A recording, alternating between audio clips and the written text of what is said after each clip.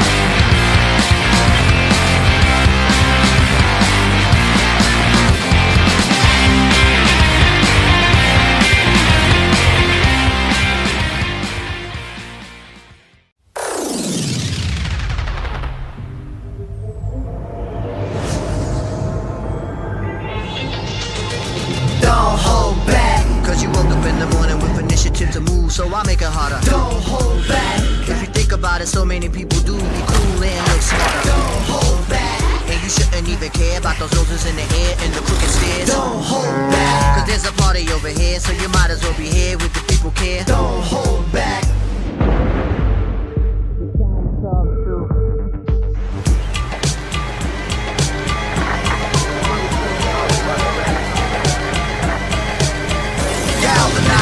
Trajectory and balance look good. You're confirmed to go for orbit. Over.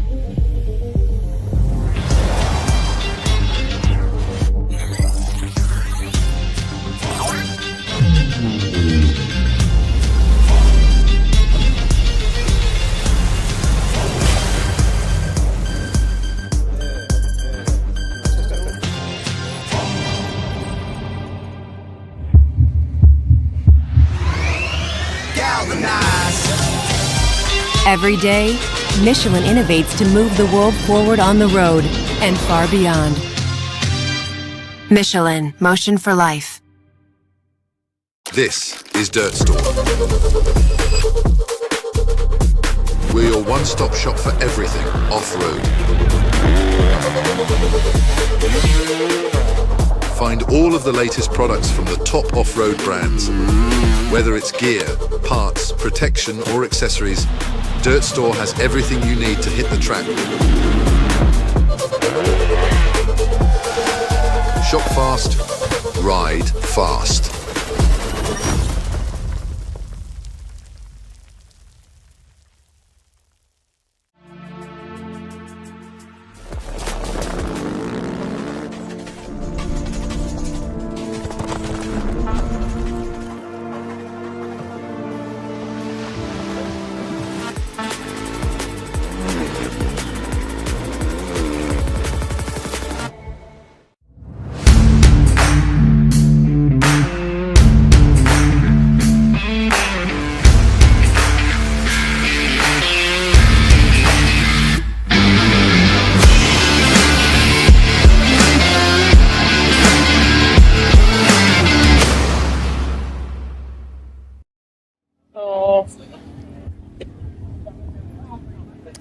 Welcome everybody from around the world, all you motocross fans. Here we are, round 7 of the Motul ACU British Motocross Championship. I was going to say we're at sunny Scotland, but we're not. We've actually seen some liquid sunshine fall out of the sky. Rain in the UK? What's all that about? But we're getting to grips with it. It's stopped raining now. The track's in good condition. So we're really looking forward to a good day's racing here as we get towards the real sharp end of this championship. Like we said, penultimate round. We could be coming out of here today, actually crowning a couple of champions. So we see how that goes down. Before we do that, we've got the 1-2-5 classes to get through as well. And we've also been doing the Michelin Academy. So I'm going to bring in Kieran Kieran Bullock, who's part of that.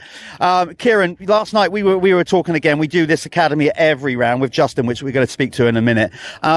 You've been obviously coming to the academy at every round. So for you, what's been the kind of advantages of actually having somebody to give you tuition at the races, and how's that helped you?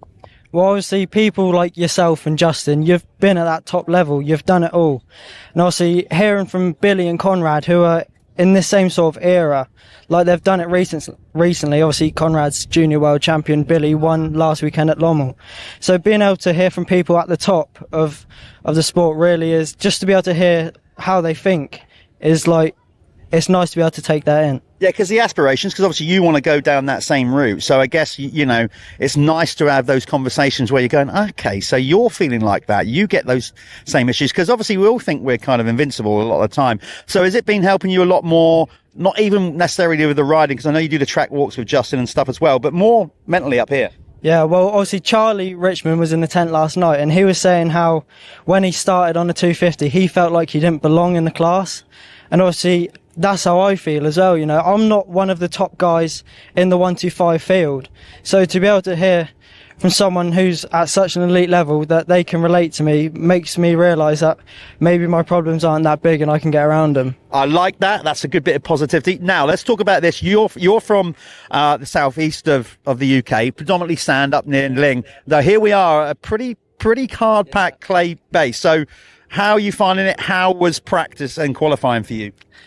Yeah, not the best, honestly. It was such a shocker. As soon as them like deep ruts got in, I was like, what is going on? But yeah, obviously we don't come to these hard packed tracks expecting there to be fireworks. You know, we know that I'm going to struggle here, so we take these opportunities just to learn. And then really tracks like Ling and Blacksall is where I show what I can do. I'm loving it. That's what I mean. You're realistic about it. You've got an honest approach to it, you know, and that's kind of cool. You've also got some good people helping you out. So tell us who's behind you. Yeah, so Tinklers, North Walsham and Norwich are like my main sponsor. They supply my bikes, engines, CBC Metals, AB Autos, Newnham Structures, and Lutz Creative Media, my media company. Luke, we love you at home. And my mum, my nan, granddad, yeah, just everyone. Mate, I wish you the best of luck today. Thanks for keep coming out to the Mitchell Academy, because he's been a stalwart of it. He's at every round, listening attentively. Let's bring in the coach, Justin. Good luck today, mate. Well done. Justin, as we said, we've heard Kieran say day. Now it's a bit different. We've had no rain for ages, and now we're actually got some rain, and we've got a technical rough. Yeah. So no what have you been sunglasses. saying to the guys that, because obviously, you know, they've almost forgotten how to ride in any ruts because of the summer that we've had. I know. It's bizarre, actually. I didn't even bring a coat with me. So I think I've been caught on the hop as well. But no, it's... Again, it's just part of the British Championship and how great it is. And, you know, with the weather being, 50, 60 days without rain or whatever. So we've come up here and we're, basically got a circuit now that, is tacky, is really grippy, deep ruts, all the bits that we really haven't faced all year, really. So it's great to hear the other side of the story and, how nervous they are and all the rest of these things. And with the academy, we're trying to put, settle these guys down and get them thinking about the track. But it's not just so much the 125 guys. I mean, you only got to look at last week. They were at Lommel. So, you've gone from the deepest sand tracks to now coming back here. So this is going to take a lot of the Billy Askew's and the Ben Watsons a little bit by surprise, because we haven't even been able to practice for this, because as soon as you go 200 mile down the road, we're back to 30 degrees. Yeah, I know. We're in a little bit of a bubble right now. And when I spoke to my wife in the morning, I was saying, like, it's freezing, it's raining. She's like, shush. Like, she's walking around and it's absolutely blazing sunshine. So, we're in that point right now where it's another great condition to really, really challenge the riders. And, having the guys every week like we do, it's giving them experience on how to look at a track in these conditions and how it's going to end up. And, and like you said, like he was saying that about, Charlie being in that position mentally as well. So it's yeah, it's bumps on the road that they all come across, and even some of the best ones are dealing with it right now. Well, look, you go to work, you've got to be out there telling them how to do it. Like I said, all these contrasting conditions, that's what Justin does. Have a good day, mate. So Justin's out there, obviously working with his own riders, with the Academy guys as well, Michelin Academy. So that's a great start to it, great insight. We're now going to throw back to Phil. I'm going to put it back to the booth, and we're going to bring you up to speed where this championship is at. So don't go too far away. Yeah, cheers, Jeff. Thank you very much. Great interview there from Kieran Bullock and Justin Morris. There is the track, and look at the condition that is in. It's been watered, lovely, ripped deep, and very well prepped this morning. Here we are, done round 7. Myself, Phil G, and obviously alongside me, when he hot foots it back up from down the other end of pit lane, and you can see him scurrying there in the background, is the legend that is Jeff Perrett. We've had a really a nice bit of overnight rain here this weekend, and it's left the track in absolutely perfect condition. Thank you very much to MXGB TV, brought to you by Dirt Store, for this free live stream of, again, round 7 of the Motul ACU British Motocross Championship. Follow us on Facebook on MXGB-TV. Instagram, the same. Our website at mxgb-tv.uk. And, of course, if you're watching us on YouTube, you are on MXGB-TV. And do not forget to subscribe on FIM-moto.tv. You can catch us all with all of our latest news on all of those different platforms. And, obviously, live chat on those. We do get to read it and see it as we're going along. Let us know where you are watching from, and we will try and give you a shout out. The main man himself is back with us, Jeff. It's absolutely perfect out there at the moment. Yes, Phil, it actually is. Now, I know me and Justin said about the rain that came down and it's cold, and we've kind of all become acclimatized to this new weather pattern. I mean, but it does feel quite chilly. It's not, this would be norm. We've been so used to this hot summer that we've had, but the track, we had heavy rain in the night. I know, because it woke me up. It certainly came down pretty heavy about 4 o'clock, and they've done a great job up to that point. Don't get me wrong; they've been watering so early in the week as well.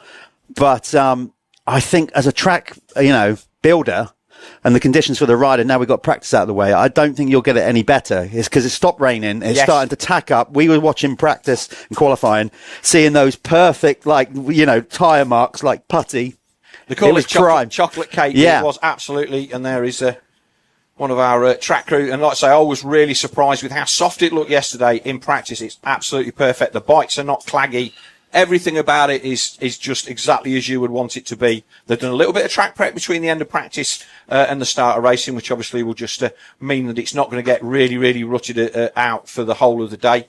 But 6 rounds in, Jeff, it's been absolutely cracking. This is our race schedule for today. Then MX 125, our first up RFX 125 race, will go off the line at lunchtime, 12 o'clock. MX2, Jude Morris Foundation under 21 race as well, will be at 1:45. Then our Apico Factory Racing MX1 race 1 will be at 13:35. And then we'll do it all again for the final time of the day. RFX 125 at 2:30, MX2 at 3:15, and our final race of the day will kick off. MX1 will be 5 to 4. It's been great. 6 rounds of the championship. We've got a chance that we can see our RFX 125 wrapped up in the first race today. Yes. Likely that we might see the same in MX2 after 2 races, but not as likely MX1 going all the way to the wire at the final round at Blacksall. Yeah, it definitely is. Nobody can win the championship in MX1 today. The margins are pretty tight in that one.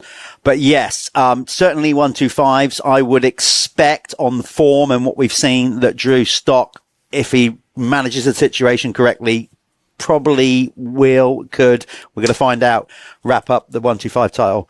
And here we are, the 125 championship points then.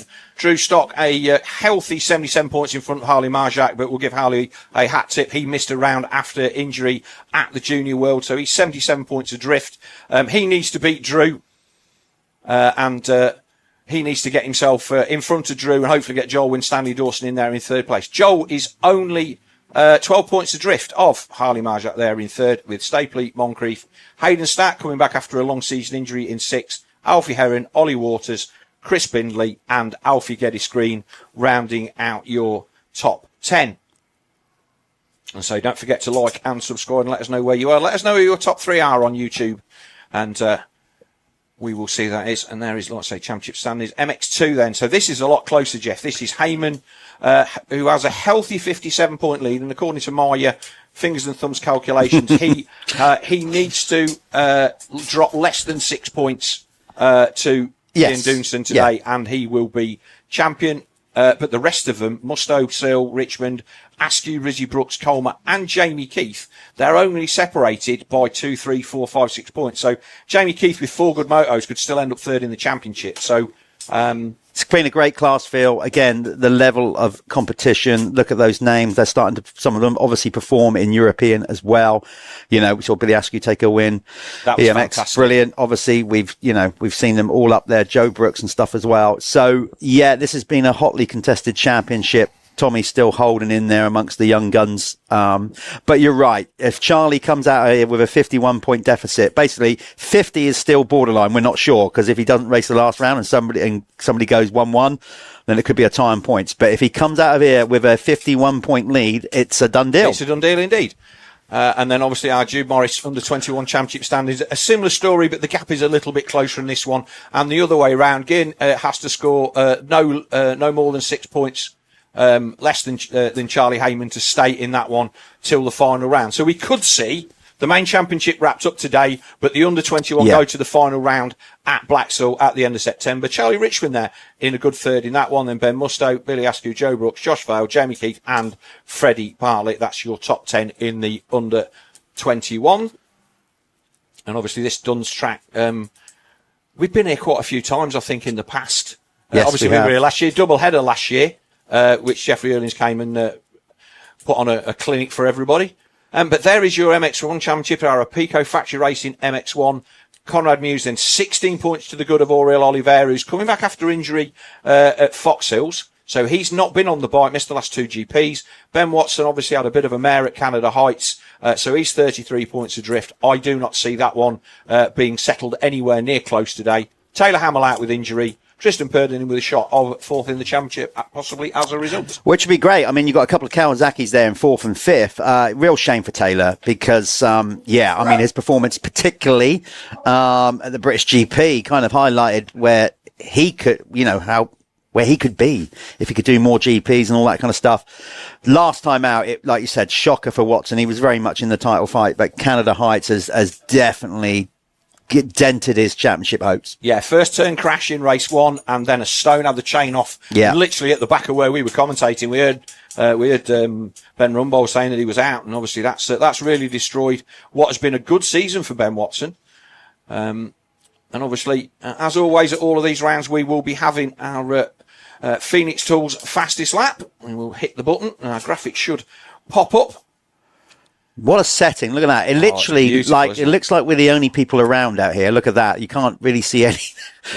We are detached from the rest of the world out here. There's base camp, but it is an amazing circuit. There's our Phoenix Tools fastest lap. And so, both their riders here today, Carlton Husband in a Pico MX1 and Josh Vale in MX2. So they're here. News that they are going to be Honda mounted next year. Yes. Broke between Canada Heights and this round here as well. So don't forget to like and subscribe us if you are watching on YouTube. Everything helps our demographic and helps us get better exposure for our output, which is always good.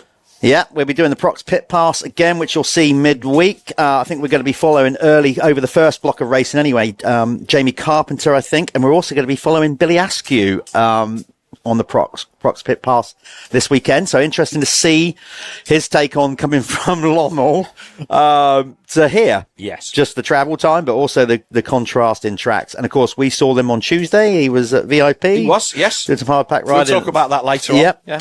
So thank you to all of our partners then, Dirt Store, for bringing you this MXGB TV live stream, Motul, Pico Factory Racing, RFX and all the others. We will have a word from our partners and we will be back with the preamble for Moto 1 of the RFX 125 Championship, getting our racing underway for round 7 here at Duns.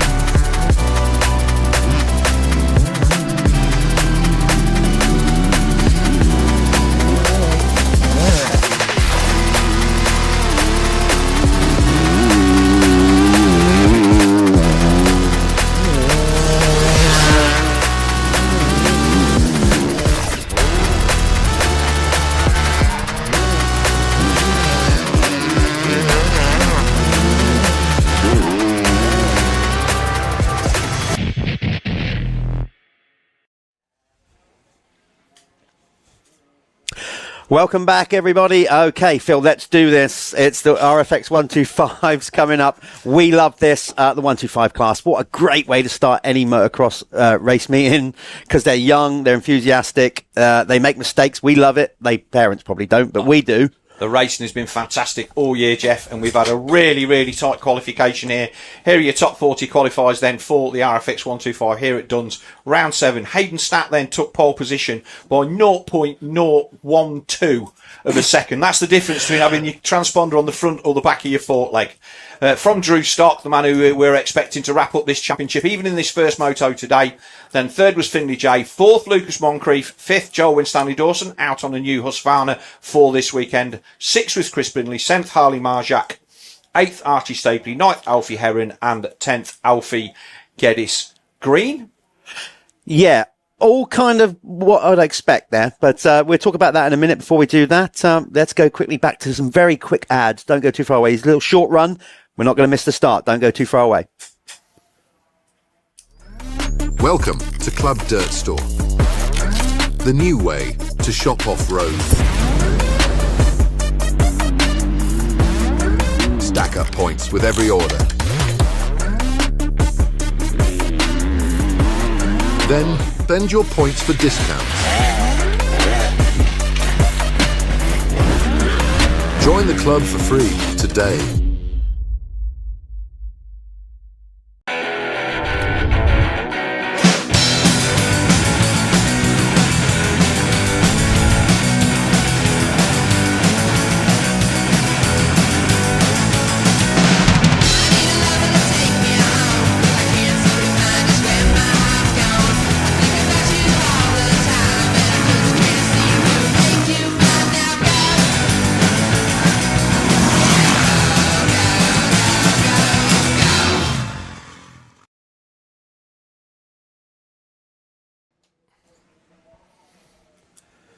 Right, holding area then. Waiting. In fact, there's the gate, and we are waiting for the riders to come onto the line. There's the 211 of Chad Prince. Yeah, and there's Kieran Bullock as well, who we opened the show talking to with Kieran. A sand ride, he's brought up in the southeast near Ling, so he's still trying to find his way around this more hard-packed kind of dirt. So Finley Jake taking his position on the... one of his better qualifiers of the year, for sure. There's Hayden Statt as well. Again, Hayden, the championship kind of disappeared with that injury at the beginning of the year. And where he's at now, he just wants to finish the year as strong as he can, being pretty solid in EMX to this point. Of course, he goes straight off from here to Sweden for the next round of the EMX Championship 125. He just wants to come out and win every race to the end of the year. Very different story for Drew Stock. He just needs to get it done. He just needs to get it done. And like we say, from a points position, he is 77 points ahead of Harley Marjak. And if he beats Harley in this one or finishes second and Harley wins, it's all done. But obviously, once you get to a point where Hayden Statt chips in with his race win, it all gets a bit complicated. If Marjak is second and Stock is third, then they are tied on points. But Drew Stock will win it on countback of race wins because he is the one who's taken the most race wins this season with 7, Stat with 3, Brian Giles with 1, and Arthur Moore, who's not with us today. He is away in Germany. He took the other one, a fantastic race win for him at Canada Heights. Unbelievable, wire to wire, and it might not have caught Arthur off guard or his team, but I think everybody else was like, well, I didn't see that coming. I literally didn't. I know he's a talented, great little rider, but it was solid, and he just controlled the race from the front. But one to look out for next year for sure. Arthur Moore, as again chasing down a championship. Here we go then, Phil. Yeah, 15 seconds. Spiral Graphics 15-second board is up. It will turn to 5, and we will be underway with the first race of the day here from Duns at round 7 of the Motul ACU British Motocross Championship.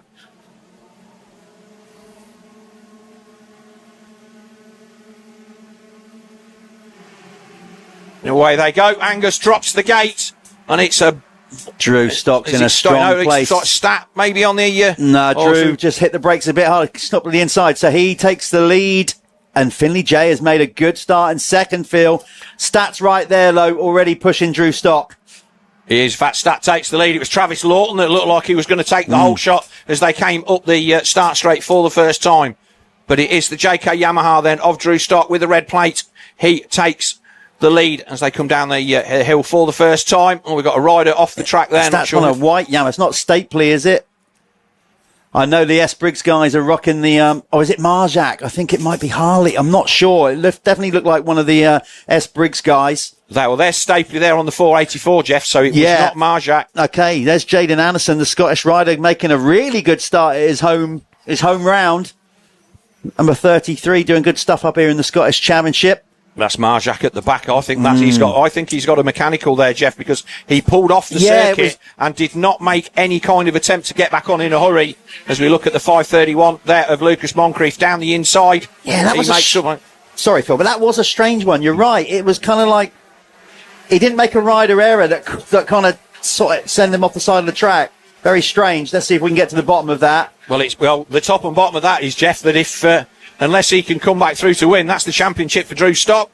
Providing he makes, providing he scores points. Yeah, that is it. So I don't think that the level of excitement has dropped dramatically because it was a big ask. And like I said before, Harley Marjac missing around due to a wrist injury, which I'm assuming is the big double uphill at that Junior Worlds. There's Stapley on the other of the S. Briggs Yamahas. So he is definitely in there, and we'll get them across the line. Our start has moved this time. Finish line, sorry, Jeff, has moved this time. Yes. And so it's before pit lane rather than after.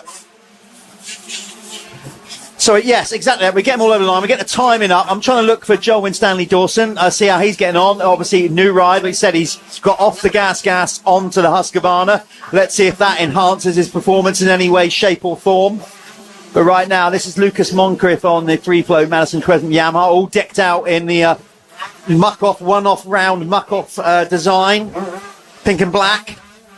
There is Joel Winstanley Dawson, say Husqvarna mounted on the new fuel-injected bike, talking to Grandad Kent in the pits last night, and they put a lot of time and effort into this bike, but were not prepared to ride it until they were ready to think it was better than the gas that they did. And Joel Winstanley Dawson across the line in 7th, Jeff, just behind Archie Stapley. So he is doing well. And of course, this misfortune that we're looking at for Harley Marjac means that will elevate Joel Winstanley Dawson to second in the championship should he score 12 points more than the rider on that Yamaha in this race. Yeah, Marjac 19th at the moment, Jeff. So not cool. Finley J, look, he's confident enough to be wearing new flex kit, white, on dark dirt. He's feeling the ride, but he's going to get filled in with some dark dirt there as Lucas Moncrief makes the move. Yeah, the three-flow Madison Yamaha rider just picking his line nicely, and this is going to be a day of line choices, Jeff. The track is not rutted badly at all. In fact, it's less rutted than it was here last year, and what we're seeing is that line choice is going to be key for the most of this day. You can see that hump on the inside of the circuit. Oh, and Moncrief goes down and he takes... Moncrief's gone down as well. No. So, and he took the other rider with him, I think was Travis Lawton. There is Winstanley Dawson. He is a proper bulldog of a rider, making up passes in the early part of this race. I think he will come across the line 5th now, Jeff. Yeah, Travis Lawton, though, fair play to him. He's made a good start. And do you know what? He's there on merit. Look at him. He's really battling with those guys there. Winstanley Dawson then gets the run on Stapley up past pit lane. So the man from Wigan, sponsored by the Winstanley Dynasty, their track up there at Abram in Wigan. And Joel, first year in the class, Jeff, I think he's done very, very well. So do I, and he clearly knows how to ride a bike. He was so unlucky at the Junior Worlds. Not going to get caught up too much into it, but honestly, it was a weird old penalty that he got, really, and that affected his qualifying time. Ultimately, didn't make it into the race because of it. But he would have learnt from it, and I'm sure he'd be in contention to go to the Junior Worlds in Estonia again next year. And that is a very nice cue-in, actually, potentially, because we have the man that will probably be over there helping Team GB and coach all the riders. I'm going to step out. I'm going to let you introduce this dude. I'll let him get into my seat. And dude is the word, a man that we've cheered over the fences many times for many years. We'll let him get himself sorted. Welcome to the booth, Stephen Sword. Thank you. Nice to meet you, mate, again. So, as Jeff said, you're part of this crew now that is bringing on the next generation of young riders through our 125 class and the 85s and all the rest of it. Fantastic track here at Duns, absolutely prepped to perfection, and it's good to see that we've got guys coming up into the class from the 85s, making an immediate impact, like Joel Winstanley Dawson, for instance. Yeah, exactly. We've got some great riders. 85, 125, 250. You know, sometimes we get a bit of bad press about, you know, not having those GP stars yet, but it's it'll take time for it to come, and there's lots of people doing good things. You know, not just not just one person or a few. There's teams that are trying to do good things, and other trainers are doing good jobs. You know, there's a lot of people doing some really good things. So we need to just keep that going and get these boys up there. Yeah, and obviously one of those teams that you speak of is indeed the Esprigs outfit, who have been one of the key funders and backers of our young riders coming through. They're taking guys through 125 and through into MX2, and obviously the amount of effort that they're putting in. And I wouldn't say staying in their lane, but they know that their value as a development team helps you guys out.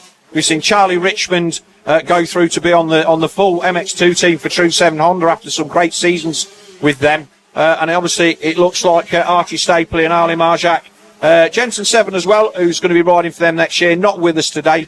They're all feeling the benefit of that backing. Yeah, it's great. Like I said, there's a lot of people doing good things, and Archie's going well in this race now, as we can see now, and you know, the HPA guys, the ACU Academy guys, Stocky, Statty and Lucas Moncrief, they've, you know, had some really good results this year, some bad results, some injuries. So there's been a lot happening across the year and stuff. So it's all going good, I think. So Jeff, looking out of the window, it says that Hayden Stat has gone down, so we will have Drew Stock in the lead. As they come across the line, we'll see how much time he has lost. The gap between Stat and Stock was five odd seconds. But, so Stat still showing as in the lead, but they will come across the line to complete another lap, and hopefully that will update it. It is Drew Stock then that leads with 0.83 of a second, so really tight at the front. If we could go back to the battle at the front, 418 Drew Stock, he will be probably going by pit lanes and up to the start. Top of the start as we speak, red plate on the blue bike. And there's Joel Winstanley Dawson. He's now currently up to third. They're at the second corner now. Here we are then, battle for the lead. Stat has ended up on the floor, and Drew Stock now our race leader on the JK Yamaha. That was looking like it was going to be a bit of a runaway for Hayden there, but all of a sudden it's interesting again. Yeah, that was out of our shot. He obviously dropped it somewhere, obviously. I think Hayden's probably riding with personal goals of just trying to win some races before the end of the year now. Drew wants to get the championship wrapped up. So how many risks he'll be taking, I'm not sure, but it could be a really good race. Well, it is at the moment anyway. Yeah. I'd like to say how much as a Stat goes high wide and handsome around the outside, swap sides. Nice cover to the inside by Drew Stock. Both of these guys, on the number of times that I've watched them this year, are very, very mature with their line choices. They're almost like they're 3 or 4 years ahead of where you expect them to be with their racecraft. Yeah, I mean, I think there's always learning along the way. There's still a lot of learning, but competing in the MX 125 European rounds has probably brought them on no end as well, because that's a high level. You know, they're learning a lot there as well with the tracks, and those tracks develop a lot more you know, line choice and rougher than what a British Championship would as well. And let's be fair, both of them have not had the results that they were expecting. Obviously, Drew Stock riding with a wrist injury from early season, which has hampered him, although he has been able to obviously get himself into position to win this championship here today. And Hayden Stat, he was out for a long while with an injury, and he only came back, I think, at round 5, where I think ran for at Monster Mountain, where he went 1-1.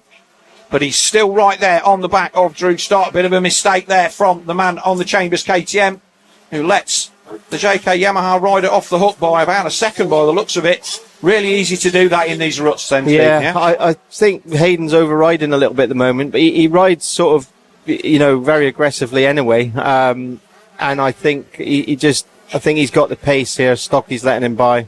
He doesn't want to race and worry about the championship. But I think two different riding styles, and I think they've missed out on the European scene with Usain being injured for a little while. Yeah, you can kind of carry it at this level to a certain point where obviously Hayden not able to ride his injuries. Oh, he's gone down again.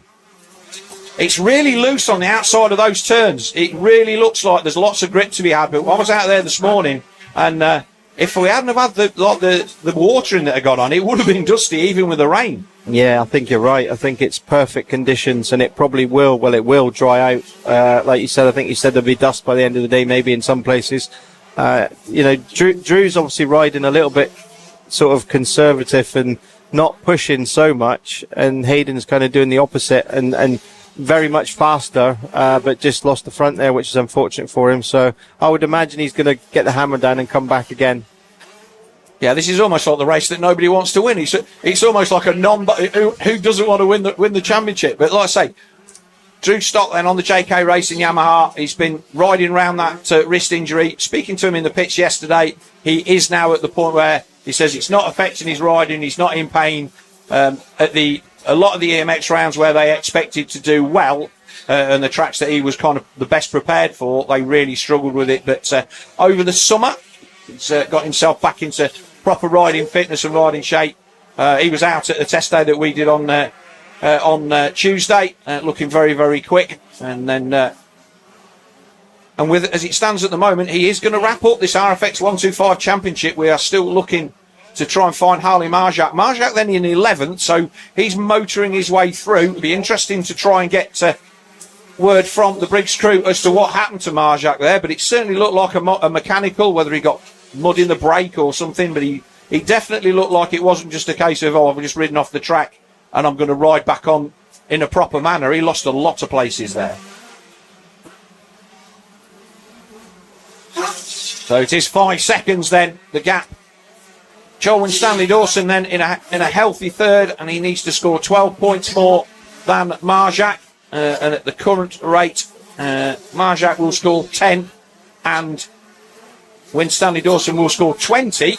So second place in the championship will still be in the pocket of the man on the Briggs Yamaha. With 6 minutes plus 2 laps to go. Did you get to ride on this track a lot when you were younger, or was it one that was on your on the championship calendar back then? Yeah, it was. It went back that far, yeah. Yeah. 2009, I was here. Yeah.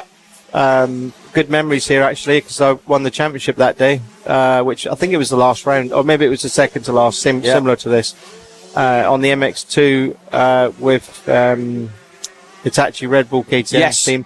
With Roger McGee, so I won that one here, and then I rode here on the CCM on the 450. I think I've only ridden here twice, actually. It was never a track that I was here as a kid in the schoolboys or anything. No, and that's the thing, because some people grow up on tracks like this, having it ridden all the while, and then there's, like you say, even though it's down the road, if it's not on the calendar, you get to ride it once in a blue moon, and I think the home advantage that people expect you to have simply isn't there.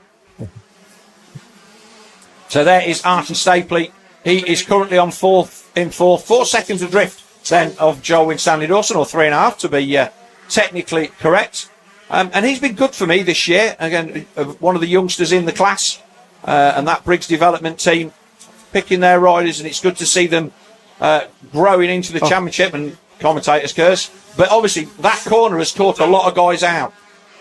Do you think there's a lot of issues where the 450 lines that will have been in that corner from their practice session affect the way the 125 guys have to use them? Yeah, I think we walked the track. I walked the track in the middle of the break with a couple of these 125 riders, and they were doing some track maintenance on jumps and some of the deeper corners, but they did leave a lot of deep ruts on the inside. Yes. And I think that was just a silly mistake, that one. It was nothing apart from the front just catching in the rut. But I do believe the way if you attack the corners, I think you're going to get yourself into more trouble rather than letting the bike flow, being off the back brake a little bit more, and just letting the bike get you around there rather than try and be aggressive on the brakes. I think you do need to be careful where you lean the bike as well, as we saw there.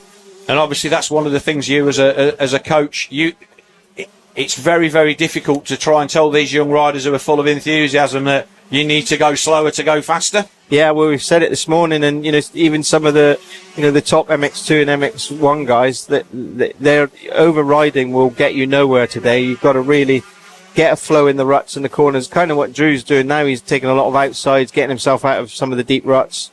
And then once you get a flow here, then you can start to push. If you do it the opposite way around and try and push, and you don't have the flow, that's when you sort of get into a little bit of trouble and make mistakes or get arm pump, and all of a sudden the race becomes a bit more difficult than you want it to be. So just looking at Drew going through that corner, he's actually gone wide and there's a cut back there, and I think that may have been what caught Stapley out as he went into the corner. That cut back into the rut has just taken his front wheel and put him on the floor. So Hayden Stat was 4.7 last time across the line. Joe Winstanley Dawson in third. Travis Lawton there, a great fourth for him. Chris Brindley, a guy who I tipped for top 3 in the championship at the beginning of the year. He is there in fifth, having a decent ride. Stapley dropped to sixth. Moncrief down there in seventh. Alfie Heron on the TM in eighth. And then we've got number 46, Harry Hall, who's not somebody that I'm used to seeing in this championship. He's there in a really good night. And Marjak still there in 10th, so not making mega progress. We saw this in the last couple of rounds where if he gets a start, he can run with Drew Stott, but if he doesn't, he's not able to get his way through the traffic as well as the older riders. And I think that's one of the things where racecraft in the smaller classes, there's a little bit more spread. Yeah. Whereas here it's really tight in the mid pack, and they're not able to find their way through at the rate that they would have done in maybe in the big wheel 85s. Yeah, I think Marzak as well. He's first one back after his injury, so he just needs to get back into racing, and not sure how much the injuries, if it's all good for him, but I guess it is because he's here. So maybe it's just one of those, needs a race under his belt first. Yeah, and I'm sure that there's no pressure from the team. If they felt that he needed to sit out another round, then they would almost certainly have done so. But sometimes you just need to race and find out where you're at. Yeah, that's true. It's better just to be here, and he's trying to keep that second in the championship as well. I think that's probably on his mind. Yes, and obviously with Drew moving up at the end of this season, as far as we are aware, certainly the chatter that we got in the pits last night that this would be his final season on the 125. That kind of leaves us to. The next best man in the championship is Harley Marjak on points. Hayden Stat, we're not 100% sure what he's going to be doing next year, but you kind of feel that with the riders that moved up last year, Jamie Keith and Charlie Richmond moving out of the class, and also Ryan Waggett, we expected maybe Stat and Stott to go, head to head, bar bang all through the season, and that hasn't happened. And I think if one of them moves up, the other one hasn't really got anybody to drive them on through the championship. And I think that it'd be good if they both stayed or both went up. Yeah, true. I think Drew's, for sure, he's going up probably sooner rather than later. I think he's probably too old as well. Yes. Hayden's got the chance and the team supports to stay down on the 125 and also do the 125 EMX again, which is a big learning point. He's a year younger, I think, so he's still got a year in him to do the 125s, which I think, my personal opinion, I think that would be a good move for him. And stay on the program with the ACU program and try and develop him a bit more, because he did start and have some really good results in the EMX 125. He had a 7th and an 8th at the beginning of the year in a couple of the races. So maybe have a target of doing having some really good EMX 125 rides for him. Drew's obviously going up, mixing it with the big boys. Maybe there was talk he might go up into the MX2 at Blacksall. Okay. But he's also carrying an injury which needs resting still. Yeah. So I speak to him weekly about the injury and have done all year, and he's managed it extremely well because at the end of the day he's got a broken scaphoid, which is a bad one. But he seems to be managing it well, and it's affected his European results, which he's been really disappointed about, because I felt like he wanted to take advantage of his ride with the JK Yamaha. It has almost been a little bit of poison chalice, that JK ride, because obviously Jamie Keith was in the same situation the previous season where he got injured very early on and he struggled to try and get back, and he basically wrote the season off, and Drew has almost been in the same position, and obviously he has got to the point where he is going to wrap this championship up as he comes across the line. It's going to be, clock is counted down to 0, it's going to be 2 laps to go, and he will be riding this one in to take his first 125 British Championship, the RFX 125 class.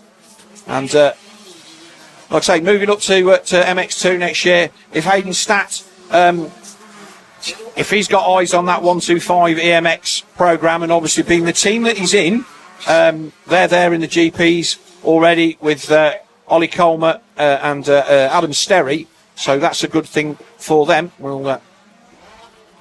We'll try and see who has done our Phoenix Tools fastest lap of the race. I think that is Drew Stock. No, in fact, yeah, Phoenix Tools fastest lap of the race was a 2:09 by our second place man Hayden Statt. So our Phoenix Tools fastest lap of the race then, our second place man Hayden Statt. But Drew Stock then, he will take 25 points for the win, and that will extend his championship lead.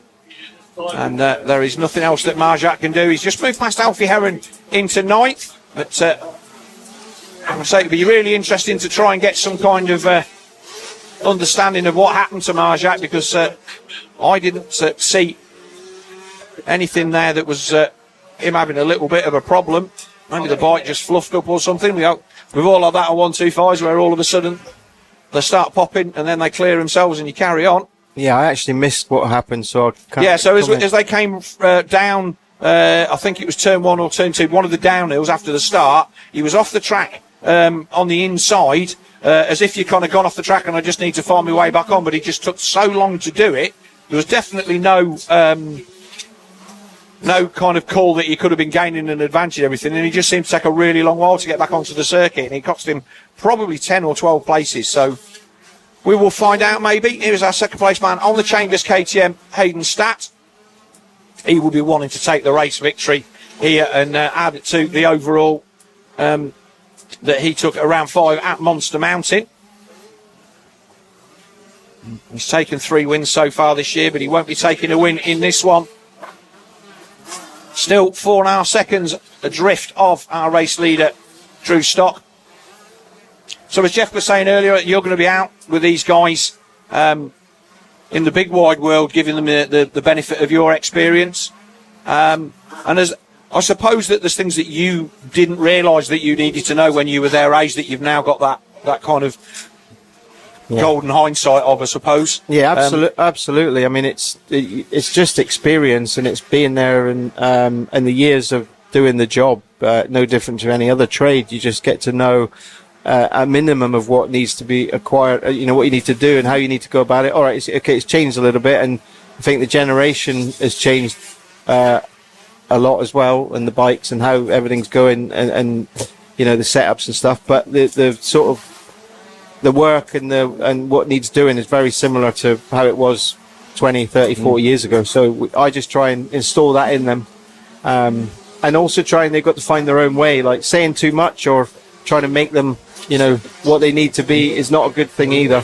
You need to let them find their way, make some mistakes, but have the guidance to just pull them in line or get them to do the necessaries and the hard work. And I suppose one of the big things as well is understanding that at this level, it does become a job. It's your living. Yeah. And there's a level of seriousness that comes with that. Whereas, when you're trying to get to that position, all of a sudden having it where this is where I'm earning my bread and butter, this is what I'm going to be doing, it changes your focus a lot. Yeah, absolutely. And I think there's many riders, I think I said this before, like in the MX2 class, they've kind of working 3 or 4 days a week, some of them, like Taylor Hamill, for instance. He's, he just won the championship. Yeah, there he is. So Drew Stock takes the win and the championship. The 418 with the red plate. There's his parents down there. And that JK Yamaha ride, like I say, it's been a difficult year for him, but he has got the plate there. The cameramen all zoom in. Jeff is hot-footing his way down there. That'll be a big relief. Sometimes when you've got a big lead like that, you can overthink the job. Well, this is right, and well done to Drew, because I spoke to him this morning, like, you're in one of those situations, and that's why you saw him wave Hayden over. Okay, Hayden was, for sure, he was quicker in the beginning, you know, maybe making a couple more mistakes, but he'll go back to the van and think, I should have won that race, you know, Hayden, because he was kind of there. But Drew done what he needed to do, quite sensible. And like you say, it's sometimes better knowing you have to win rather than thinking, oh, I can finish 5th or 6th. It's just the focus is different. And he won't have known that Harley Marjak was having that had that problem. But Drew Stock then takes the race win. Hayden Statt second. Joel Winstanley Dawson there in third. And then it is Chris Brindley across the line in fourth. Archie Stapley, Lucas Moncrief. Marjak gets himself up to 7th, so that helps him keep on to his second place in the championship. Travis Lawton, a great ride for him. He fell back to 8th. Harry Hall, he is there in 9th. And Alfie Heron, he goes across the line in 10th. So we will take a word from our partners. Thank you very much to you, Stephen Sword. Thank you for giving us your time and your expertise. Best of luck for the rest of the season and obviously into next year with these guys. And we look forward to seeing you you're going to be at the last round of Blackstall? Yes, I'll be there. Yeah, we'll see you there. Yep. Right, we'll take a word from our partners and we will be back with Jeff with our 2026 RFX 125 champion, Drew Stock.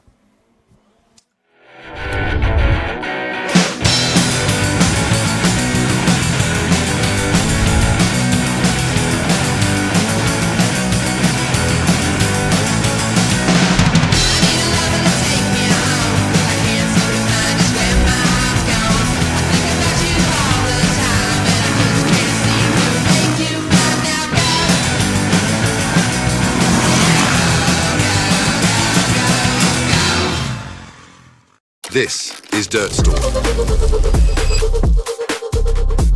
We're your one-stop shop for everything off-road. Find all of the latest products from the top off-road brands. Whether it's gear, parts, protection or accessories, Dirt Store has everything you need to hit the track. Shop fast, ride fast.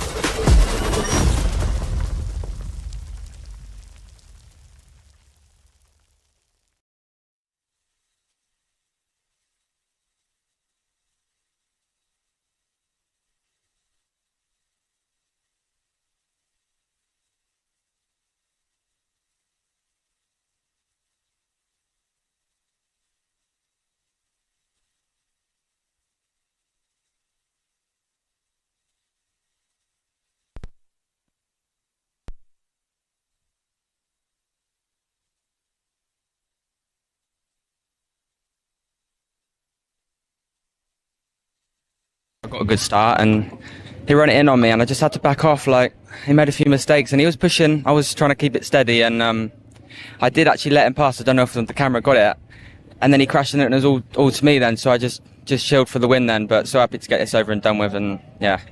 Because winning a championship is an amazing experience, obviously, but it's not been as easy. I mean, you know, and I know we've talked about it, and I've played it down on your behalf a little bit this year. It's not been as straightforward. It's just because you've had to nurse an injury all the way through that. So you must be relieved to go, oh, it's done. Yeah, I am definitely relieved. When I first done it at the start of the season, I didn't know if I would be able to carry this on this far. And I weren't ready to end it that so early into the season. And yeah, I just got it over and done with. And maybe you might see me at Blackstone on a 250. We might see. So. Bit of a scoop there. You've had an amazing year with the team as well, obviously, you know, with VMX. Just very quickly, let's talk about that relationship and how that's gone. Yeah, the team's been great. Like, the Italians have done everything they can to help me what I wanted, and the bike's been mega all year. So thanks to everyone who helps me out. Repay them with a title. Go and celebrate with mum and dad and the team. There you are. He's your 26 champion, RFX 125 champion. Let's bring in, where is he? Hayden Statt. Come on in, Hayden. I can see the disappointment on Hayden's face because, again, leaving it all out on track, mate. I know these conversations are sometimes painful when you've left it all out there. You were going for it there, but maybe just overcooked it a little bit. Talk us through what happened down this hill. Yeah, definitely just got a strong start, to be fair. Thought I was going to have the whole shot, but Drew got underneath. But then I passed him early on in the first lap and pulled a good size gap and ended up in one of the corners over there. Probably have to sort the front suspension out.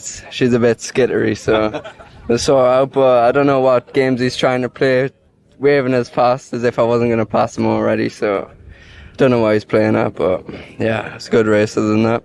I guess from your standpoint, you know, you had that injury at the beginning of the year and that effectively ruled you out of trying to win this championship. So you just want to win the remaining motos. And I'm thinking maybe one eye already on next year. Yeah, definitely. Just season was ruined on the first race with it just blowing up. Just a freak incident. Just unlucky on that first race of the season. Obviously started the season off not very good, but I've had a few wins here and there. I'm just looking to finish the season strong and going into next year, I want to try and be European champion. Just set big goals for next year and try and achieve them. Well, there you go. Again, another kind of, you heard it first. Good luck with that. Good luck for the rest of the weekend. Let's bring in Joel, Winstanley Dawson. Good to see you back up here, Joel. Just talk us through very quickly. So we've had a change of machinery. Reasoning for that? Basically, it weren't Monster Mountain. It was at Landrakes. The bike went bang, and then my granddad just went, "Oh, I'll go buy a new bike." So we're on a new bike. Then we got parts for it, and then it was like, "Oh, let's just bring it racing," basically. And you look at it. I mean, you've picked up a solid result there. You happy with that? Yeah, I'm really happy with the bike. Suspension's nice, engine's nice. It's just really smooth, and I like it. So we're likely to see on it. So what are your expectations now, realistically, then, with 3 races to go in this championship? I'm guessing it's to try and be up here for the remaining 3 races. Yeah, I just want to have a consistent top 3 every race, basically. Yeah. Good stuff. Well, look, well done. Congratulations on a solid third. So there you go. That's our top 3 in the RFX 125 opening moto. Again, don't go too far away. That's just the first of 6 races you're going to see today. Coming up next is the MX2 class. And again, the championship battle in that is absolutely on. We're going to see if Charlie Heyman can actually get it done today. But the rest of them are so tightly matched. So don't go too far away. This is madness. It rages within us. From the world it seeks to consume. We dream, sweat, achieve.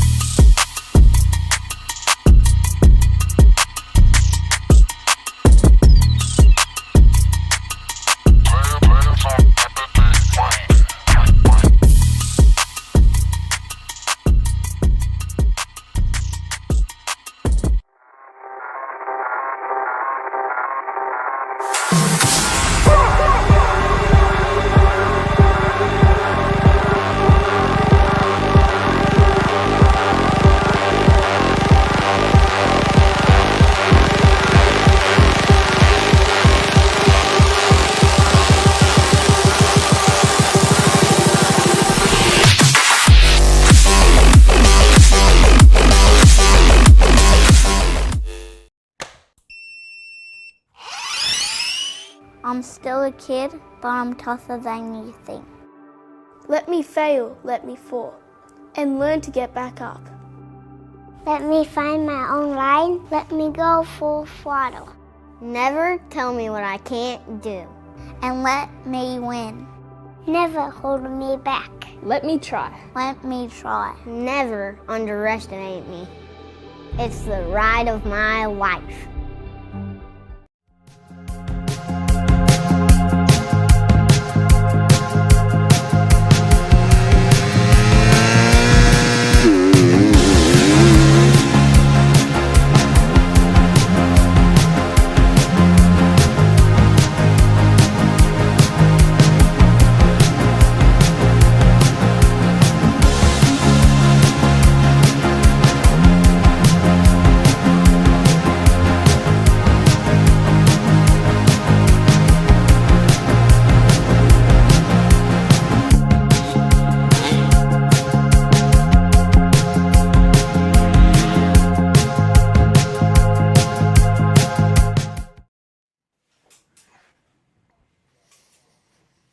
Welcome back, everybody, to Duns for our first of our MX2 action, our MX2 race, and our Dew Morris 101 Foundation Under 21 Championship.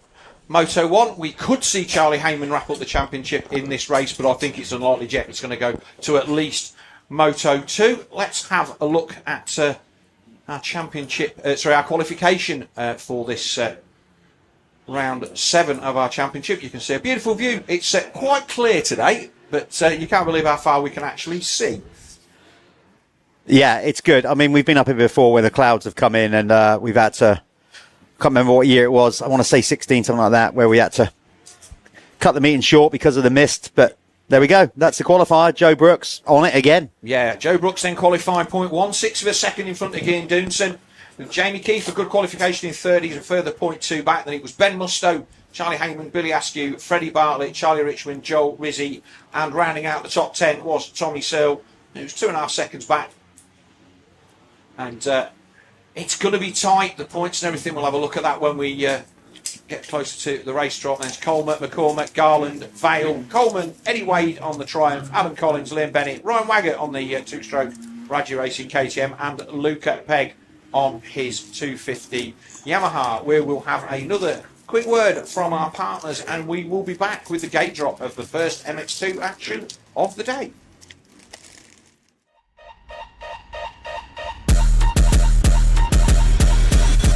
How would you like to win Tommy Searle's actual race bike? Well, at the end of the British Motocross season, we are going to be raffling it off to one of you that have a ticket.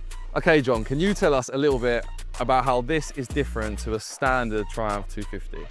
Yeah, so we begin with a 2026 TF250X from Triumph, and we completely strip the bike, modify the engine, EvoTech, full race engine, K-Tech take care of our suspension, some custom SM Pro wheels, Akrapovic pipe, X-Trig clamps, Doc Wob titanium bolt kit throughout the bike, plus so much more. And one of you is guaranteed to win all of that, but not just that. Every single week we do tons of different competitions, whether it's cars, whether it's watches, whether it's bikes. Week after week, we give away prize after prize. And now it is down to you to be the next winner. But remember to keep your eyes peeled, because at the end of the season, someone will be winning Tommy Searle's race bike. To be in with a chance to win, all you need to do is head over to the TWD website, make an account, grab your tickets, and you really could be next.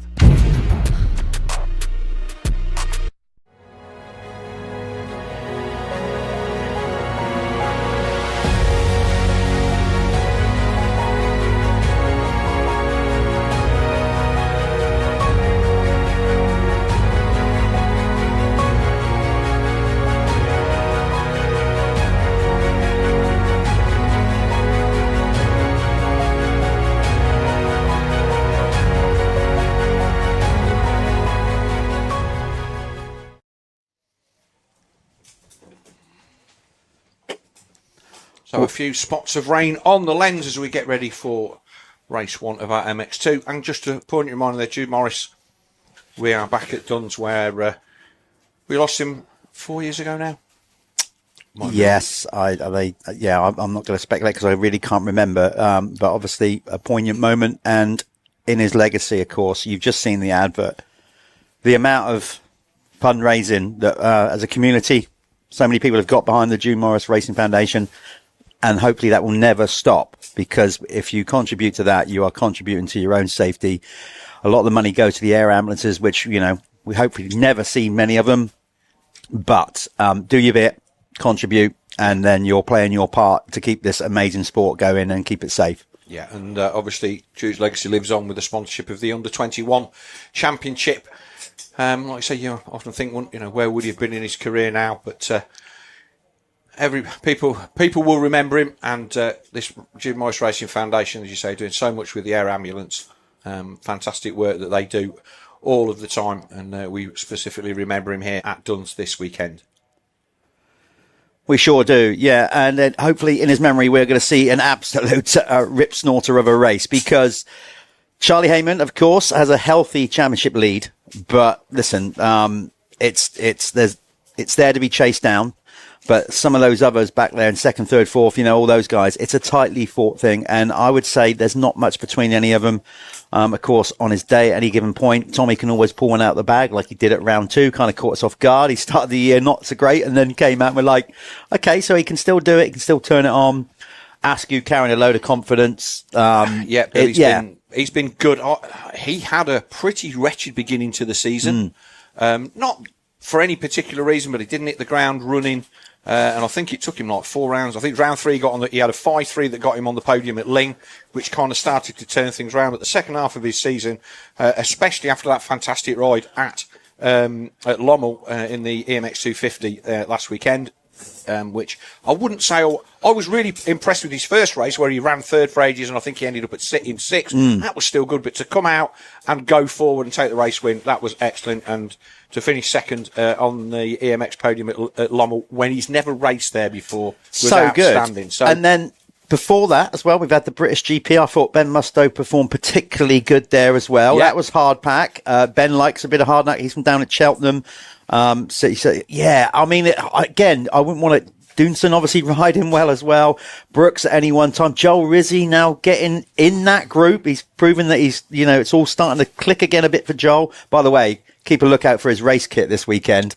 The guys at Ride have knocked up some very special Scottish kit with William Braveheart on it. It's actually got Mel Gibson on the chest. It's like a blue and white effort. You'll see him. It's pretty cool. So they're coming to the gate and it will beat the nationwide size Honda of Joe Brooks. Again, another guy that's been really good. He was good at the GP. I think he had a tip-off in one race, but all of the guys that went to the GP, with the exception of the man that's leading our championship, who's Charlie Heyman, who I will give a really good pass because he was he hit the wall at Canada Heights. Didn't he ever? It was quite scary, Phil, that. Yeah, he was not a well man on the day, and he rode himself to a standstill, and then to try and pull it out of the hat the following week for the GP, he had a tumble in practice as well, I think. So I think that he was like, do you know what?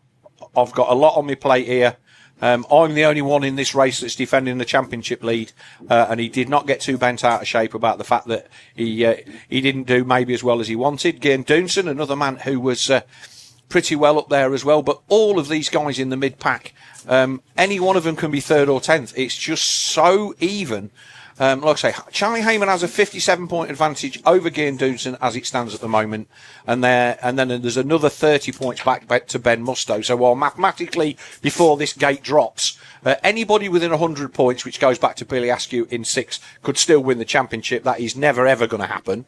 But Ben Mustoe, he is the man that is currently sitting there in 3rd, and let's forget, he had a mare at Monster Mountain. He had a big crash or an incident in race 1 that bruised his rib cage, and whilst he tried in race 2 to go out and add some points, wasn't able to. So he's also had a complete non-score. Tommy Searle had a chain break at Canada Heights.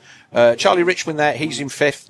He's had a couple of not so good results, but for a first year man out of the RFX 125 Championship, Jeff, he's gone really well, I think. Yeah, absolutely. Again, like he's finding his confidence. I was talking to him yesterday at the academy. He came in and did some guest talking there, and now looking back on it, he maybe set his own expectations a little bit too low, and now he's like he's out there racing it and starting to believe he belongs in the group. So it's we got some genuinely good talent coming through, and we got some other really good talent coming through in the 85 classes. So next 4 or 5 years in British youth motocross coming in, we're in a relatively strong place. Interesting to hear your interview with Kieran Bullock at the opening of the show, where he said that one of the things that he was most impressed about was Charlie Richmond saying that he had a little bit of imposter syndrome in that MX2 class, and yet here he is sitting in 5th, and you don't realise that all of these riders are going through that. But anyway, 15-second board is up. Our first MX2 action of the day here at Duns, round 7 of the Motul ACU British Motocross Championship. It's spitting me rain, 5-second board turns, here we go.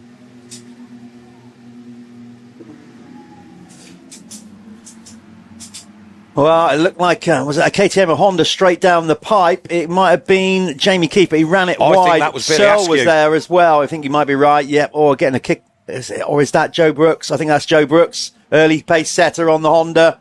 Looks like 419 to me in that purple I think Fox you could be right. Is that Tommy Searle or Billy Askew there in second place? Oh, there's a bit of shenanigans in that corner. Everybody gets a bit tangled up. Oh! It's Heyman, isn't it? Heyman, I saw the red plate in second. That's definitely Charlie Heyman in second. So good for him. Yeah, decent 30-odd rider entry here at Dunn's. It's a long way for some of these guys to come. We've got a lot of people out through injury as well, Jeff. So still a decent turnout as the last few riders find their way through. And you can see that the rain is starting to fall. This is the most exposed part of the track. Is that... Oh, that's the 479 of Josh Vowell. There's Eddie Wade on the third of the Dirt Store Triumphs. Yeah, that rain will, obviously it won't make the track overly stodgy, but it will play havoc with goggles, I would imagine. It will. So there's a Richmond, Honda. is that? Yeah. Oh, no, that's Jamie Keefe. He's rocking the red and blue actual Honda look next, the stock design. So Heyman there in second. Then and then Searle. it is the 100 of Tommy Searle. So a look across then from Jamie Keefe. So, okay, yeah. So Heyman in a strong place here regards of his championship quest. Can't see Guillaume Dewson yet. That's him there, isn't it? Just going around the outside I think he's of about that sixth there, Jeff. Yeah. Obviously, we haven't got the split time in here, so we've got to wait for them to get over the line before we actually tell you who's exactly where. We're all doing it by, just as you are, just watching the screen here and seeing who's where. Jamie Keefe made a move on Charlie Heyman there. And that's Askew, just two back from Searle. There he is there in that new O'Neill 27 purple kit.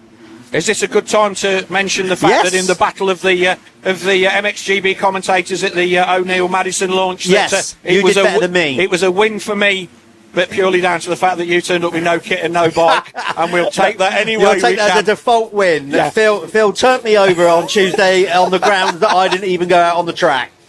But no, it was good to see those boys up close, and obviously that's the new colourways for them. And so Tommy there in the orange of the two kits, and the purple then for Billy Askew. So that's we've got that dialed in for the race. There is Heyman in third. So it's Brooks, Keith, Heyman, Searle, Mustoe in fifth, Billy Askew sixth, Doonson seventh, Colmer eighth, McCormack ninth, and Joel Rizzi in 10th. Nobody really missing out of that top 10 that we would expect to be there, Jeff, I don't think. No, only exception maybe this time around going on qualifying. Freddie Bartlett has not capitalised on a relatively good qualifier. He was seventh, but he's there in 12th. He's 12th, he's not at the back of the field. Josh Coleman in there in 14th. Liam Garland in 11th. He was a man who we saw have a bit of a launch at Monster Mountain after leading the first race. He's been decent this year. He's as much of a veteran as Tommy Searle, to be fair. Yes, he is actually. All knocking on a bit, those two boys now. But this is the battle then, Jeff. And Jamie Keefe is taking it to Joe Brooks. Yes, and now this is where Jamie, he's picked up, 2 race wins this year, I think? I think he just won one. He won the opening round at Hawksby. He nearly won another one, didn't he? Yes. Yeah, he was so close. Yeah. And then, this is where he needs that. It just needs, in my opinion, I'd like to think he'd possibly agree, if he can just finish this year with 4 strong, consistent motos. It will elevate him in the points. Yeah, certainly in the points. But listen, we know he's got the speed to win a race, but he's got to just maybe have that positivity to take into the off season, going, okay, I finished the year strong with some consistent results. Let's build on that.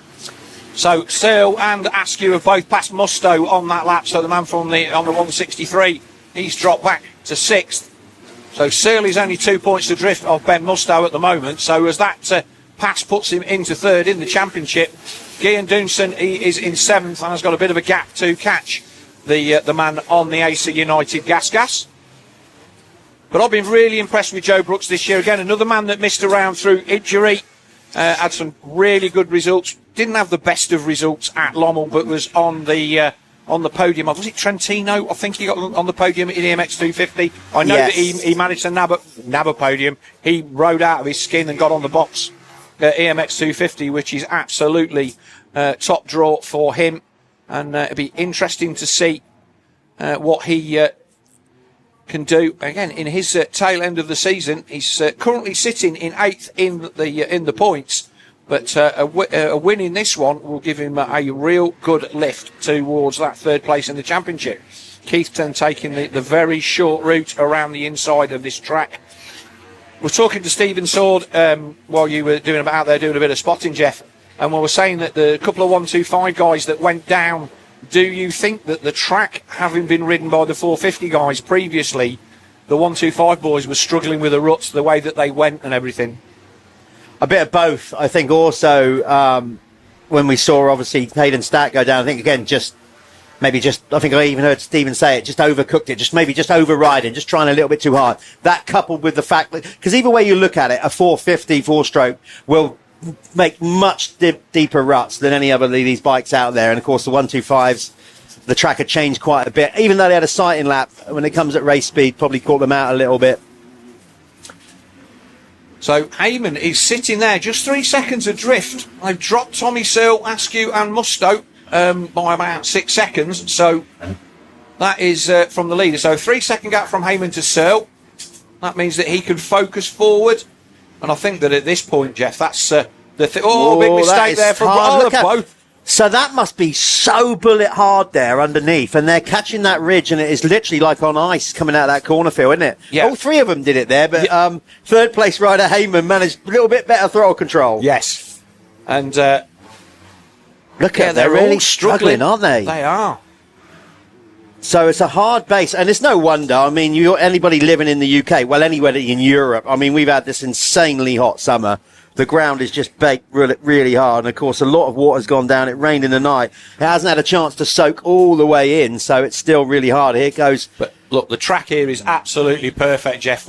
It was ripped deep. It rained overnight, but just there's lots of places where it's not going to be dusty today. But there's some lovely, nice, dry parts on the outside on the berms. It is not a rut fest. It looks like it is a little bit in the corners from the 450s, but there's...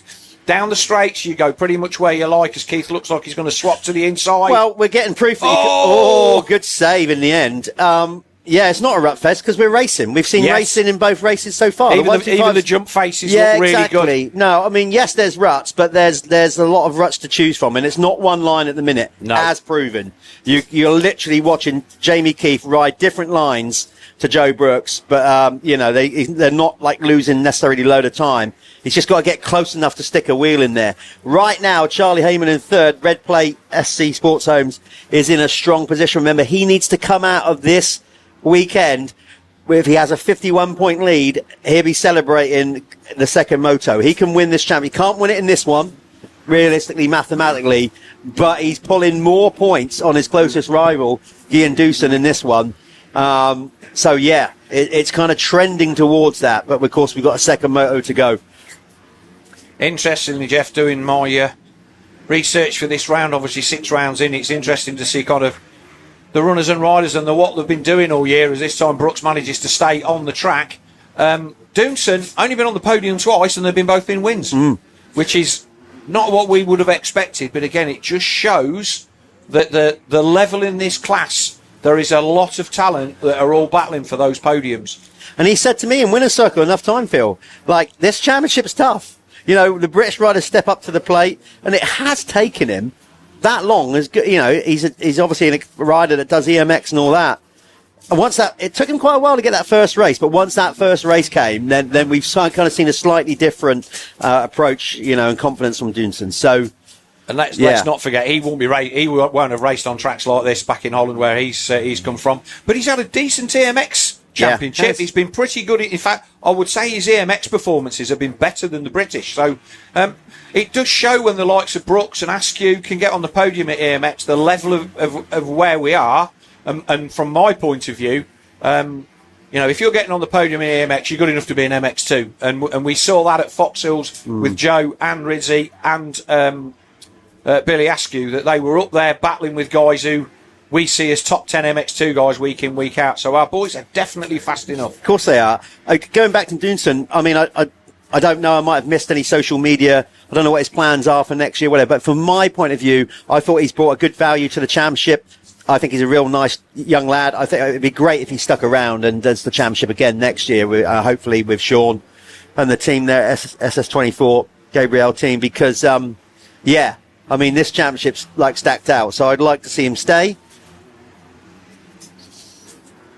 I think the big question is, is Tommy going to be around for another year? We've said it before, but he said that 2 years ago. He was kind of hinting that it might be time to wrap up, and he's still here. But I really get the sense that this might be his last full racing year as a full-time professional. He might jump in to an occasional race if he's still at it, but yeah, I think he's just finding it harder and harder as he gets older.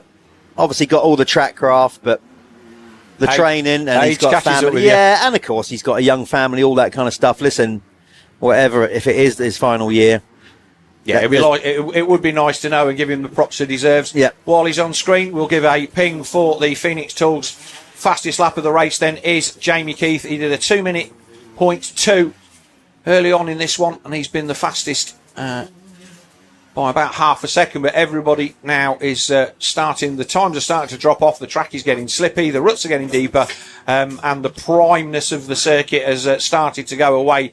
So the lap times are only going to go out as Joe Brooks seems to have weathered the storm a little bit and has a nice 2.5 second gap. He had a really nice line round the turn before pit lane, Jeff. Ran a little bit wide, a nice shallow rut, didn't get stuck in it.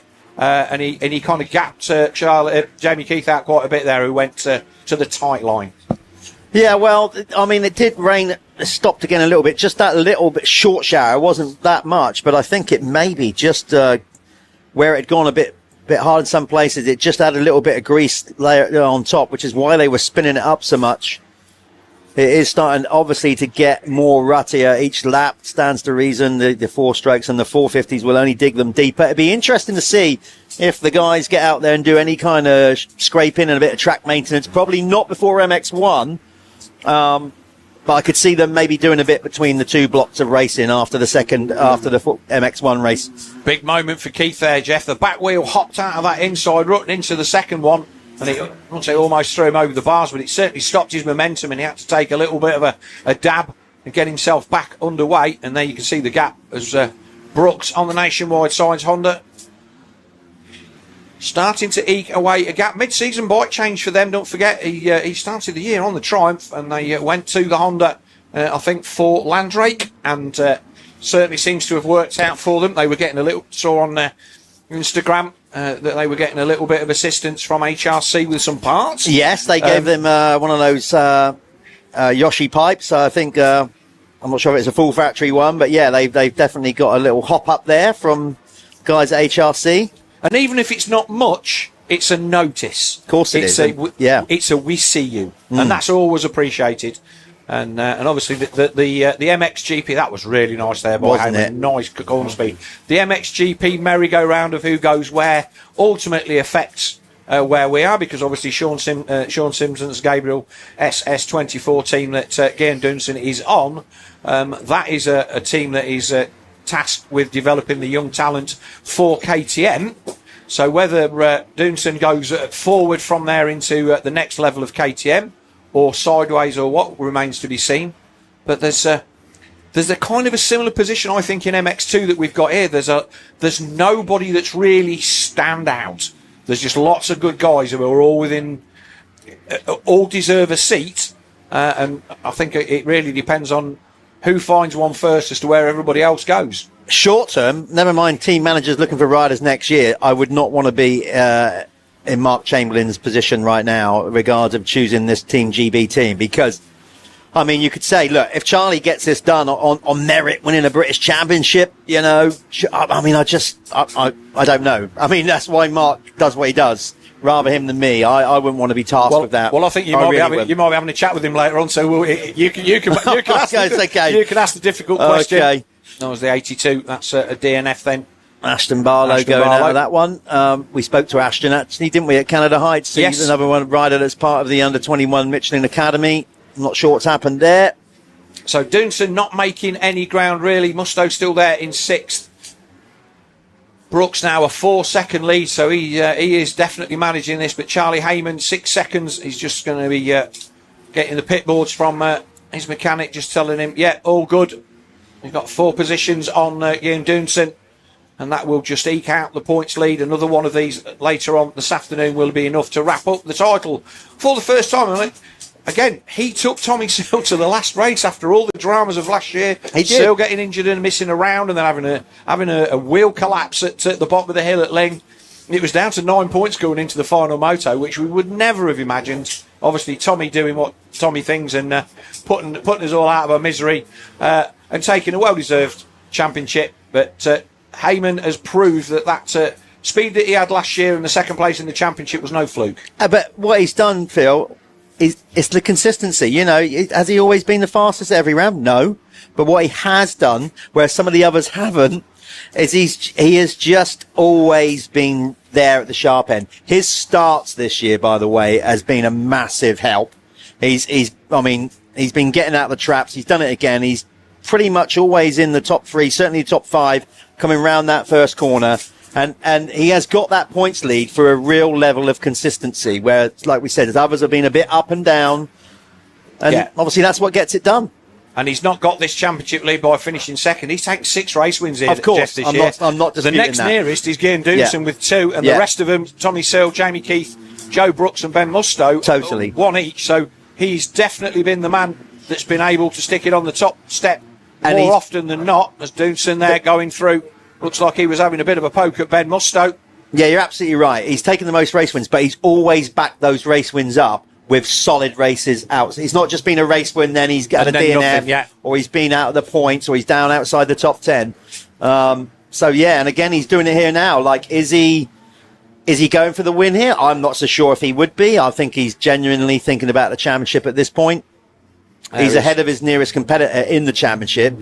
You know, he's 4 places up the track ahead of Doonson. So it's, again, just getting it done. So 8 minutes plus 2 laps to go. There is the current champion, Tommy Searle. And as we were discussing earlier on, whether we will see him again, or a bit of a cheeky inside line there, around the inside of that jump. We'll call that the Deegan line. Yeah, well, they're all on it. So that's fine. But yeah, so it'll be interesting to see. And I was always a little bit, look, it's time to move on kind of thing and let these guys battle it out. But my take on it has changed over the last few seasons, seeing Tommy and Jake Nichols to a point, although we're not seeing Jake this year yet. Hopefully we'll see him at Blackswall, maybe.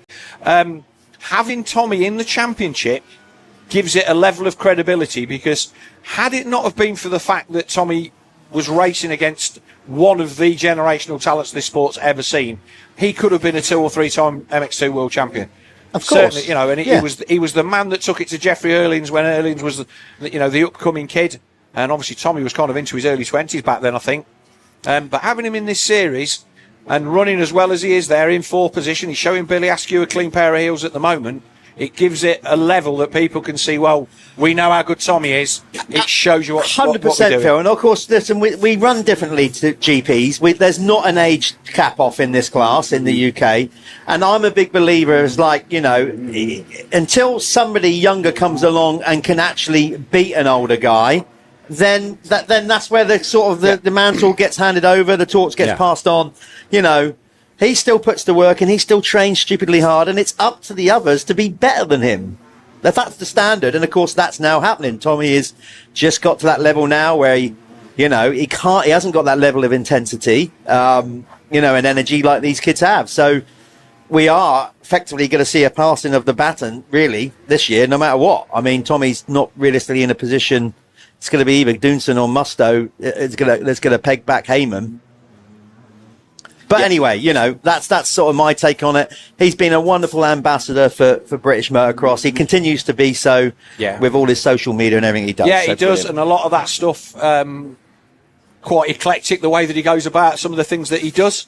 But it's certainly watchable and very relatable for a lot of guys, as his teammate then, who will be getting an absolute clinic here of where you need to go when the track's like this. The line past the end of pit lane, Tommy ran right out to the far side of the circuit and cut back across the ruts in a way that saved him a lot of time and energy.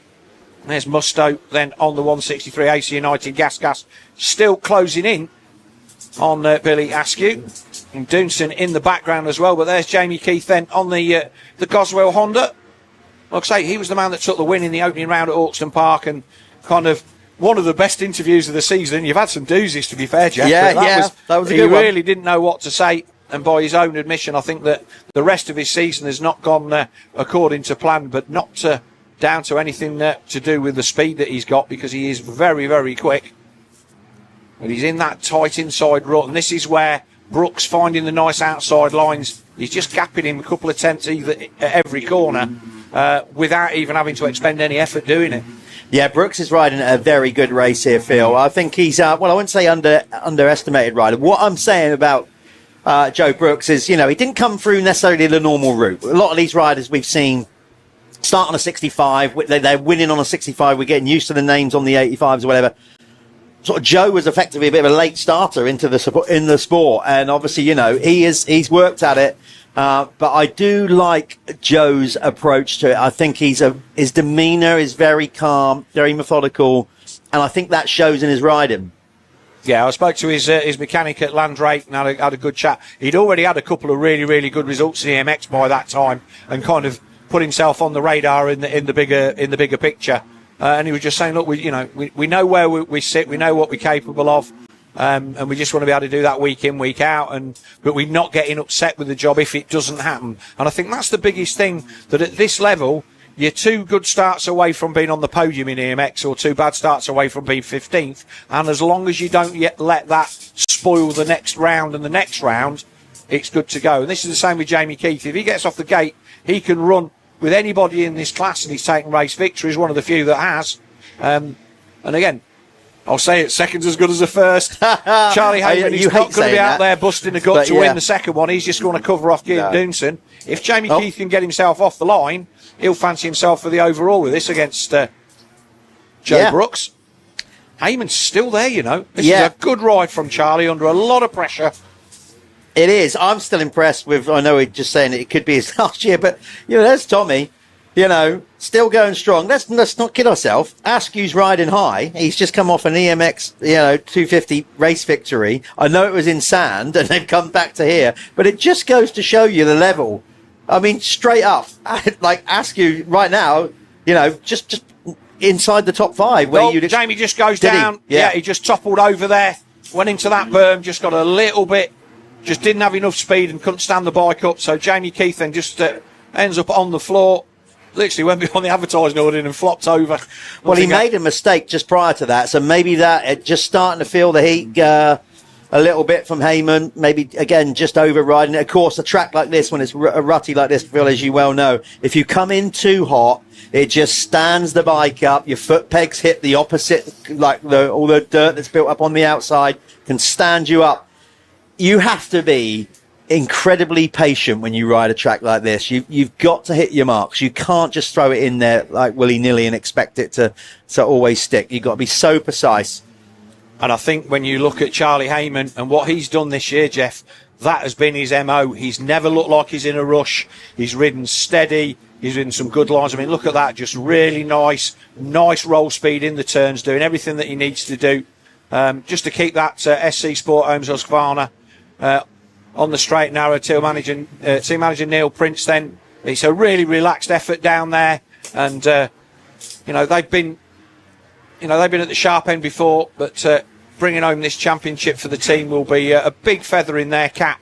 Well, they've been immaculate, and if you actually think about it, I mean, yes, Neil was a 125 British Championship champion, but then if you do the equivalent to back in the day, effectively that would have been this class. If you see what I mean. So yeah, I mean, Neil knows how to win a British Championship. So I'm sure all those years of advice. And one of the things that we did have, and I spoke to Neil at Fox Hill at the GP, where they were there with a great display of SC stuff. We were talking about Arthur Moore's win on the TM. Who was the last person to win a British Championship race on a TM? Well, I rode for TM, and it wasn't me. It was you. It was Neil Prince. Probably Neil Prince, I was going to say, because you teed that up. I think he said it was 1999. Yeah. So we'll give him props for that. But it just shows, Neil's won at this level. He knows what it takes. And it must be a real good feeling for him. Billy Askew's dropped to 7th, Jeff, so I think he's had an off somewhere. Yes. In fact, he's tipping down the order. So the man on the Dirt Store Triumph has obviously had a bit of an off somewhere. We'll try and pick that up on the timing, but that will mean that where's Joel Rizzi? Rizzi's currently 9th, and he's only a couple of 3 points adrift of Billy Askew. But time is up, so we're going to be getting 2 laps to go next time by. Yeah, just keeping an eye out for some of the other younger riders as well. So Richmond down in 12th. Obviously, he's had some stellar results this year, but that's probably not where he wants to be. His qualifying was okay. Where did he come in qualifying? In 8th. But again, first-year rider, picking up all these valuable experiences and whatever. And if the season was to end right now, I would imagine when it all settles, both himself and his team and Dave Thorpe and the team manager will probably go, yeah, that's been a pretty good rookie year. Yes. So we'll see what happens as they come across the line. So Keith was showing as 4th last time by. Musto 5th, Doonson 6th. Ollie Colmer in 7th. He's another man that's out there, and he's in the big boy class out there doing MX2 and doing well. Yeah. I think that's a good move for him because, like I say, the Axe Murderer class, the EMX, it's very, very difficult to make an impact there. But his progression in MX2, the results he's getting, and the difference to the leaders coming down with every GP. So Ollie Colmer having a good time in MX2 on that Chambers KTM. But here is the man that is going to take the 2 lap to go board. Joe Brooks on the Nationwide Signs Honda. He's only got 3 odd seconds on Heyman. The gap's coming down. So whether Charlie's just going to try and see this out with a win remains to be seen. But it's 3.8. So Brooks can't have a rest. No, I think he'll keep the pace going, what Charlie's got going, but will he step it up another level? I can't see him doing that. I think he's acutely aware of a second's good right now. I would imagine the team maybe have been letting him know where Doonson sits in the race. Did I see a little bit of steam from the radiator there on that rear shot of Joe Brooks? I don't know whether that was just my eyes playing tricks on me. Has he backed it off a little bit because he knows he might have a problem? Maybe that's something you can ask him in the post-race, Yeah, we'll Jeff. see. There was just looked like there was just a little bit of moisture. It might just be obviously the rain or something coming down a little bit harder. Yeah, maybe. No, you can see it though. Where are we looking? I'm kind of looking on the throttle side of the radiator where the cap is. So front end. Yeah.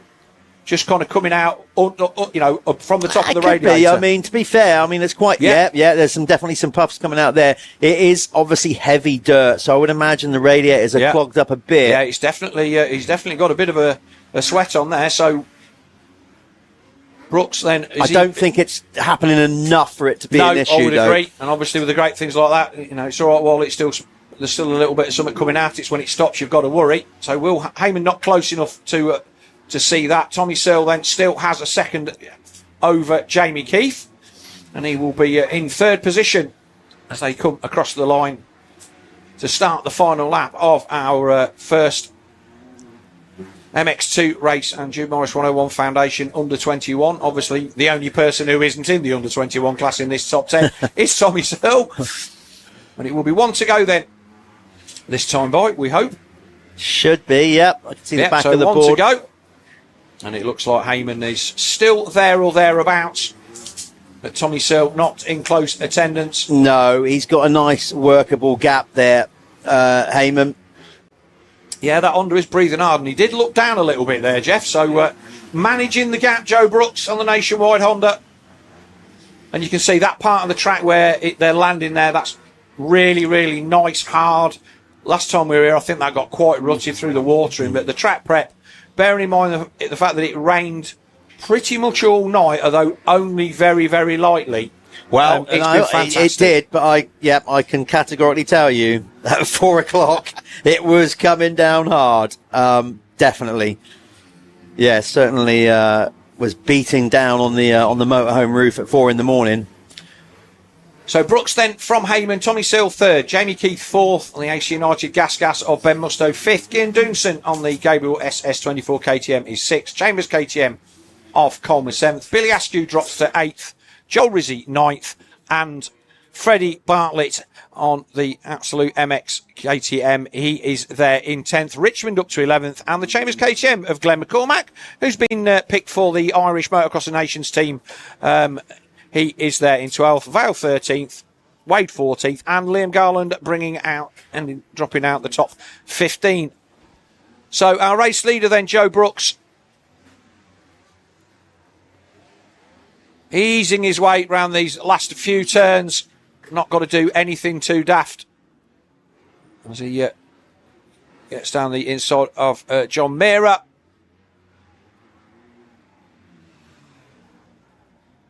Oh, sorry, Jack Meara. Tommy's still in a battle with Jamie Keith in the background.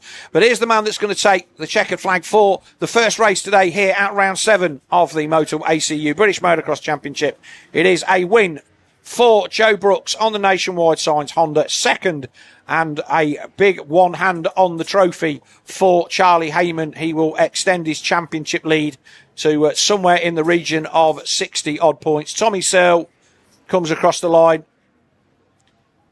Obviously not happy with somebody there. So Doonson comes across the line in third. So he's had a proper rip on that final lap. So give him Doonson. Obviously Tommy maybe got caught behind a back marker, not happy. In fact, Jamie Keith has gone missing. So Keith went down on the final lap. So it's Brooks, Heyman, Doonson, Tommy Searle, Ollie Coleman, Jamie Keith across the line. Musto drops to 7th, Askew 8th, Joe Rizzi in 9th, and Freddie Bartlett will cross the line in 10th. Well, that was interesting. I'll say Jamie Keith put some pressure on Joe Brooks for the opening few laps of that race. But he had a tip off and went back to 6th position.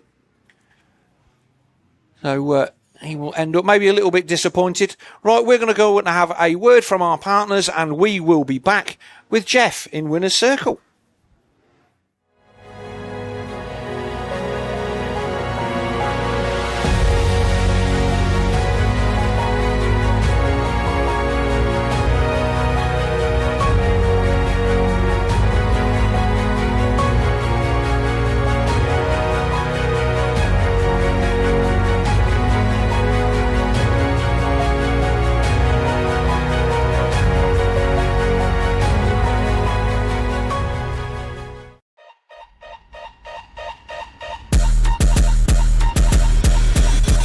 How would you like to win Tommy Searle's actual race bike? Well, at the end of the British Motocross season, we are going to be raffling it off to one of you that have a ticket. Okay, John, can you tell us a little bit about how this is different to a standard Triumph 250? Yeah, so we begin with a 2026 TF250X from Triumph, and we completely strip the bike, modify the engine, EvoTech, full race engine, K-Tech take care of our suspension, some custom SM Pro wheels, Akrapovic pipe, X-Trig clamps, Dockwob titanium bolt kit throughout the bike, plus so much more. And one of you is guaranteed to win all of that, but not just that. Every single week we do tons of different competitions, whether it's cars, whether it's watches, whether it's bikes. Week after week, we give away prize after prize. And now it is down to you to be the next winner. But remember to keep your eyes peeled, because at the end of the season, someone will be winning Tommy Searle's race bike. To be in with a chance to win, all you need to do is head over to the TWD website, make an account, grab your tickets, and you really could be next. 6, 5. Welcome to the Winner's Circle. Always sounds nice to say that, particularly when I start with the winner, Joe Brooks. A solid, very solid performance there. You come under a little bit of pressure, but to me, watching it looked like you was always in control of that one. Is that the case, apart from maybe a little spin-off over there? Yeah, the track's really gnarly. Like, obviously, I'm making a few mistakes here and there. I tensed up quite bad in that. I had really bad arm pump. Hopefully, not so much in the next one. Get back and massage my forearms because they're sore after that. But I felt good. Start was really good. Rode my own lines. Maybe some of them weren't the best lines. It's difficult when I got the whole shot. I didn't know where anyone else was going. I just heard bikes here, there. But yeah, no, I felt good. Just obviously a bit of arm pump. But hopefully we don't have that in the next one. No, that's the thing, innit? Like trying, and I was saying in commentary about how when a track gets like this, patience is a kind of key thing. Like you have to try and not override it. And you seem like you obviously were doing that better than anyone. Yeah, like obviously I'm just trying to be smooth and not rush into the corners and bury it in. Obviously, every lap, the worse my arm pump got, the more I was getting a bit loose and sketchy. But yeah, I felt good. I like these conditions. I much prefer this to the sand. So yeah, I'm enjoying that. Go and get yourself ready, get those arms massaged. Let's bring in Charlie Heyman. Charlie getting a second in that one on SC Sports Homes. Again, Charlie, another solid performance, a great start. I know you've whole shotted and run away with some, but that was another good start. Yeah. Where are you at? Regards it championship wise, thinking about it, or are you managing the situation? Because it seemed to me like once you knew where you were, you just settled in nicely and took a second. Yeah, it was a good race. Start could have been better. I think I was a bit slow on the reactions there, but when I got going, I kind of found a better flow, and then I was behind Keith for a while, but he was fading away and then just dropped to the side in one of the ruts, so I kind of took that one nicely. But yeah, I rode a pretty sensible race. I mean, had a little go push for a lap or so near the end, but I didn't make it happen to the lead. But no, it was good. I think the championship is obviously, yeah, you're gonna think about it, but I just turn up and race and do my job. So obviously, as well, I just want to highlight this. Last time, well, I didn't get to speak to you at Canada Heights. She was in quite a lot of distress, and obviously the knock-on effect of that going into the GP. Clearly, you looks like you're back to normal, but that was quite a whole energy sapping mid-season kind of thing you had going there. Yeah, massively. I think we kind of caught that off. I kind of caught that like out of nowhere, but I've got that kind of under control now, and I was still really struggling just over 2 weeks ago. The GP, like, I was better than I was at Canada Heights, but it wasn't worth me going out there. But now I'm just kind of getting back to how I felt at the start of the season again, and I feel a lot fresher, and it's actually a lot more enjoyable to ride around like that. So sure it was nice, yeah. Well, look, go and get prepped for this second one. It could be a key race. We wish you the best of luck in the second one. Let's bring in Ian Doosan, who's coming in. Caught me off guard because I was already walking down to do the winner's circle, and when I left, you wasn't in third, and when I got here, you finished third. So talk us through that last lap. Yeah, I was in sixth going in the last lap, and I finished third. So I just kept pushing till the end. I felt I had the speed on moto. I was struggling to pass Ben, and then I passed him, and then Jamie made a mistake, and then he passed me back. So it was a roller coaster ride, let's say, but I felt good. I had a bit of arm pump on moto, so I was not the comfiest, but I think still had the speed. So happy to keep pushing till the end, and you see what it delivers, you know. I mean, the track, we've had this incredible dry spell, and now we've come here, and it certainly looks a very technical circuit. Maybe that we haven't had so far this year. So you just mentioned arm pump. That's obviously an issue because the way the track's riding? Or is that a personal thing? Yeah, it's a first race. Normally I never have it. But like you said, the track is very, very technical, and so many lines. It's like 100 lines, let's say. Yeah, it looks like. So it's really finding the good lines, finding the flow, and I didn't have that. But still, like I said, I felt quite okay. But looking to go for that win in the second moto and take a better start, hopefully, and then I'll be up there. Well, we certainly know you got the pace on the last couple of laps. You go and get yourself ready. So it seems like that's the kind of thing going here. The guys are suffering with a bit of arm pumps, so we're going to see how that manages out. We've got the Apico MX1 class coming up next, so let's sit back and enjoy that one. But these guys are going to go down, maybe get a bit of an arm massage and come out swinging, and we're going to see maybe a new champion crowned after the next MX2 race. But before then, we have the Apico MX1 coming up next. I never take a day off, work around the clock, my engineer getting paid off. Rock like Ace up, like the weed and take off. So high, cannot see, 8 off. Now I got these rappers all breaking up a sweat. Cause every time I get up on the mic, I come correct. And I learned it from the best, always dressing something fresh. Looking for a little dime, big button, nice chest.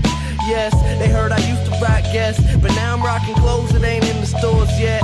Travel back in time, I'm in a vortex, trying to make it work out, think I need more reps. Used to take a bus, now the boy.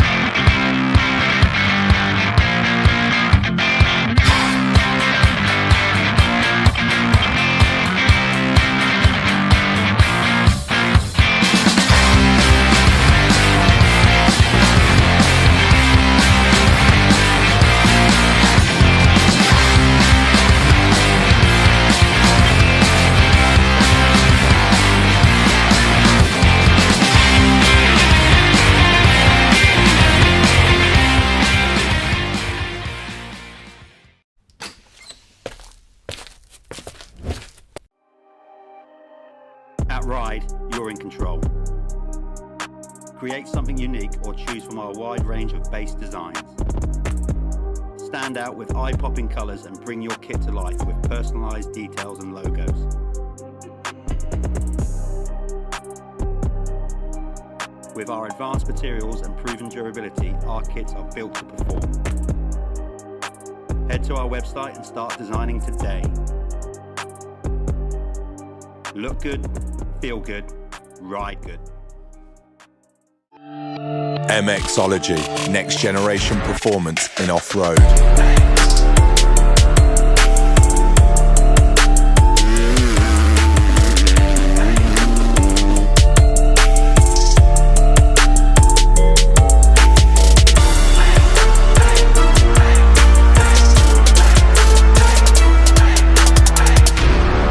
Find us at www.mxology.co.uk.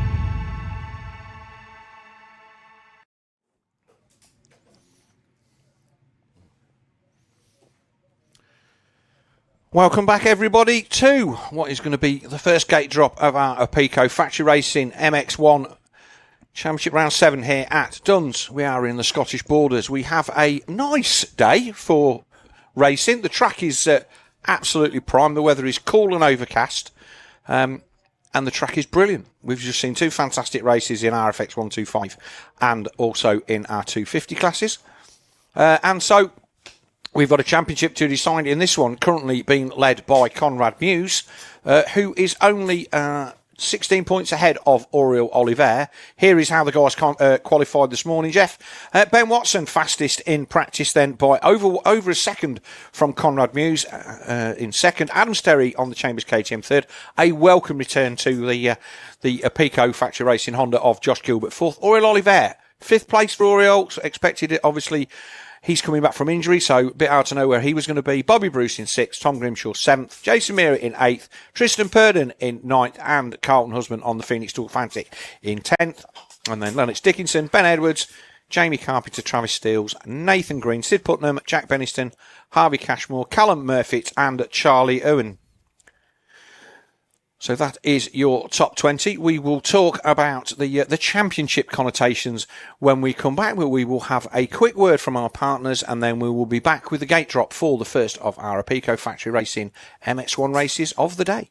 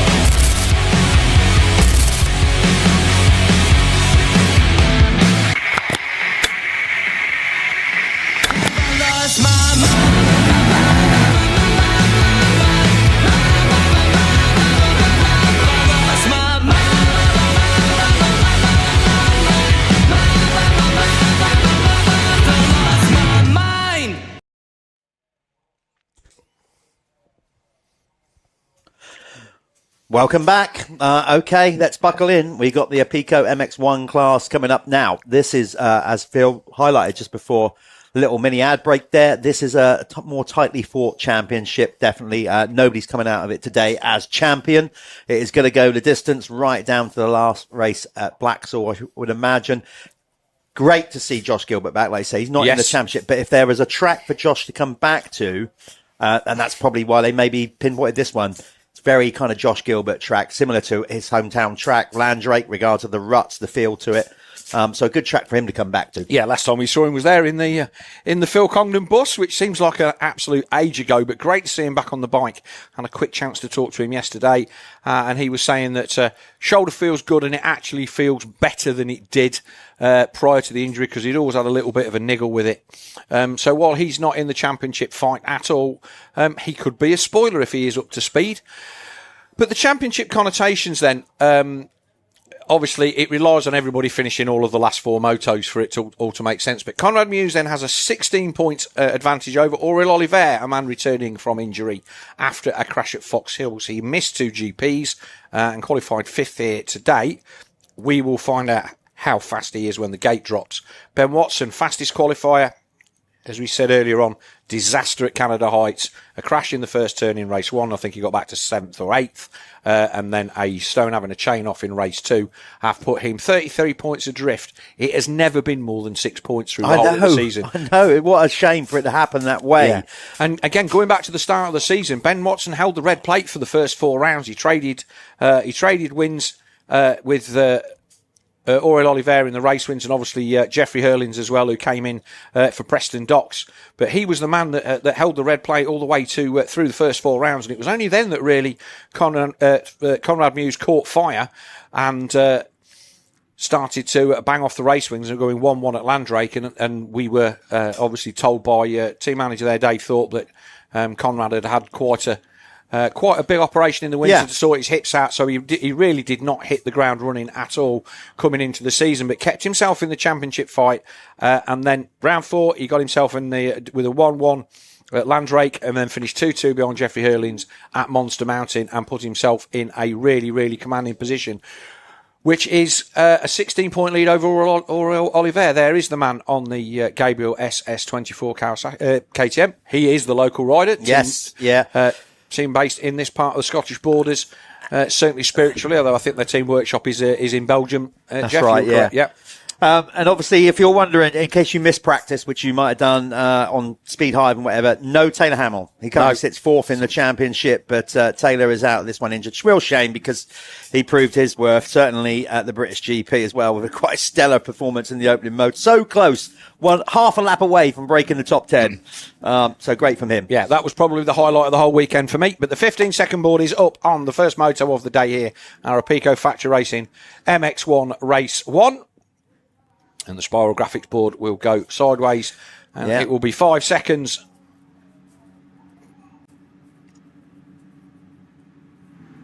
Angus drops the gate again, and they're away. Who is it up the inside? That looked like it might have been Carlton Husband. Could well have been. But Oriel running it wise. Travis Stills with another flyer. Yes, Travis. He is a good starter, isn't it? When he gets a proper huckabuck. That was a proper kick down the inside. He missed that inside rut. You're right. It was Carlton Husband who's taken the lead then on the Phoenix Tools. Is it him? Yeah, I'm pretty certain that is. Yeah, it is definitely him on the Fantic, number 6. Who's that there? Is that Adam Sterry there in second? As the tail end of the field find their way through, up onto the top. Yeah, they're all starting to... That Ben Watson scrubbing his way into third. Ben needs to go. It was. So Oliver there in second then. Watson third. Is that Mewse on the outside? It is. There's the 426. The Crendon True 7 Honda. So Ben Watson needs to take a win here to keep... straight off the side of the track. That looked like a chain come off for the number 6. Something's gone wrong there. What a shame after an amazing start. Yeah. No, the chain's still on it. It's just... I don't know whether that looks like a throttle position sensor. It looks like he's twisting the throttle and nothing's happening. And all of a sudden... Like that, Conrad Mewse in the lead. Leads. Ben Watson was there putting the pressure on for a pass. And suddenly Mewse is in the lead. Aurel Oliver second. Gilbert there behind Watson, who's in third. So Gilbert 4th. Yeah, and then his teammate, the second of the Apico Factory Racing Hondas, Tom Grimshaw, tucked in behind him as well. Okay, so I'm not sure, because we're obviously watching Carlton, quite rightly, trying to work out what happened there. While we were watching that, somehow Conrad made a few swift moves, and there he is, and he's already starting to gap them. So he will need to... his main championship contender, or main championship challenger, is the 83 of Auriel Oliver on that. Number 83, Gabriel SS24 KTM. And this is the line. This is the Tommy Searle line going out wide there and cutting across. I came across the line for the first time, not the first lap, but obviously we will get a time and see who's in the lead. And there it is. It's already dried out quite nicely. So there's Ben Watson. Watson already up to second. He's passed Oliver, and it looks like Gilbert round the outside. So the Spaniard looks like he's already on the struggle bus a little bit, Jeff. Yeah, does look that way, doesn't it? Yeah, and he's being picked off as well by Tom Grimshaw, and now Adam Sterry is closing in on him as well. So it's already on lap 2. Or, yeah, effectively lap 2, starting to unravel a little bit for Auriel. So Ben Watson needs to win all 4 motos of this, and he needs Conrad Muse to have a little bit of the bad luck that's befallen him at some point during this season for him to be in with a shot. There's Gilbert and his teammates. So Grimshaw then, like I say, putting the pressure on Auriel Oliver. And you do get the feeling that Auriel is riding maybe not at 100%. And as you spoke to most of the guys in MX2, lots of arm pump issues. Adam Sterry, another guy riding himself back into fitness after missing quite a few rounds with an injury over the last couple of GPs. He is currently there in 6th. Ben Edwards, the local man, in 7th. With Purdon as well. And Purdon in 8th. In that Braveheart ride race kit, the blue and white. Special edition just for this round in Scotland. Yeah, the 772 Ride Store Kawasaki team making a special effort coming north of the border, and good to see that Tristan Purdon also been named in the Motocross of Nation team for his home country of South Africa. Yeah. So nice to see that we've got some good British Championship guys going to be at the event. Lennox Dickinson as well, and also Lennox in this class. Yes. He's going to be representing Ireland. I actually spoke to him. I was over in Ireland last weekend. Was it last weekend? I can't even remember. But anyway, yeah, he's absolutely, as you'd imagine, a young lad, absolutely buzzing on his selection for that. And the fact we're going to Erne, he's ridiculously excited, and quite rightly so. Can't remember who their MX2 guy was, but that will no doubt pop into my head at some point. But Conrad Muse then 3.4 seconds Glenn the lead. McCormack, I think, isn't it? Yes, it is. Chambers KTM and Glenn McCormack. I knew that. I looked at it and thought, yeah, that's a solid team. That'll do. That they'll go well there. Obviously, it's. Well, hopefully they get straight into. That's the big thing. Yeah, they're going to win the B final. Yeah, I'm sure Marty Barr, who's obviously now the Team Ireland manager, great, and he's done his service to earn that, hasn't he? Yes. Yeah, hopefully if Martin does half a good job as he always did as a rider, Ireland will be making the grade. And right, Auriel Oliver has just found his way past Josh Gilbert. I think Gilbert made a bit of a mistake there.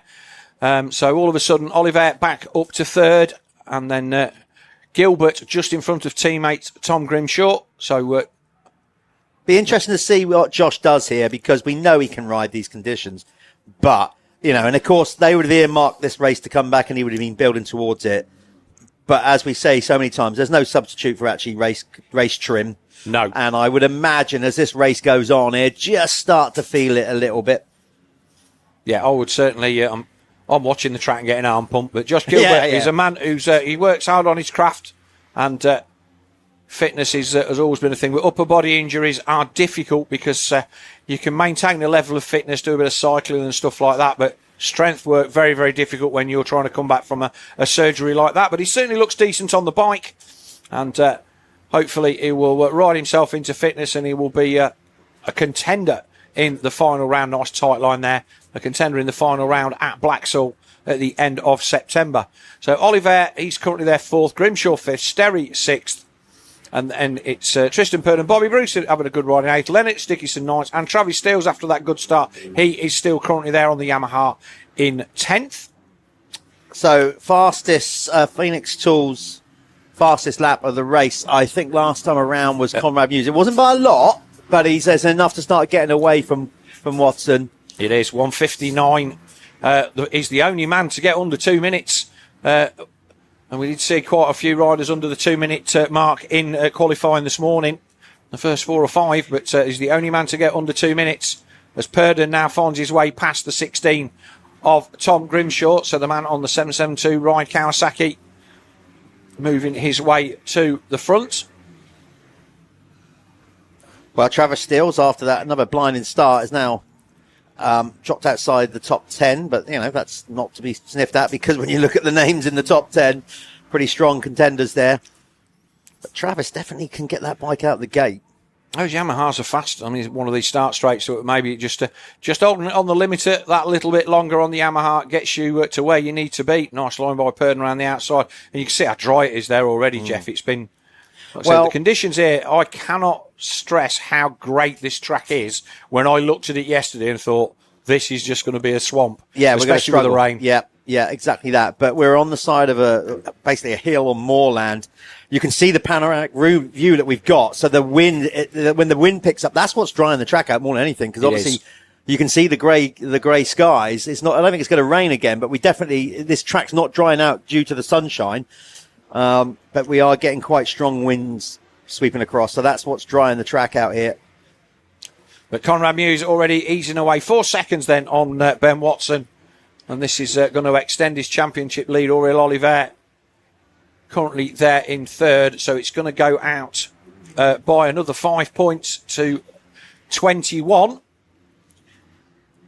But it will not be enough, we think. Well, there's not really a lot of likelihood that he can clinch the championship today. It will go to Blacksall. And like I say, we've seen it before. Riders have got into the final round with a big handful of points. I'm trying to think of one where somebody was injured in a practice crash, and you just a silly little tip off, and they were behind the 8 ball, lost a massive points lead in the final round.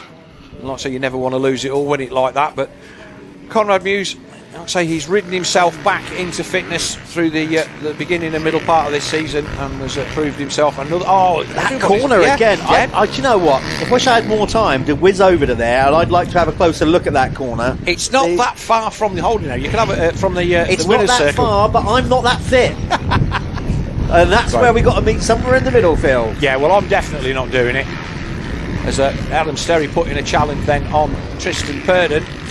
He's found his way past Tom Grimshaw. Grimshaw again made a little bit of a mistake. But again, he's carried that team this year in the absence of Josh Gilbert. Again, been decent. Like I said at the last race, he came and did one of our centre meetings. And, showed everybody what a proper motocrosser looks like around our track. Very great, good to watch it was. But Purdon, and again, another man that swapped teams mid-season, round 2 or round 3. I think the first time I saw on the Kawasaki was possibly Landrake, and he seems to be a good fit in that. I was just going to say, I don't think it's just. I think he's looks good on the bike and he's gelled well with the bike, but I think it's more than that. I just think it's a good fit all round.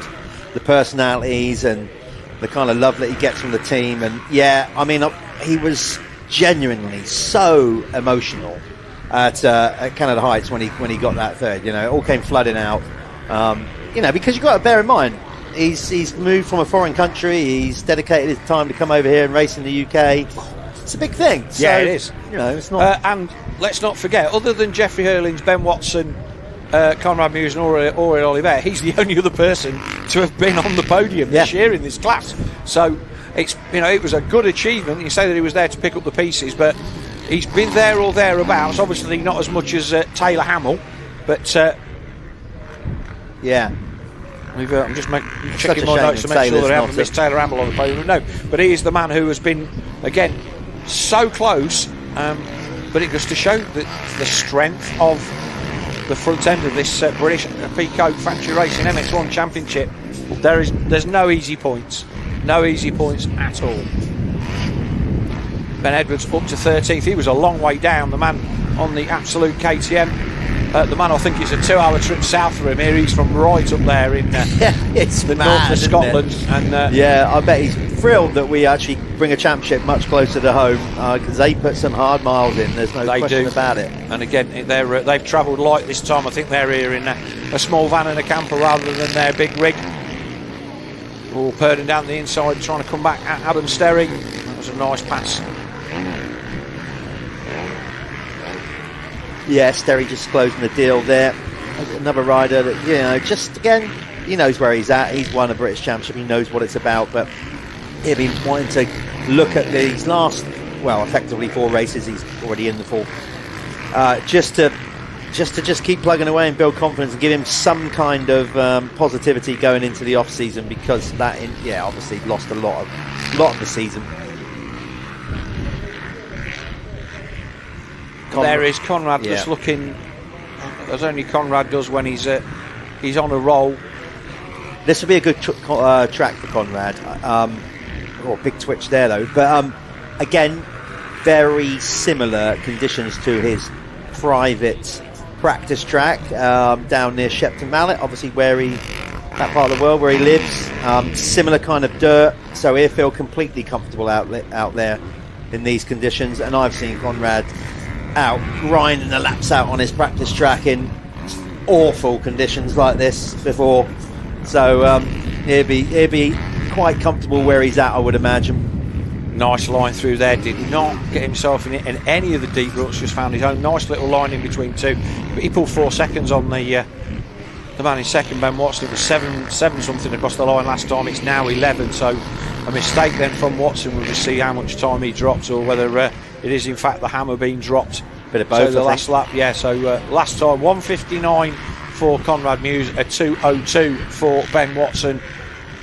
Oliver in the 3s, everybody else 4 and above, and this man is slowly working his way to the front of the championship with a lead that is going to be very, very difficult for anybody to pull back. Aurel Oliver is 24 seconds down, and we're only just over halfway, Jeff. So just to show you that the actual pace at the front of Conrad is well above what these boys are running. Yeah, just today it looks that little bit cut above, I have to say. And it's a long road back. He played it down at the start of the year. The team decided to keep that information about that double hip operation as quiet for as long as they possibly could. There was rumblings and talk about it, and it wasn't until actually his team manager Dave Thorpe actually messaged us during the actual broadcast. It's like, okay, I think now's a good time we go public on it to say that. I think it may well have been at Landrake when the first time he actually got himself in and took a race win. It was at Hawkstone, because we were talking about it. And no, either way, you might be right actually, but either way, it was like, okay, that would explain a lot. But Conrad didn't want to talk about it too much. But that wasn't even a necessarily motocross injury. That was a kind of thing from being a child that's been playing havoc with him. So, and either way you look at it, when you have, let's be honest, a double hip injury, it's got to take a bit of time, no matter how fit you are, to just, if it's a niggle that you're dealing with on a day-to-day basis, it becomes debilitating mentally as much as physically. So good that he's got that sorted out. Here's the battle then, and is this Gilbert round the getting Sterry beaten up by Sterry? Yes. Adam's having a good run here on the Chambers KTM. Good to see Tim here this morning. He's a man that's put a lot of time and effort into British motocross and continues to do so, and I think Adam's going to have the run down here. Got the inside, isn't he? But again, Josh just over-jumped that by half a foot. I thought they were both going for the same run for a second then. But then Gilbert's going to get the drive back up there. Oh, that was good. I like the way that Josh squashed that out. Little pre-jump on landing. But I think Sterry's going to control the inside here. Yeah, the Welshman then just... I don't know. This is a good little battle. Very good, in fact, because Gilbert is hanging tough, and he fought to defend him there. Yeah, that was really good. Nice corner speed on the inside there. Phoenix Tool's fastest lap then still is Conrad Muse with a 1:58.94. Just to put that into perspective, that is a clear second and a tenth faster than anybody else, but he's consistently been that few tenths, half a second quicker most laps, which is hence why the gap is as far out as it is. Last time we saw it round, it was up to nearly 12 seconds on it feels, so we're still waiting for them to cross the line. I would imagine that's gone up again. I think Josh Gilbert will be fairly happy with this. I don't like using the phrase best of the rest, but to expect to come out and be on the pace of Conrad Muse, Ben Watson and Aurel Oliver straight out of the gate after such a long layoff, I don't think that he would have ever expected that. But to be certainly where he is in front of the likes of Adam Sterry, Purden, Grimshaw and that, he knows that he's got a base to work from for the last 2 rounds of the championship. Obviously, with 8 minutes 30 to go, this is where fitness starts to come in, and he's got 6 seconds on the track to Aurel Oliver, which I think the Spaniard will probably hang on to, although he is in a similar situation. I don't know whether you got any kind of heads up as to what injuries that Aurel had after that crash. No, I didn't. I didn't get a chance. I believe he got cross-jumped by Brent Van Donnick going down the valley. It was right in front of us. We only saw the aftermath of it, and he was a little bit fragile riding off, and obviously enough to keep him out of the next 2 GPs. But it may be that they just decided that the rest was a good thing, and to get him back on the pace for this, well, he still had a chance of the championship. Yeah, because that would have been, I know, like doing MX1, and he wasn't even scheduled to do that this year. But this obviously would be their priority, even though they're a Grand Prix team. They got a chance of winning a title. So the GPs was like, okay, let's make sure that he's hopefully fit enough to come and challenge here. But it doesn't. I don't know if, like we said, if it's an injury thing or he's just a little bit out of sorts with the circuit. If he stays where he is, I'm going to get a chance to ask him that. But obviously, let's see if he does. But the gap is, look at the front, like Conrad is just, he's found a different zone, a different speed to all the others, and just like that, seemingly, the gap is nearly up to 20 seconds, and I expect it to keep growing towards the end of the race. So a bit of a slap in the chops to the others here from Conrad. He's like, right, if you're going to win this thing off me, if you're going to take this off me now, you're going to have to really, really step it up. And off the bars there from Gilbert as he went into that corner, just over that jump, just dropped the clutch side hand off the bars for a brief second. So the man from down there in Cornwall obviously having a few issues with arm pump, and Adam Sterry doing everything that he can to try and find a way past. As Purdon and Grimshaw. This is a good battle for what is effectively second, third, fourth, fifth, and sixth. Third, fourth, fifth, and sixth in the race. As we look at Grimshaw then on the second of the Pico factory racing Hondas. Just thinking about the Prox pit pass, which you'll get to see, comes out midweek usually after the event. Going to be focusing on that. One of the riders that we are going to be focusing on is Jamie Carpenter, and I'll be interested to watch that, so I don't get to do the interviews. We're doing this obviously to see what he's got to say, because Jamie's been solid over the last 3, 4, 5 years, maybe even more than that. Worked his way up to be obviously on a top team. The injuries and everything set him back, so I'm looking forward to seeing what his take on it, because clearly he's still finding his way, coming back down there in 13th. So he's had some good results, Jeff. He's been inside the top 10 a lot this year.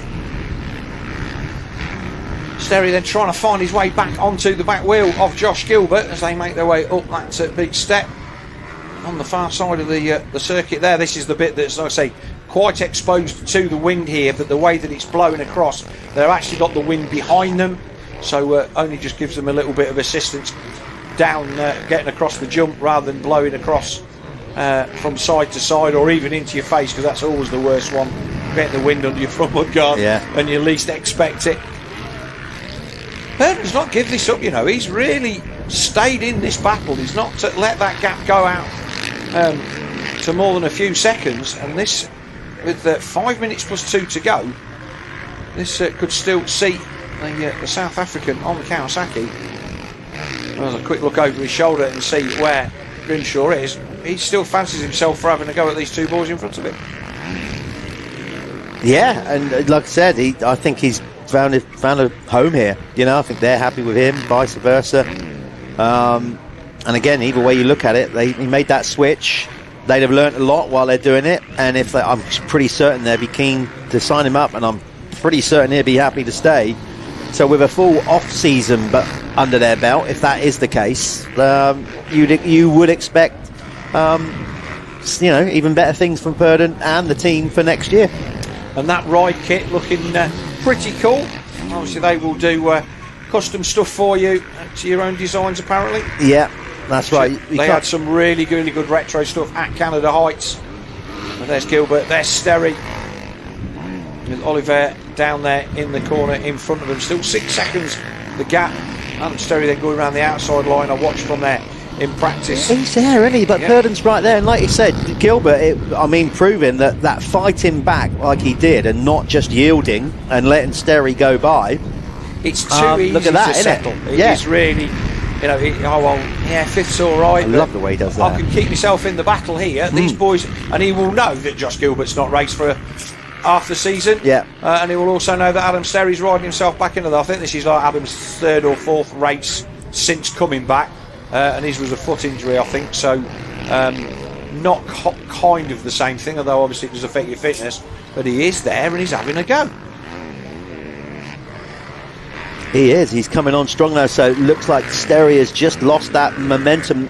I mean, he put quite a charge on Gilbert there for like a couple of laps. Got effectively, well, he did pass him momentarily before Josh fought back, and now maybe just starting to feel the dreaded arm pump, because he is definitely falling into the clutches at Burden here. And it is interesting that all of the podium boys in the MX2 race all said that they were suffering with arm pump, but it is one of those types of tracks, and nobody's ridden anything like this all year, Jeff. It's been dry as a stick. Even the sand tracks are not rutted or anything like this. It's been a real struggle for these boys to maybe even find a setup with a 115-minute session this morning to have something that's even close to what they've ridden this year. Totally. The closest we got was Landrake, but Landrake by its standards wasn't even as rutty as it previously is down there, again, because we had that dry spell. Yes, there was ruts, but not as deep as these and as many of them. And of course, we haven't ridden like this, a track like this for a good few months because of the weather as well. A lot of hard, even the practice tracks. You've got to bear in mind, a lot of these lads will go to UK practice tracks. Some of them have their own facilities. Okay, let's see if he does the same move again this time. Sterry, that worked for him before. Yeah, he just can't. It's just that little bit too long. So there's Aurel Oliver. So Oliver is he's falling coming backwards. into the mix, isn't he? I tell you what, wouldn't it be? Gilbert's got him in his sights. This is an 8-wheeler now, Jeff. Purden could be third here. I'm not saying it's lightly. In fact, it's more than that, because obviously Grimshaw's there as well. But Auriel you're right, Olivier is really starting to suffer. Now let's see, while you're watching him, I'm going to try and see on the lap charts last lap around if he had an absolute shocker. Yeah, he did. So something happened to him. His last lap was a 2:07.97. So he lost, 3 seconds to Sterry, 2 to Gilbert. So I don't think it was a gradual thing. I think maybe he's made some kind of, hung it up in a rut, stalled it, something. I don't think he's crashed, but he's definitely dropped his lap times quite significantly last lap around. But easy to do. This is one of those tracks where those mistakes in these tight corners, we've seen everybody getting the hook on that uphill corner. It wasn't there because the gap had already come down by the time they got there. But the Spaniard then on the Gabriel SS24 KTM needs to get a move on, otherwise he is going to come and Sterry right again on the back of Gilbert. I think that was a bit of a lot. They were actually closer than they looked. I don't know. They weren't as close as they looked, rather.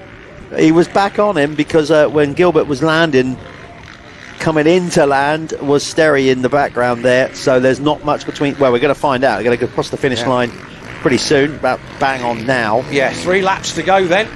And so there is your third place man, Aurel Oliver, and yeah, there's not much in it. That's showing the lap time. So there you go. Well, yeah, look at that. Only 3 tenths behind Sterry on Gilbert. So that battle continues. That's a lapper. That's the 181 of Gary Sharp. I think he's a local from this neck of the woods. There's the Dirt Store Triumph then. Ben Watson, he's a long way adrift, but he's just riding for points. He knows he's got nothing for Conrad. So he's moved himself into second place, and he's happy to do that. I don't know what it is, but like I don't know if it's the new 27 O'Neill kit and the colourways or whatever, but to me, Ben Watson suddenly looks about half a foot taller than he's looked all year. He doesn't. He looks really leggy on the. I mean, he's tall anyway, but he I don't know. I mean, that might be an optical illusion to me, but he just suddenly seems like that bike's a bit more cramped under him. Probably, it's obviously not. He hasn't grown. No, he's definitely not. And like I say, he is a tall guy anyway, but he is. That kit does. I could do with something like that, but just making me look a little bit thinner. Yeah, exactly. Well, I need both. Making me taller and slimmer would be nice. Nice there, though, the way he worked it over that. But this will be. I've sensed Ben's frustration a couple of times this year.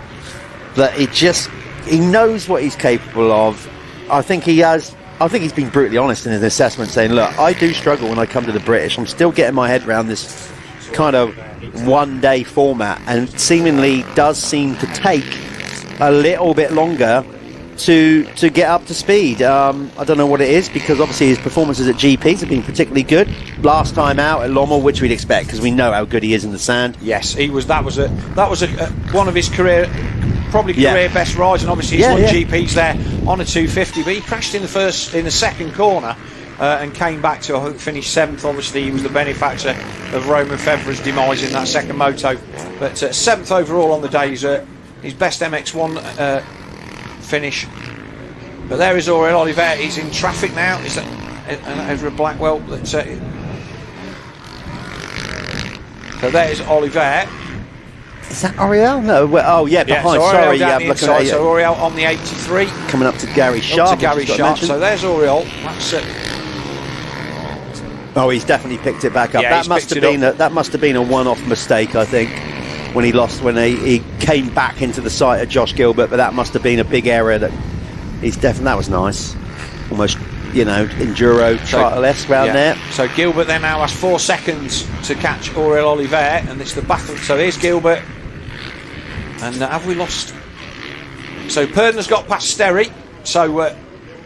So something has happened to the man on the Chambers KTM, because he's dropped a ton of time. There was Purden there. Do you know? So Purden's there on the back of Josh Gilbert. We said he was going to be somewhere near, but here is our race leader. No, I've lost complete track. Is that 2 to go or 1 to go, Phil? That's a really, really good question, Jeff. The clock's been on 0 for quite. Yeah, I think it is. So we don't have that on our. Yeah, 1 to go. There it is on our timing screen. So we're gonna. That's just refreshed. So let's just watch them here and watch how it's done, because he's made this one light work look easy. Just that little bit smoother, carrying more corner speed clearly than all the others out on track, which is why the gap has gone out to what it is. He's in that lovely privileged position. Got to work for it, of course you do, but he's in that lovely position where he's done all the hard work in the first half of the race. Then you're under no threat at all, and you can just get into a lovely rhythm, and then before you know it, you're going even quicker, and that's effectively what's happened here. So across the line last time, still quite tight between Gilbert and Purden's, about a second.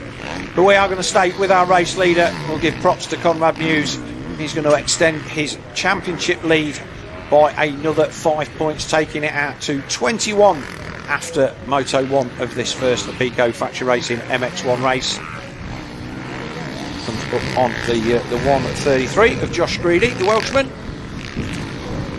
Nice line round the inside there. That nice throttle control with it, Phil. Did you see the whole time the back end was just trying to slide out, and he just kept that a nice throttle control, nice and smooth. Didn't light it up too much.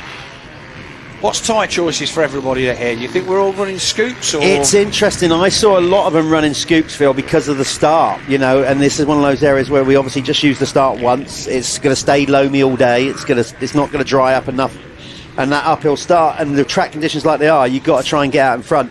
Right, I better head on down there. You better head on down. It is a race win for Conrad Muse on the Crendon True 7 Honda. He takes a comfortable victory over Ben Watson on the Dirt Store Triumph, and extends his championship lead over the Spaniard Aurel Olivet by another 5 points to 21. And obviously he will be wanting to just keep that momentum going through the rest of today.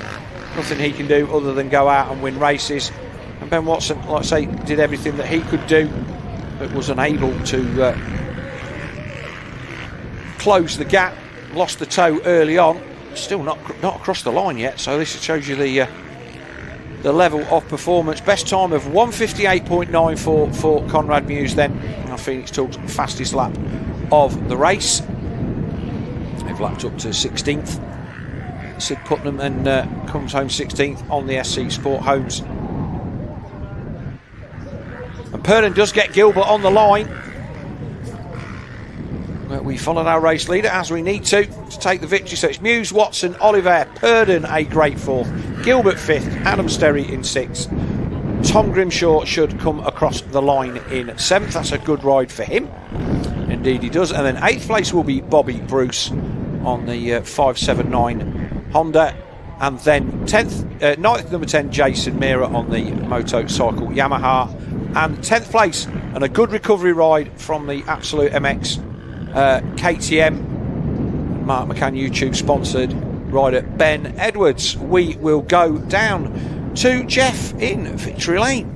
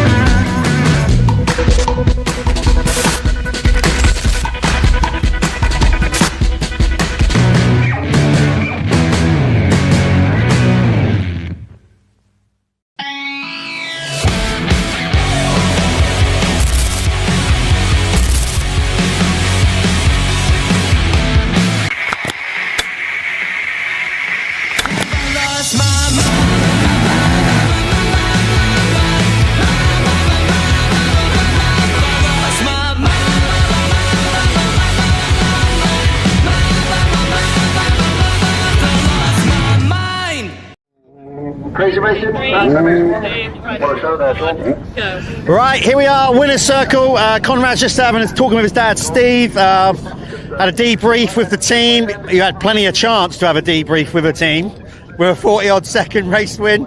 So that's a bit more like it. And we know this championship got off to a difficult start for you. We've got everything happening in the off-season, but now that looked like the Conrad of old. And I know you love conditions like that. Oh, that was so good. I was just saying to the boys then, I had so much fun riding around there then. That was so enjoyable. The track is so gnarly. My bike is honestly handling like a dream. So shout out to them guys. And I feel like I'm just one with the bike out there, you know. And I feel like that's what we've been working towards, and that's kind of the build up, which has led to this. So yeah, overall couldn't have gone any better that first moto. Going to go back, regroup, and try and do the same in the second one. And obviously when you start stretching out a lead like that, I said in commentary, it actually makes it even better, because then you really know that there's no real threat from behind, and before you know it, you're going even quicker and finding even more of a flow. Yeah, definitely. You know, when people's behind you, you can't mix up your lines, you can't change your line. Well, you can, but it's always that risk, you know, that you could change to a line and it's not as good as the one you're in, and someone pops up the inside or goes down the outside of you. So yeah, when you've got a nice little gap, it's nice just to ride the track. And mainly for the last 10 minutes, I was just trying to be creative and just look for lines that would work for this second moto. So yeah, it's good. Like I said, I couldn't have felt any better that moto, and everything's working great. So hopefully same again in the second one. Okay, good luck. Go and get debriefed. Barely in a sweat. Let's bring in Ben. Let's get Ben over here. I don't know what it is. I said in commentary, it must be the kit. You suddenly seem taller than ever on the bike, really? But maybe because the ruts are so deep, you look like you're sat lower. Listen, I know you desperately want to try and make up for that disappointing, all the bad luck that happened at Canada Heights. So talk us through that one. Yeah, it was all right. Just had quite an all right start. I was like fourth, I think, on the first lap, and then I got through to second pretty quickly behind Conrad. I had like a good few laps behind him, and then a bit of arm pump kicked in, especially on my throttle side. So I found it quite difficult from there on. Just tried to manage the race. I knew I wasn't going to catch Conrad, but then I had a good gap behind me, so I just settled for second really early on, to be honest, which is not ideal, but normally the first race is the one where I struggle. And then, yeah, second race we've got coming up, so hopefully I feel a bit more loose in this next race. I know you're a seasoned pro and you've been around the block quite a bit now, but it's still some contrast coming from Lommel. Yeah. And then come and ride something like this a week later. How easy is that? Although you've done it 100 times, it must still take a little while to sort of find the groove of it. Yeah, a lot. Takes a lot. I mean, this year being based in the UK, I've not rode as much deep sand as I would do whilst living in Belgium. But yeah, I went to Belgium in the week before Lom. I did one day on sand, and that's a condition that I just do a few laps and then I get into it pretty quick. But yeah, after Lommel GP, I didn't want to ride too much, and to find these conditions here is so difficult. So yeah, I mean, I was P1 in qualifying, I felt good, so that's, getting into the track's not my excuse. It's more, one lap compared to 30 minutes. So yeah, like I said before, hopefully I'm a bit looser in the second race. Good luck in the second one. Keep the championship alive, you know, and keep pushing. Good luck, Ben. Let's bring in Oriel Olivier. Bring it coming over. An eventful race, and a lot has happened since I spoke to you last, which was Canada Heights. Obviously, you've missed a couple of rounds. Unfortunately, got injured at Fox Hill. So, how's that coming in? Because I guess you've had limited bike time. Yeah, I have limited bike time, but yeah, I was in a really good spot in Fox Hills. I did a really good race. Unfortunately, the crash, was not the best. And yeah, I tried to recover fast, and I could arrive to this race good. And the plan was to keep the championship alive. I'm second, and I don't know how many points to Conrad, but yeah, the plan was to race, do the race, and just give myself 100%, and that's what we did. Yeah. Have you got any repercussions of the injury? Are you 100% over it, or I'm 100%? So it's just about now getting the rhythm and a little exactly. bit of bike time. Yeah. And in commentary there, I think we had one lap. You must have made a mistake or something because Josh suddenly was right back on you. Is that what happened? Yeah. First I did a mistake in the first lap. Then they passed me, and then mid-moto I did some mistakes, but I could take a little bit better rhythm in the last part of the race, and finish in a third place, so it's okay. Okay, we'll go and get recuperated. Good luck in the second one, because we really want all three of these guys to, or certainly those two, to keep the pressure on Conrad to make a really good championship battle. But obviously Conrad looking pretty dynamic in that one. Again, don't go too far away. We're going to go to some adverts now for all the good people that help support us on MXGB TV, Dirt Store notably, and everybody else. Might be a good time to quickly put the kettle on if you're sat in your nice comfy chair at home, but don't go too far away, because the RFX 125s are coming up next. We'll see you in a bit.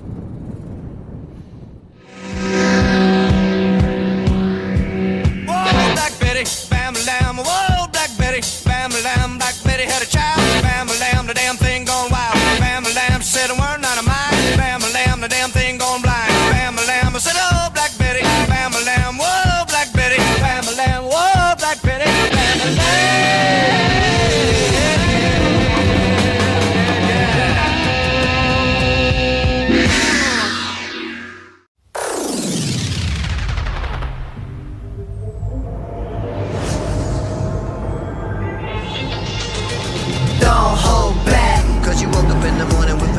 To move, so I make it harder. Don't hold back.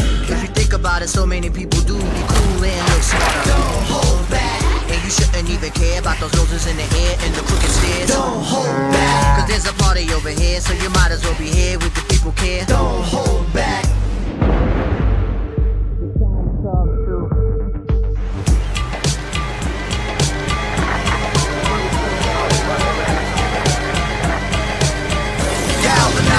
Trajectory and balance look good. You're confirmed to go for orbit. Over.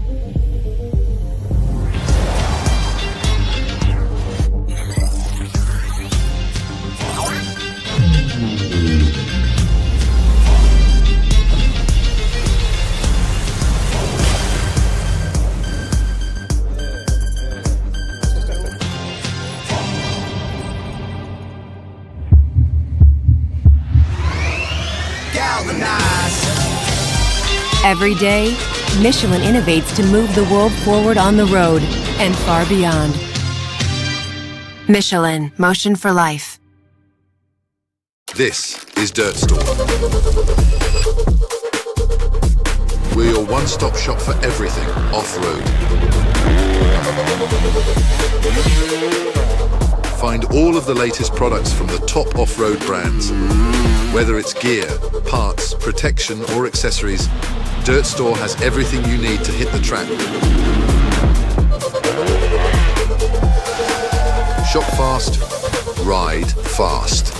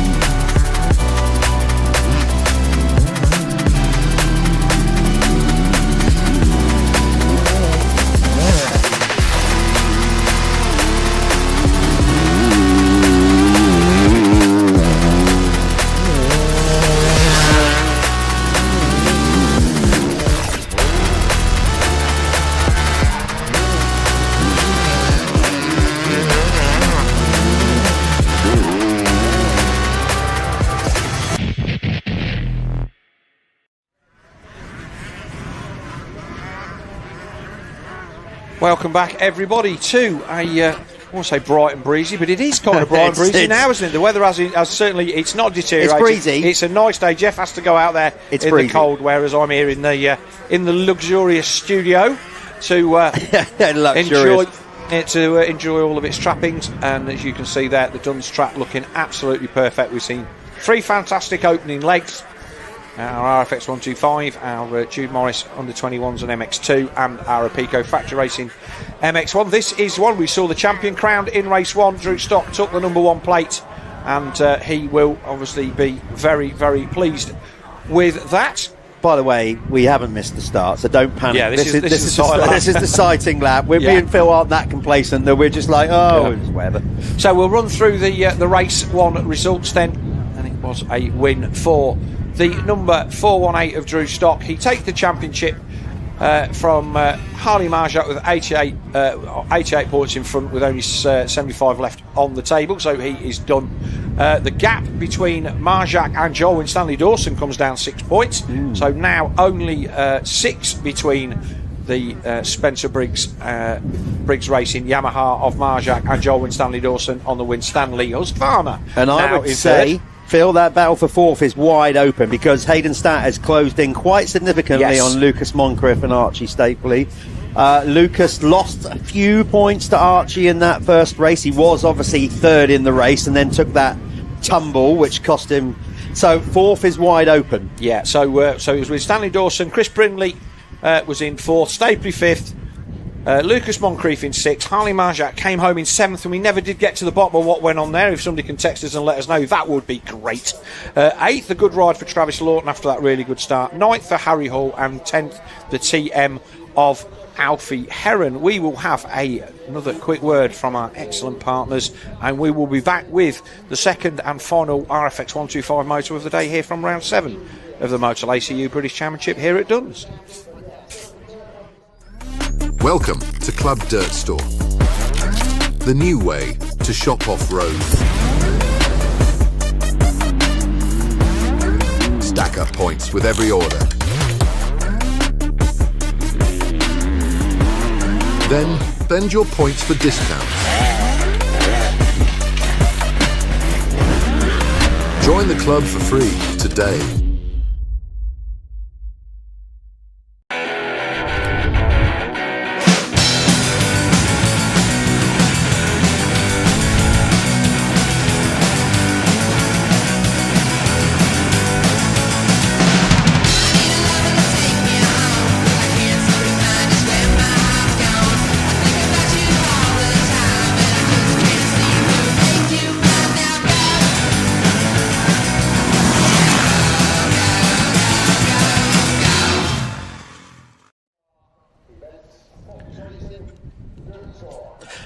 Welcome back. Look at that beautiful scenic view in the Scottish borders. We're something like 50 odd miles away south of Edinburgh. A good old jaunt. We were just discussing that actually.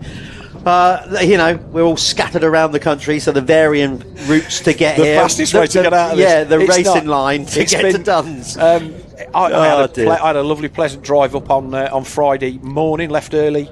Took a little bit of time to take in some of the local sites and stuff on the way up, and which was nice. So I kind of won myself. I spent a day doing things I'd planned to do tomorrow, so that was quite nice. Got a chance to visit the Jim Clark Museum here in Duns. We're like 5 minutes down the road from there. For any of you guys that are into your motor racing history, a really nice place to visit. It is a beautiful part of the world. It is fantastic. It definitely is. The coastline's amazing. Obviously, we're not too far from the River Tweed as well, Berwick, places like that. And we've said it many times before. Actually, Scotland offers some brilliant motocross tracks. There's a good 2 or 3 more we could mention that this championship could easily go to, and they'd be more than up to the task. Obviously, from our point of view, we've got to look at the logistics of going further north than we are already, which is obviously we're already kind of stretching everybody's budgets a little bit. This was a double header last year, almost for that reason, to make it worth the travel. It was the first year of the new. The reconfigured British Championship as it was, and it was a good success here last year. And this racing that we've had again this weekend has been good. There is RFX, our title sponsor of our 125 class. Yep. I've got a few bits of that on my new Husky. Got some nice little bits of bling, and couple of Pico bits and all the rest of it, keeping everybody happy. But they're the people that support the sport, and they've been doing so for quite a long time. And this Dun circuit is in absolute prime condition. We always like to think of it that the track is always prime, but today is see a few ruts and bits and bobs in the corners, but the straights and everything else really, really excellent. Well, Conrad enjoyed it. Yeah, I can tell you that. He was buzzing right up his street, so he was really happy with how it went, his kind of going. So we're going to start loading them up onto the start gate really soon. The wind has picked up a little bit. Track conditions, as Phil said, actual ground conditions, never mind the ruts and the layout of the circuit, we're going to be good to get through to the rest of the day. No watering, nothing like that. There's enough moisture in the ground, but it's drying out a bit, but there won't be any dust issues, anything like that. All that's going to happen is this track's going to get even more technical, and these riders really have to start thinking about line choice. What was working for them in the first race is not necessarily going to happen here. There you go, justifiably so. We let that slide. Obviously, he's got his numbers on the side of his bike on his back, but quite rightly rocking the championship plate. And the man who really thought that he was going to get that at the beginning of the season, and as he pointed out in the interview, a DNF in the first moto really put him on the back foot right from the start. But Hayden Statt, he will want to take the overall. He will want to beat Drew Stock in this one. Now, Drew said to you on the podium and in Victory Lane that he might be on a 250 at Blackstall, which means that this is his last 125 race. Yeah, it could well be. So we'll give a hat tip to that. There is the 581 of Harley Marjak. He is the man that. He's just rocking. He's obviously a good friend, Jude Morris. He runs the Sunflower thing of the Jude Morris thing as part of the Jude Morris Foundation. The guys at Flex have done Harley a special Jude Morris kit with the sunflowers and everything down the legs as well to match his Jude Morris racing crash helmet, which I thought was a really nice touch. That's a really nice touch. And as we said earlier on, so Joel Winstanley Dawson having a problem. He's going to get some assistance from the Jaden, 33. Yeah. Come on, if Joel Winstanley Dawson can't put his own start device on, there's nobody that can. There's Chris Brindley. So there's the gate from one side of the doghouse. There is the 548 Chambers KTM of Hayden Statt. He's inside the doghouse, that little bit there. There's Angus in the centre. Our track crew sat and had a good chat with him on Friday night, and it was nice to catch up with the guys. And there's so many people behind the scenes, the local people from up here at Duns that have come out to assist us, the marshals and all the rest of it, all of our MXGB crew who have been doing this for donkey's years as well. And we just get to sit here and do the easy bit. Here is the 15-second board, Jeff. We're away. Yeah, Ariana's there with the 15-second board. She'll spin round and face us, and of course there get the 5. There we go.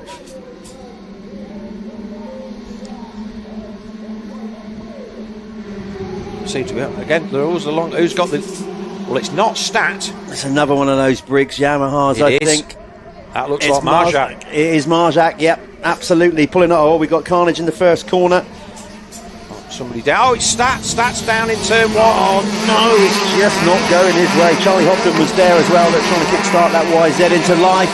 Well, so that's all pretty. I would say that's pretty much gifted Drew Stock the overall, because he's going to be there or thereabouts as we look for that number 1. But he's about 6th then with that number 1 plate on it. Let's see what Hayden Stat's got then. He's going to be absolutely rampant. He is going to be. He is, because he was. Let's just say there he is. He wasn't in the best of moods after the first one. No. And he's going to be even more charged in for this now. He is going to rip through this field, I'm sure. There he comes into view already. The red mist is clearly down, scrubbing everything in front of him. He'll make light work of these early riders towards the back of the pack. But obviously, as it gets harder as he works in front. This is Marjak's chance here to maybe consolidate that second place in the championship. He'll be bitterly disappointed. But again, if you actually look at the bigger picture, first year 125 rider, 13 years of age. Exactly that. You know, it's been a stellar breakthrough year for him, and clearly he's going to go into next year as a firm title contender. I would say so, and let's not forget. So a nice move up the inside. Was that Chris Brindley? I think it might have been. Let's have a look. Drew Stock's just got into second. There it was Drew, and just for a second there, it was a 1-2 for the S Briggs Yamaha team, but Stock manages to find his way up the inside of Stapley. Oh, there's a good battle there as well. Or nice wheelie over the bumps there from our champion. Well, the pressure's completely off now, isn't it? So you wouldn't expect anything but there's two ways you can go when you win a championship. You can go, I'll just go and have a little play around or whatever. But then more often than not, the championship's done, all the pressure's off, and they ride probably better than they've ridden all year. Because it's just like, well, I've got it done now. Doesn't matter. I can just go and ride. So our champion then putting the pressure on the man who is currently second in points. Ali Marjak looks over his, I think there's 3 or 4. Oh, this is that nice little hop there from Marjak. I don't think that he's going to be too worried about seeing the champion disappear into the distance. He's now got to concentrate on beating the 2:36 of Joel Winstanley Dawson, who is there in 4th place behind teammate Archie Stapley on the 484 Briggs Yamaha. So trying to find his way down the inside, and indeed he does. So the man from Wigan up to 3rd. Yeah, he was very pleased with that Husqvarna in the post-race interview, and I know that they've been running old bikes. Yes, they have. To Dad Dell, they've been picking up low hour 125s for the past 2 seasons, just having enough round them to get the job done. And obviously these 125s do work hard, and having a couple of bikes around you for practice and stuff like that, not necessarily the latest to spec. And as you know as well as I do, a lot of these 125s not changed that much. They've been doing that, but this is a brand new out-the-box fuel-injected Husqvarna with a nice kit on it, and he has definitely hit the ground running on that with a good performance in race 1, and he's going to want to chase Ali Marjak down if he can to close what is a now 6-point gap at the top of the championship for that second position. He's already passed Stapley. There you go. He's passed them both. Yep. He's there in the second. He has. Yep. So Joel definitely hitting the ground running with his new bike. Like we said, it's not just a new bike. It's a new manufacturer. He's gone from gas to Husky. Yeah. And clearly it's working for him. I'd say the Winstanley MX logo on the side of that.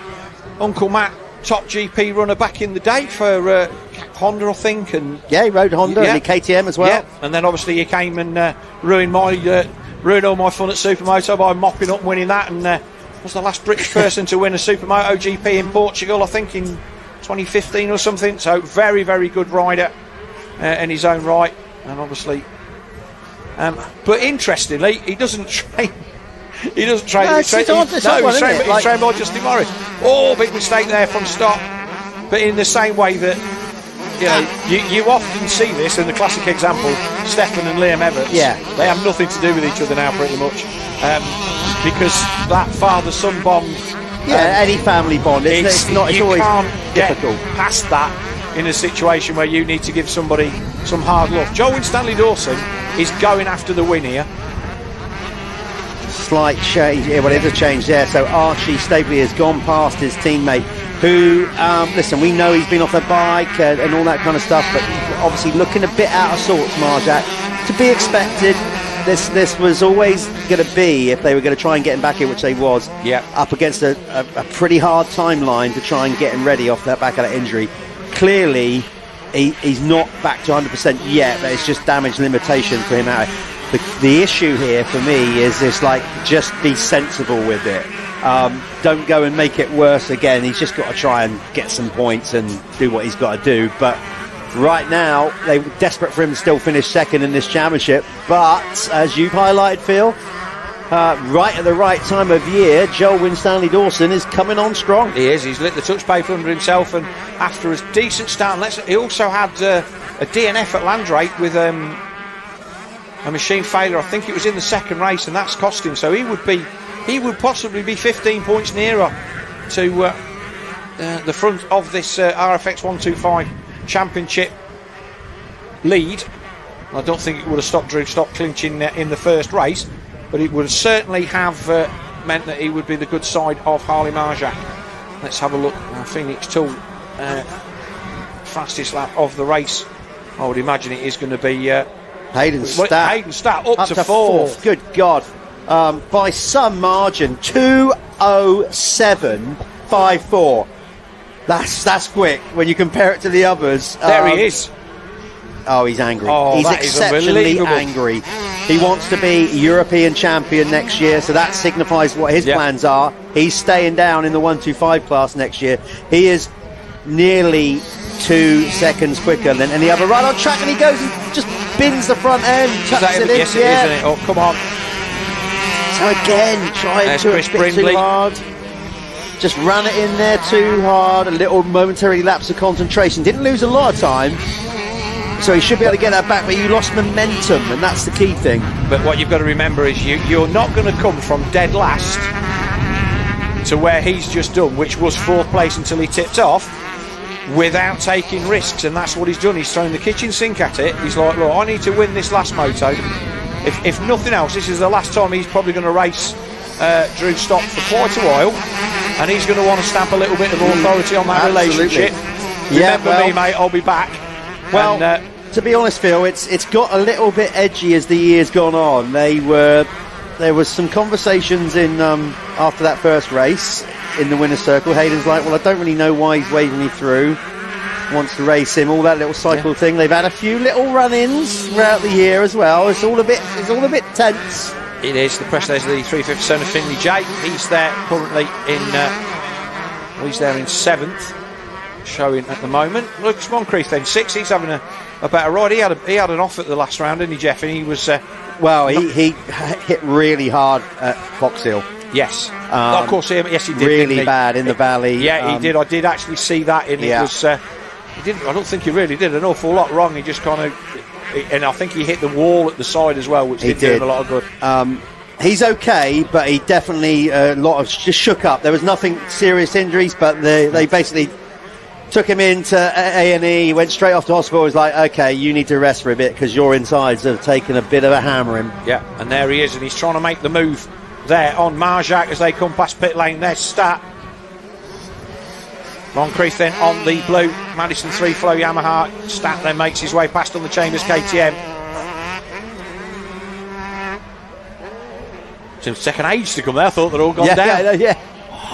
So the gap then's Hayden Stat 17 seconds adrift of our race leader Drew Stock, and I think that obviously whilst he's made good progress forward, that gap is has only probably come down 7 or 8 seconds over the course of the race. And it's more the fact that Stock is protecting that lead at the front as the 531 still not giving it up. No, and I can see already here Lucas Moncrief has kind of looked at this and gone, right, I need to tag on the Stat here. Yes. And he's actually really trying to do that, and he's up the pace. He's thinking, right, he's come past me twice now. And I've got to go with him this time. Yeah, Finley J up the inside as well there, Jeff. So that's another place lost for Marjak, I think. Yes, he is just riding it out. He's not 100%. That's clear. 10 seconds from Staples to Joel with Stanley Dawson. So that is a country mile in RFX 125 terms. And we will just keep an eye on the gap for Hayden Stat as we see Drew Stock in the background there. It was a nice shot with the number 1 plate on. Yeah, so ignore your K-Tech timing tower. That is going to refresh next lap around because Hayden Stat has picked off 2 of those riders and is now back up to 4th. Yeah, the K-Tech tower then only refreshes, doesn't it? Obviously, we don't have sector timing here at the British Championships. Only when they cross the finish line. I think we got it at We tried it. Yeah, we tried it at Landrake, and it's great. But obviously, it's another level of infrastructure, and you've really got to be all of these things. Take time and effort and people to manage. And here he is on the back of Stapley as they come across the line this time by. We're going to have another. I don't think we're going to have a fastest lap because he fell off. But well, I'm going to say this much: if Hayden Stat makes it into the top 3, which is, in this race, which is looking likely because he's just gone into 3rd, for the sake of the enjoyment of the interview, I hope he goes on to win it because he is not. He is still going to be pretty edgy, I should imagine, and pretty spiky in the winner's circle because he'd be so frustrated. I know it. He was frustrated with the second in the first race. He just wants to win. Yeah. So 7 seconds the gap now between Drew Stock and Joel with Stanley Dawson. And Hayden Stat 18 seconds across the line, but he's just put the pass on Archie Stapley on the what is now the lead Briggs Racing Yamaha. And now we'll see whether he can pull 10 seconds. He's got 10 seconds to pull back in 8 minutes plus 2. He's looking way down the track. Did you see him when he went over that step up? He looked way over to try and see where the next rider is. He has only got one focus here, and that is to get to the front as quickly as he can. He's just got to hope that he doesn't have any more little mistakes and see. But yeah, when the red mist comes down like this, and I'm sure you've had it in your past as well, Jeff, where you have a crash in race 1, you go to the back, you come through, you finish 2nd or 3rd, and you're just like, yeah, that was really good. And then the next race you get a cracking start and you finish 4th and you don't know why. And the worst thing about it, Phil, is when that happens, because you can't explain it, adrenaline, all those kind of things, is when your people in your small unit and everybody nearby say, you need to do that next time. Why don't you ride like that all the time? Well, I don't know. I wish I could. What do you want me to do? Lay it down in the first corner every race? It's just something that happens. It's an instinctive thing. Like you can't. But all your inhibitions, all your thought process, and that's why you ride so quick, because you're just in your zone. But if you could bottle it, obviously great. But finding that zen feeling every time on the bike, that's what makes the sport so difficult. Another big bit of a paddle there by Aiden. But this is why it's motocross, and this is why we race. We've had riders turn up after dominating meetings and go to another track, and they just don't have a good practice, and then before you know where you are, instead of them going 2-3, they're like 5th and 6th, and this is why we race, because some days people just turn up. Arthur Moore at Canada Heights, I would not have expected him. I wouldn't have expected him to ever win a race in 125, but I certainly wouldn't have expected him to win one this year, and certainly not in the style to which he did it. Because it came from nowhere. It came out of nowhere. It's not like he'd gone like 5th, 4th, 3rd. He was getting closer. It was like bang, and it was an amazing performance. And what I just want to, while we're on that subject, highlight down the history in the years, any rider that's done like a perfect season at any level, but particularly when you get towards the Carmichael doing it, and Stuart and Lawrence and all that, my God, that to win, not lose a race throughout all the year with everything that can go wrong in a motocross race and the level of competition is immense. So here's Hayden Stat on the 5:48, our Phoenix Talks fastest lap holder at the minute, 2:07, so the track's slowing down a long way. Winstanley Dawson then 8 seconds. Stat has only caught our race leader by 2 seconds on that previous lap, so he is not going fast enough. This one has kind of spread out a little bit, although Finley J, Lucas Moncrief, Chris Brindley and Harley Marjak are having a bit of a battle. Travis Lawton there in 10th as well. But we're rightly concentrating on Hayden Stack, because he is on a rip at the moment until he just runs into the back of a back marker. Somebody just he's gone down again.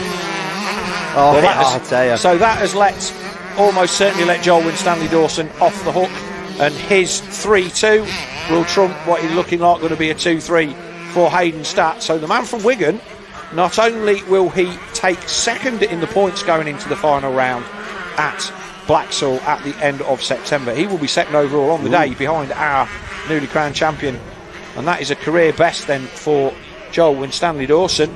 He's had a couple of in fact, he was third at the opening round at Hawkston, and he was third at Monster Mountain, so twice on the podium already this year.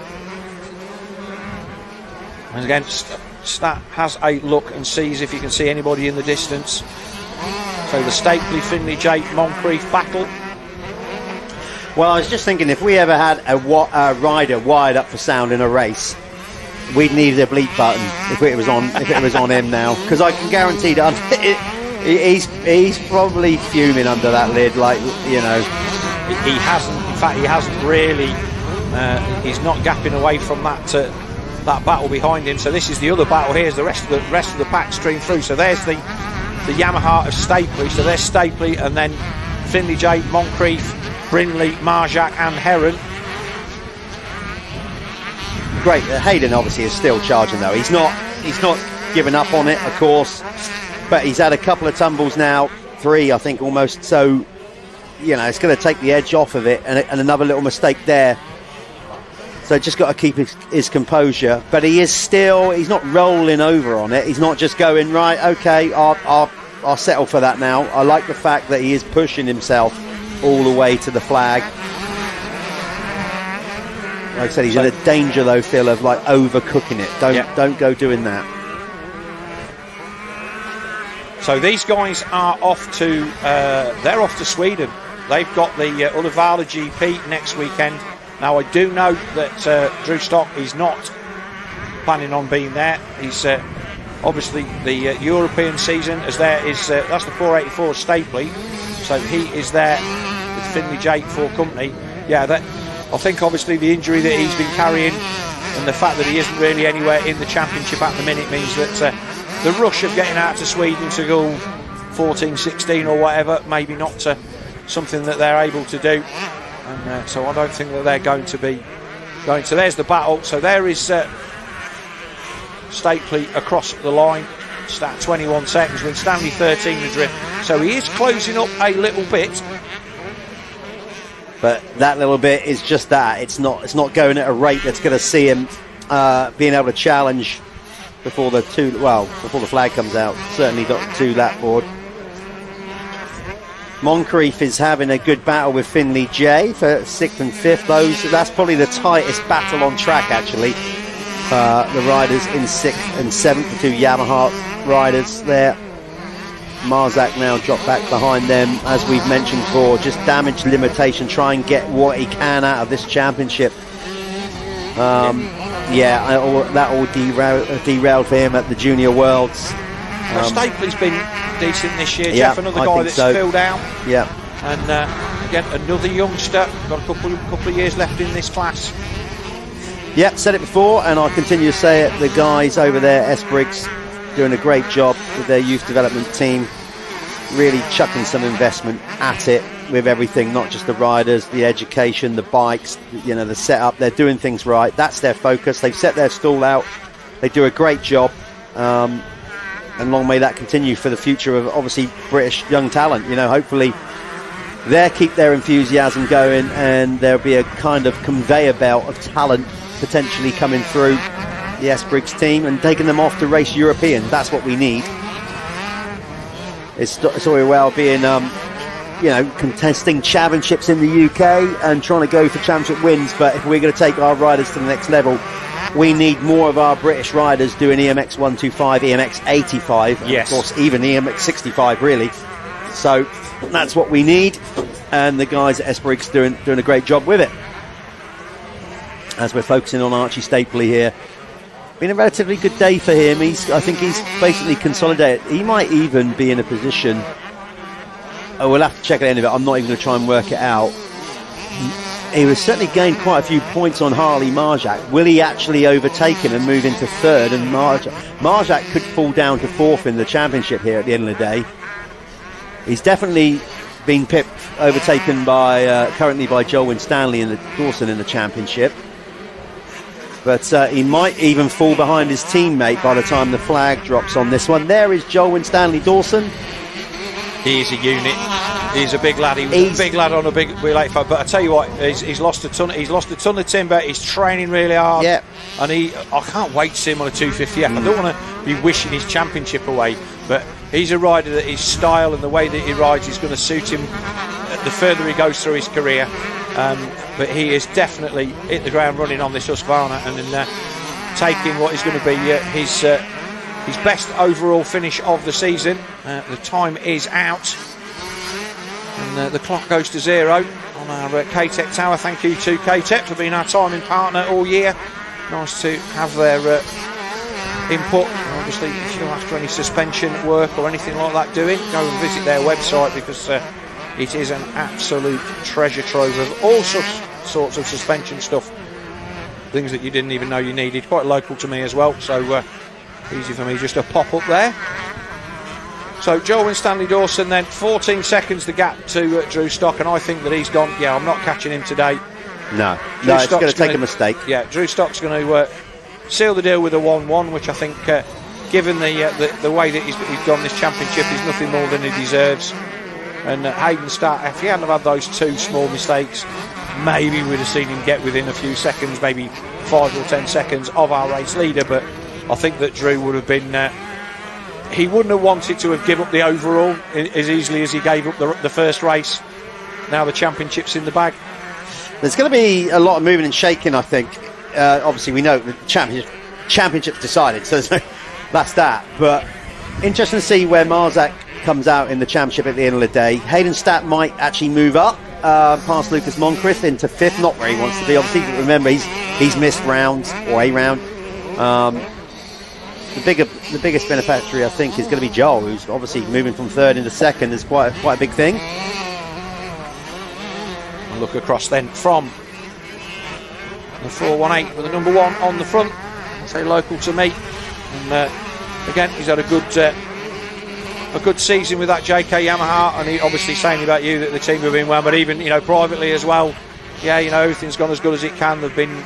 When he didn't ride because of the injury, they were cool with that and everything. Yeah. But obviously he's got his own sponsors as well, mate. Him on that Reef put some effort into keeping them on the road and yeah, exactly that. I know all of those, and again, all of those small partners that all of our riders through the pits have, the little people that are just keeping the stuff in the background ticking over, can get you where you need to be. And I know that Drew's family and a lot of time was talking to Craig Stark as well, and obviously they're off to Sweden and. People have got jobs. It's hard work for these people. So it was a big sort of year for Drew in many ways. With the beneficiary of obviously winning the Blue Crew Masterclass. So went to the super finale, won that. Then 5 riders get selected to go to the Blue Crew Masterclass, where they go down to France for 2 days, and the likes of Gauthier Paulin, Brian Jorgensen, Nancy van der Ven, put them through their paces. Then Yamaha and that panel of judges choose one rider from each class, 125, 85 and 65, to get the support, and he earned the JK ride because of that, and clearly it's gone well. It has. So last lap board then is out for our race leader, Drew Stock. And like I say, it is the Blue Crew. It is a really good programme that allows people that have got the talent to be in with a shot. And in fairness to Drew, I didn't think that it would fall in place for him, but when he needed to win, he got the I think he won the was it Uddevalla where they ran around of yeah that was it this Uddevalla year. And then they also did they took the race the in the state. Yes, so what happened, that was the official super finale final, and then the Americans guys, they came over to Matterley in 24, loved it so much, and they said, look, when the nations comes to America, can we do an American version? Because obviously getting all the European riders over to America for a super finale logistically is not going to happen. So what they did is they said, okay, whoever wins the super finale, the official one in Sweden, in each class, will also be looked after by Yamaha and go and ride Ironman. And that's what happened. And he finished 3rd there as well. And while he was there, he took in the Mini O's as well. He had the full experience. And of course, you've got the Blue Crew Ride Day in the UK happening this Wednesday at VIP. Again, Brian Jorgensen, Nancy van der Ven coming over, and everybody that's signed up to Blue Crew and has registered will be there for some tuition. Drew's coming along as the prime example of this could happen to you. Look what you could have won. Yep, type thing. And somebody's got to win that this year. That ride is up for grabs. It may not be anybody in this country that gets it, but again, you've got to look at Harley Marjak and Stapley and all of these boys. Yep. If they're not in it for this year, they've got a chance for next year. I'm already looking forward to next year. I think if Hayden Statt stays down, I'm expecting that he will have a Drew Stock-like season, but I'm also expecting that he will be good value for money in the AMX 125 Championship, which, bearing in mind, he is a year behind at least from where Drew Stock is. That's what he said in his winner's circle. He's like, I want to be European champion. That's firmly in his mindset. Right, let's go and speak to these. You go and do your winner's circle thing with this man here who's ridden an exemplary race and comes across the line to take his 2nd victory of the day. So he goes 1-1 for the overall, takes the RFX 125 Championship and all the plaudits that go with it.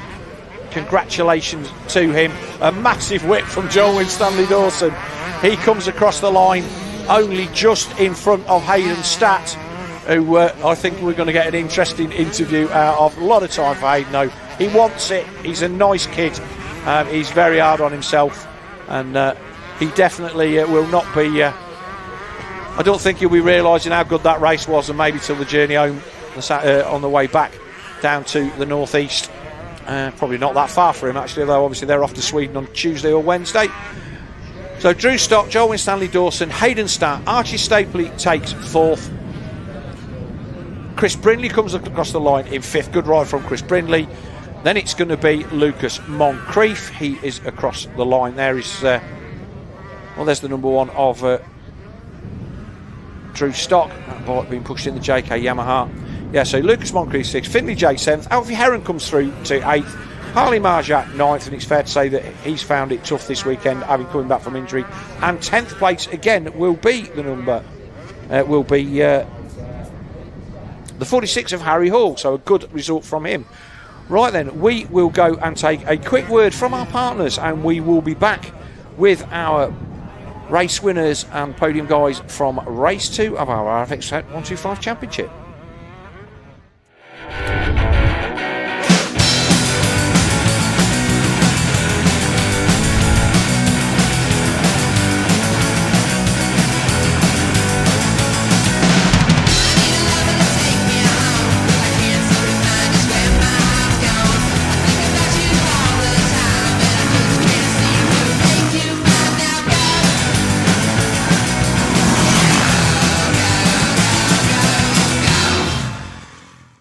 This is Dirt Store. We're your one-stop shop for everything off-road. Find all of the latest products from the top off-road brands. Whether it's gear, parts, protection or accessories, Dirt Store has everything you need to hit the track. Shop fast, ride fast.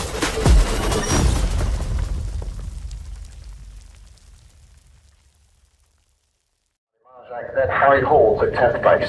After that was Travis Morton, next behind Ollie. Okay, in the winner's circle, in the words of Alice, our camera woman here, she just said to you, well done, you smashed it. Well, that's the perfect race synopsis that we need there. Pretty much that. What a way to go out. Number 1 on the plate. This could be your last 125 ride. You kind of suggested it might be. So yeah, great way to celebrate being crowned champion. Yeah, no, it was good. My hand slipped off the bars on the start, so I dumped the clutch and I was right at the back. But I picked my way through on the first 2 corners and I was top 3, I think, and then got into the lead and just chilling again. I could have wound it up at any point when anyone wanted to pass me, but I'd done what I needed to do. I was in control and I felt really good out there. What was it like going to the start line with that number 1 plate on? It was good, to be fair. It was nice. Fair play to you. Obviously, it's been an incredible year. And we were saying about coming off the back of the Blue Crew Super Finale and picking up the ride and then winning, getting selected at the Master Class. And it's worked really nicely for you, the support that you've had from JK and everything. It must have made a big difference to your preparation and your whole year in general. Yeah, flying into the races when they're out in Europe with the bikes and the team, the kit and everything, it makes life so much easier. It's like flying in like a pro nearly, but well, you are. You're a young pro. Yeah, no, it's been great. Inside in at the start of the year, yeah, it's been really good. So, can you say are we going to see you on a 250, or are you going to keep us waiting for Blacksall? I'm probably going to keep you waiting. I'm gonna ride one. I'm going to see how I feel, but okay.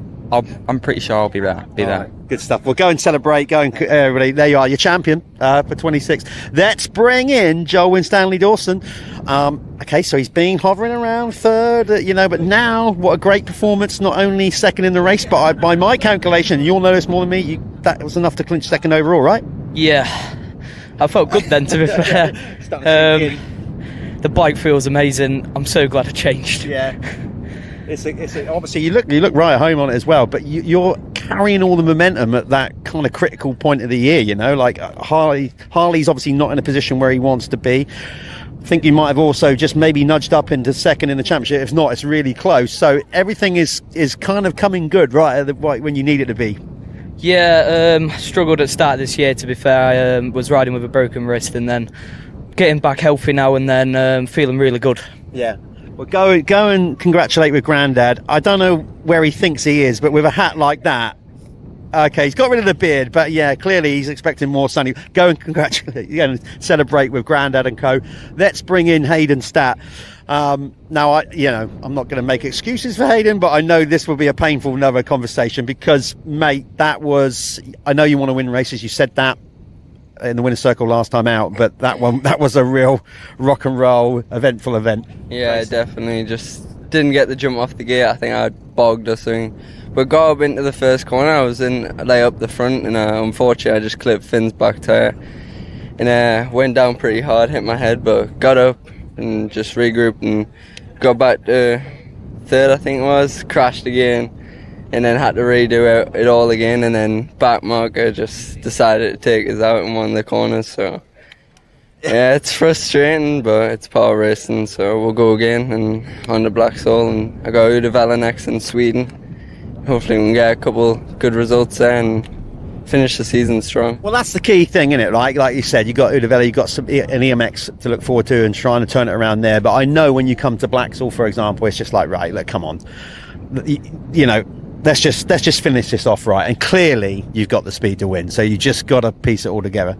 Yeah, definitely. I've just got to find out those little mistakes. The track was pretty hard today. Just if you weren't in a straight line and you went to swap your line, you got pretty front end like heavy. But yeah, we'll go on to the next one and we'll try again and see what we can get. You're okay though? No, you banged your head, but you're all right. Yeah. My head. Okay. All right. Well, I say good luck for the rest of the season and whatever. We're going to see him obviously at Blacksall as well. A roller coaster ride for Hayden in that one. 2 races to go. Coming up next, we have the MX2 class, and again, we just may be crowning a champion in the next half hour or so. So don't go too far away. Can Charlie Heyman clinch the deal and win his first pro MX2 championship? We're going to find out in about half an hour's time. This is madness. It rages within us. From the world it seeks to consume. We dream, sweat, achieve.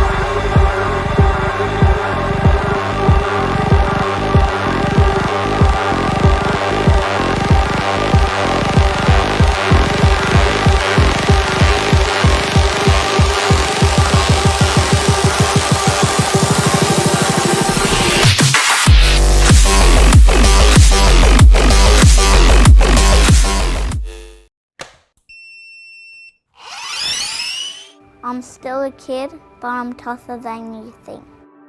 Let me fail, let me fall, and learn to get back up. Let me find my own line, let me go full throttle. Never tell me what I can't do. And let me win. Never hold me back. Let me try. Let me try. Never underestimate me. It's the ride of my life.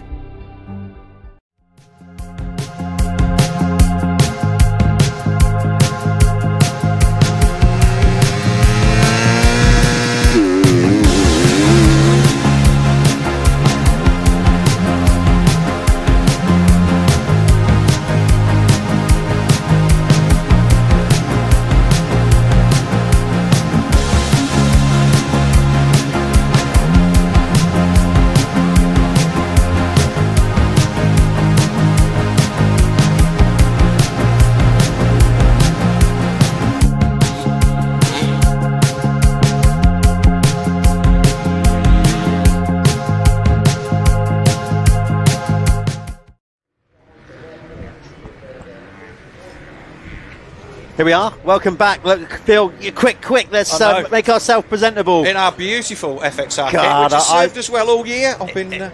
Well, I think I need to go up a size. Yeah. Anyway, that's for next year's. No problem. We've got to get through the rest of this year. It's been another great weekend's racing so far. I mean, the track is it's one of the most technical it's been all year. We've seen nothing like it all year, and the lads have not had the chance to practice on it anywhere in the country. So it's been a real leveller. Yeah. It really has. You can see there, while you're obviously watching the sighting lap, the technicality of all these corners. There's ruts everywhere, and it is up to the guys at this point. It's very well saying there's some might say, well, does it make better racing? It gets a bit one line.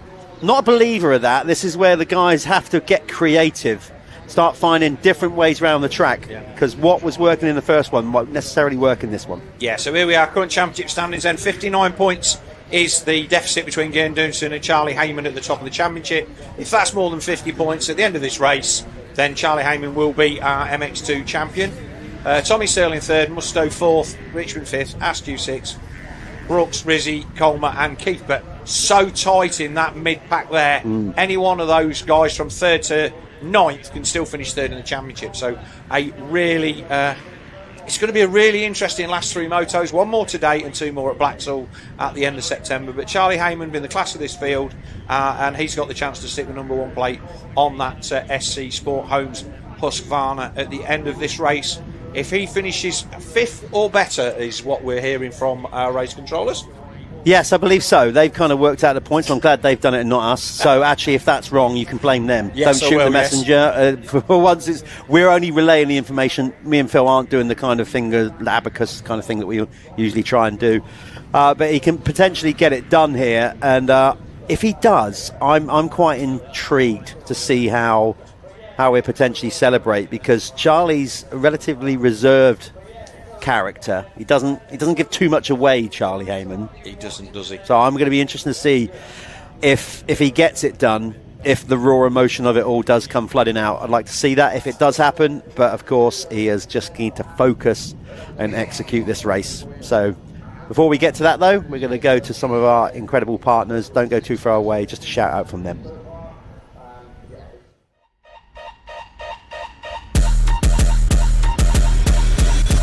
How would you like to win Tommy Sell's actual race bike? Well, at the end of the British Motocross season, we are going to be raffling it off to one of you that have a ticket. Okay, John, can you tell us a little bit about how this is different to a standard Triumph 250? Yeah, so we begin with a 2026 TF250X from Triumph, and we completely strip the bike, modify the engine, EvoTech, full race engine, K-Tech take care of our suspension, some custom SM Pro wheels, Akrapovic pipe, X-Trig clamps, Dockwob titanium bolt kit throughout the bike, plus so much more. And one of you is guaranteed to win all of that, but not just that. Every single week we do tons of different competitions, whether it's cars, whether it's watches, whether it's bikes. Week after week, we give away prize after prize. And now it is down to you to be the next winner. But remember to keep your eyes peeled, because at the end of the season, someone will be winning Tommy Sell's race bike. To be in with a chance to win, all you need to do is head over to the TWD website, make an account, grab your tickets, and you really could be next.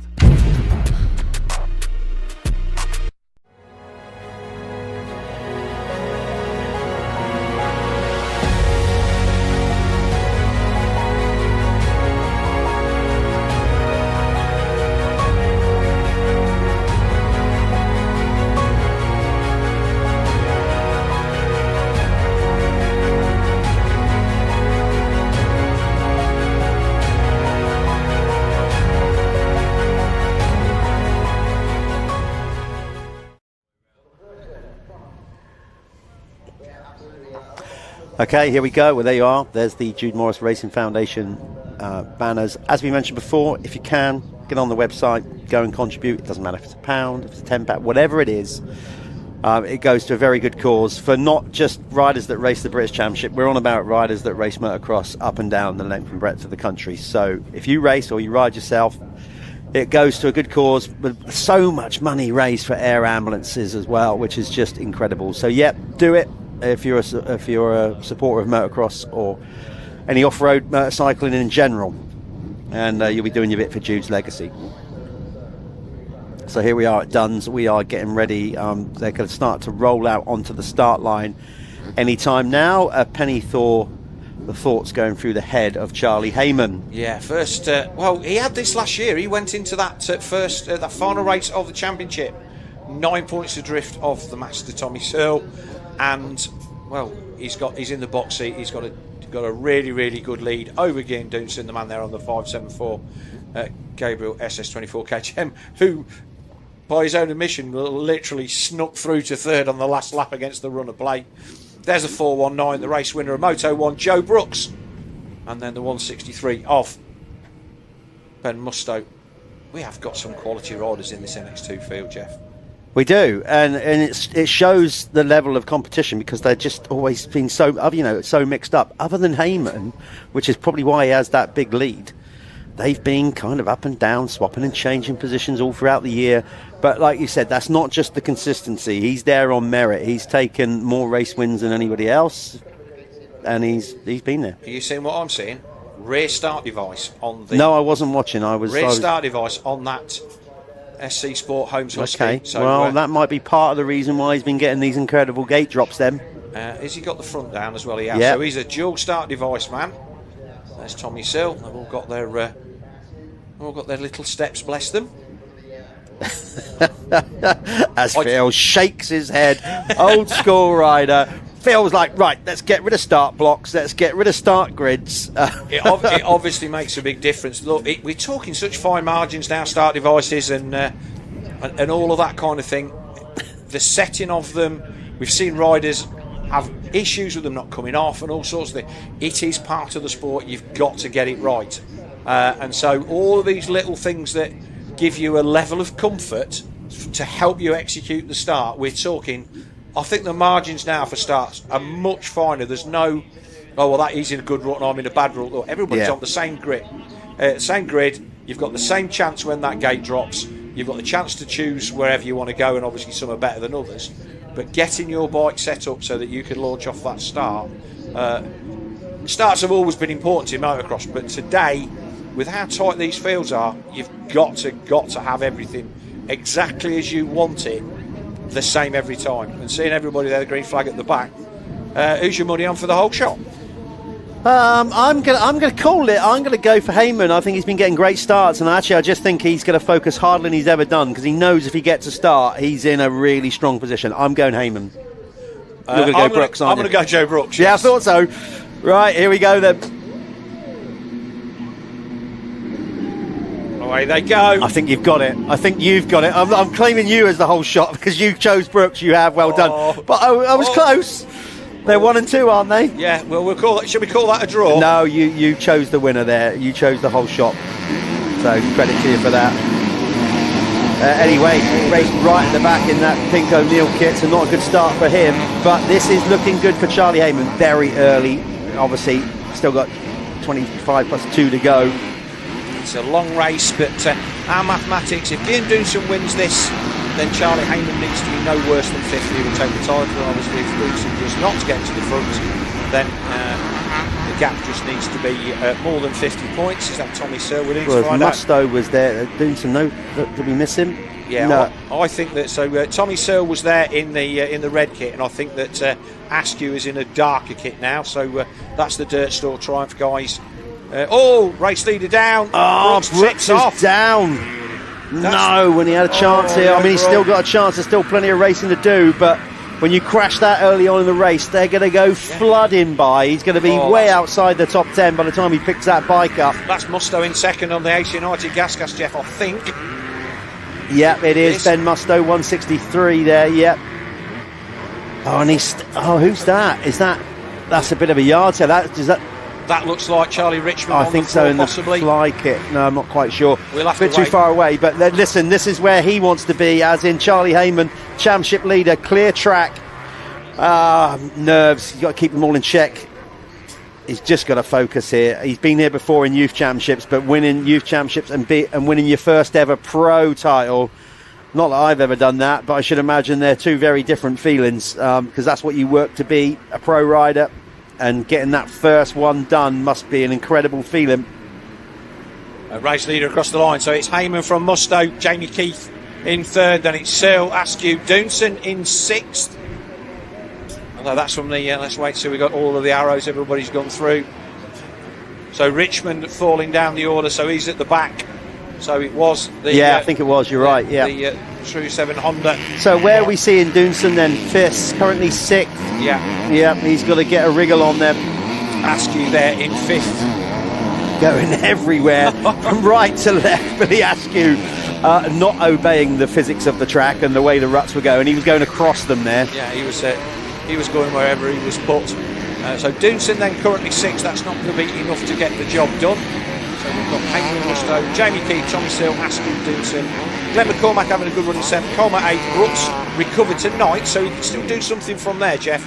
And Freddie Bartlett in 10th. I'm going to set aside. Yeah, I was going to say, talk about with I the can, guys that we've and got I'm going to. Yeah, we're going to get a guest in here that is watching this class probably more astutely than anybody, I should imagine, because he's got a decision to make. I know he probably he probably won't be telling me what that decision is yet. Maybe he hasn't even made it. Mark Chamberlain, welcome to the booth. Obviously, you are out there doing your thing, team manager for the Motocross of Nations team, and now all the youth racing as well. And you said before you came in the booth, look, I'll come in for a bit, but I want to go out and watch these guys with my naked eye, because obviously at some point you need to make a selection choice with the Motocross of Nations fastly coming round. So what are you looking for at this point? You don't need to tell us who you're going to choose, but obviously it's not always a clear-cut decision choosing any team.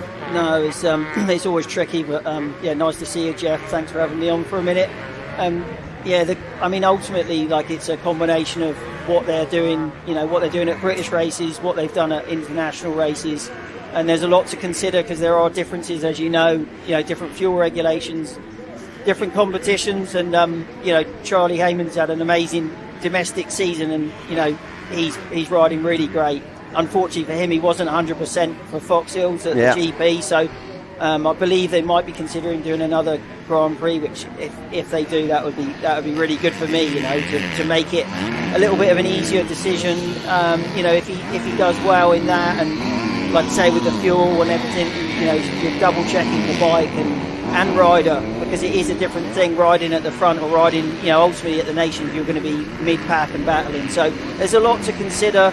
Like, watching these guys, there's very little between them. Like, if they get a good start, they don't get a good start.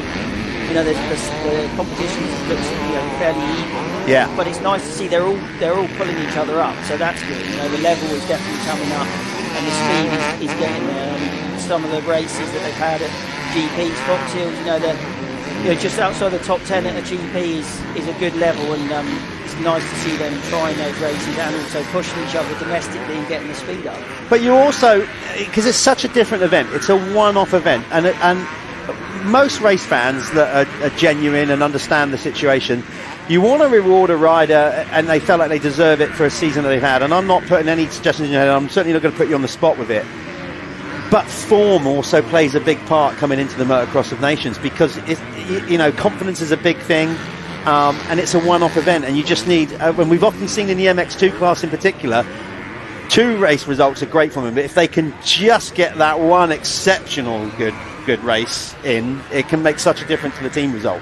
Yeah, definitely. Like, the 250 is such an important part of the Nations race, and you need one good start, and a good start to mid-pack realistically at the Nations, and then you get away with the front runners and in your class, and then they get a decent score. It can mean the world for the team. So it's important, but like, we're in a transition period, and I'm not, we're not going there realistically. Before, we were going there feeling like podium. Those first few years when I was there, we had some guys that were in the twilight of their career, but they could pull it out of the bag. And these guys, to be fair to them, they still got a lot to learn and a long way to go. And we need to get them in there and experience and get them blooded. Really, that's where we're at. And it will take some thinking about, and hopefully after Sweden I really need to make a decision. Yeah, I mean, credit to you for saying that, because it's easy to sort of, sweep over the cracks. And by the cracks, I mean I'm glad you used the word transitional, because we are. Tommy's coming towards the end of his career, and even sometimes you've picked him and they're like, oh, he's getting on, why are we choosing him? But he's always stepped up to the plate. But we are at this kind of tradition, like this transitional period of riders with a lot of experience that are parking up and come to the end of the career. At some point, we've got to give these youngsters a bit of a go at it. So, it's good that you've kind of accepted that. I hope British fans do, because you kind of made a rod a little bit for your own back with the way you started as Team Nations manager. We come out, we podiumed again. It's like, oh yeah, Mark's the man for the job. Well, look at this, we're doing it. But maybe that was a little bit of false security of where we're actually at. As by the way, Heyman just was standing a good battle here from Keith. He put a bit of pressure on him, but Charlie, he seems to be talking to pressure. He's handling it well at the minute. Yeah, no, he is, to be fair, and looks like he's recovered well from, I believe it was a slight blood disorder, low levels of iron or something along those lines. So, as yourself, it doesn't take a lot to make a difference. So, hopefully he's fully on the mend. He looks good, and he's had a great season, and it's good to see, really good to see. So regards of whoever you choose for this year's Motocross of Nations, beyond that, because you've had a little taste of it now with the youth stuff, you've now not only doing the Team Motocross of Nations team management, you're also doing the Junior Worlds. And that was your first year doing that alongside Stephen this year as well, and of course with the High Performance Academy and all that kind of stuff. What are you seeing with your first? I know you follow it a little bit, but you've had to follow it more intently this year beyond what we're seeing here at British Adult Championships. How's the future looking for British motocross? Lower than the 125 class.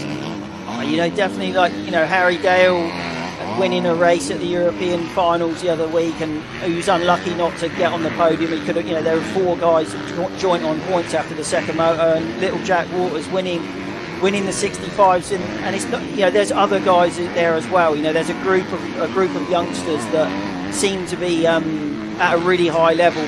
The part of the academy thing is to make sure that those guys with that talent, we give them a bit of help and assistance, and we try to keep them at that European level. And what we did have a few years ago, for whatever reason, maybe a lack of teams going to the GPs, we lost our way a little bit, and these guys didn't have options really to go. So it's about creating pathways for these young guys, young riders, and especially these kids, because it's more of a long-term plan.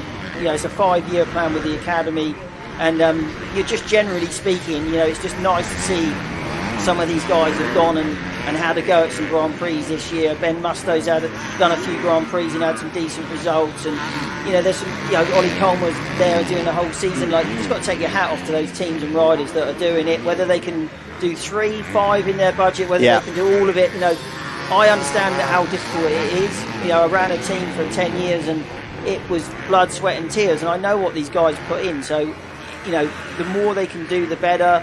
But at the same time, we understand that no one's got an unlimited pot of money, and you've just got to look at the pathways to get through, and hopefully you can get picked up by a team. But if you're not putting yourself out there, you're not going to be. So it's just great to see them having a go. Yeah, like you say, so we've got to buck the trend and start it somewhere and get more British riders right from 65 upwards. As he's going to make the move here, is he? Yeah, so Jamie Keith finally squeezing a move on Charlie Heyman. I don't think at this point Charlie's going to worry about that too much. He's still got his main championship rival Gian Doosan behind him, and to be honest, even if he overtook him, it's still not going to be enough. So he's still in a really strong position here. So what we're basically saying is, as Jamie Keith takes the lead on the Honda here, we've got to start buck the trend somewhere, get back to more kids racing in Europe. Yeah, definitely, and there's a group of people there that are massively committed 65, 85s already. So if we can support them when they come up to the 125s and just help them out, all pull together, as we need to help each other. That's the bottom line. The position we're in generally in the UK side of things at the moment, we all need to work together to try to get a few more guys in there, inspire people and get another cycle going. But second, because he doesn't need to. No, he doesn't exactly. Need to push it at this stage, just wrap it up. And he's just had a great season, and he's looking back, just checking where everyone's at. Yeah, that's not panic. Well, look, I know that you want to actually go and cast your eyes real time, not looking through a TV screen. So you get out there and do your thing. Thanks for coming in. Yeah, thanks, Jeff. We're all looking forward to it, to the announcement. Not everybody will agree with it, but I know you've got thick old skin and you're used to that. So, listen, whatever team that you pick to go to the Motocross of Nations, as always, you from the top will be leading with 100% effort. So we wish you the best of luck with that. Thanks for your time, Mark. Thanks a lot. Take care. So Mark's going to go out there and actually give even more close study on these guys. I'll bring this one in. Phil's out there watching as well. So he's going to get a little bit of intake. So Jamie Keith, out there, Dirt Store as a private sponsor as well. Goswell, he's got all these people helping him out, kind of private setup this year. He showed his worth, came out swinging at round 1 with a race victory. It's been that classic rookie MX2 year. Speed's been there, consistency hasn't, but he's looking good in this one. You can see Charlie Heyman, he has his roll-off cartridge clearly has come out there. I don't think that's so bad in the position that he's in. He's not going to be getting totally roosted by the rider ahead of him. So, and he, like I said, he's got a little bit of wiggle room. He can let Dewson do his thing. So even if he overtakes him, he's still going to get this championship done.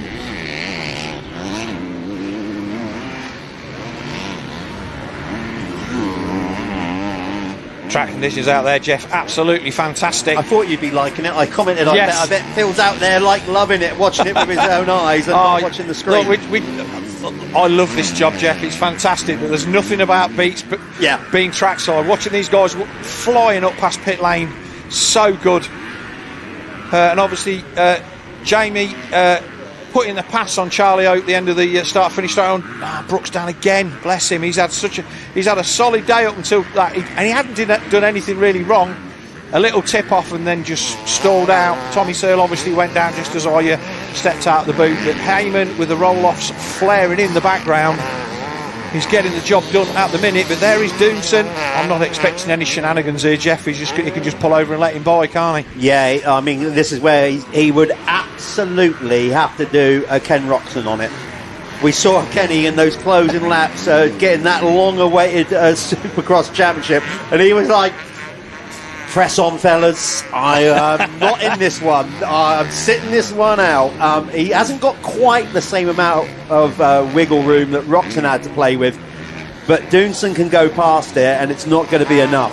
No, it's not going to do anything at all to affect the championship game. Doonson needed to win, and you can see that he's back in the lead here. So what's it, Jamie? Jamie's gone down. Must have missed that. Sorry, folks. Well, no, there was nothing to see, Jeff. I think that Jamie's tipped off in that corner. Did he tipped off in that corner in race 1? Our new race leader. That is. Well, yeah. I didn't see that on the screen. Maybe just because we were talking to each other. He was back in the lead as they landed off the jump. So Keith has fallen in that turn, and this is the battle for the lead. 3 riders. Yeah.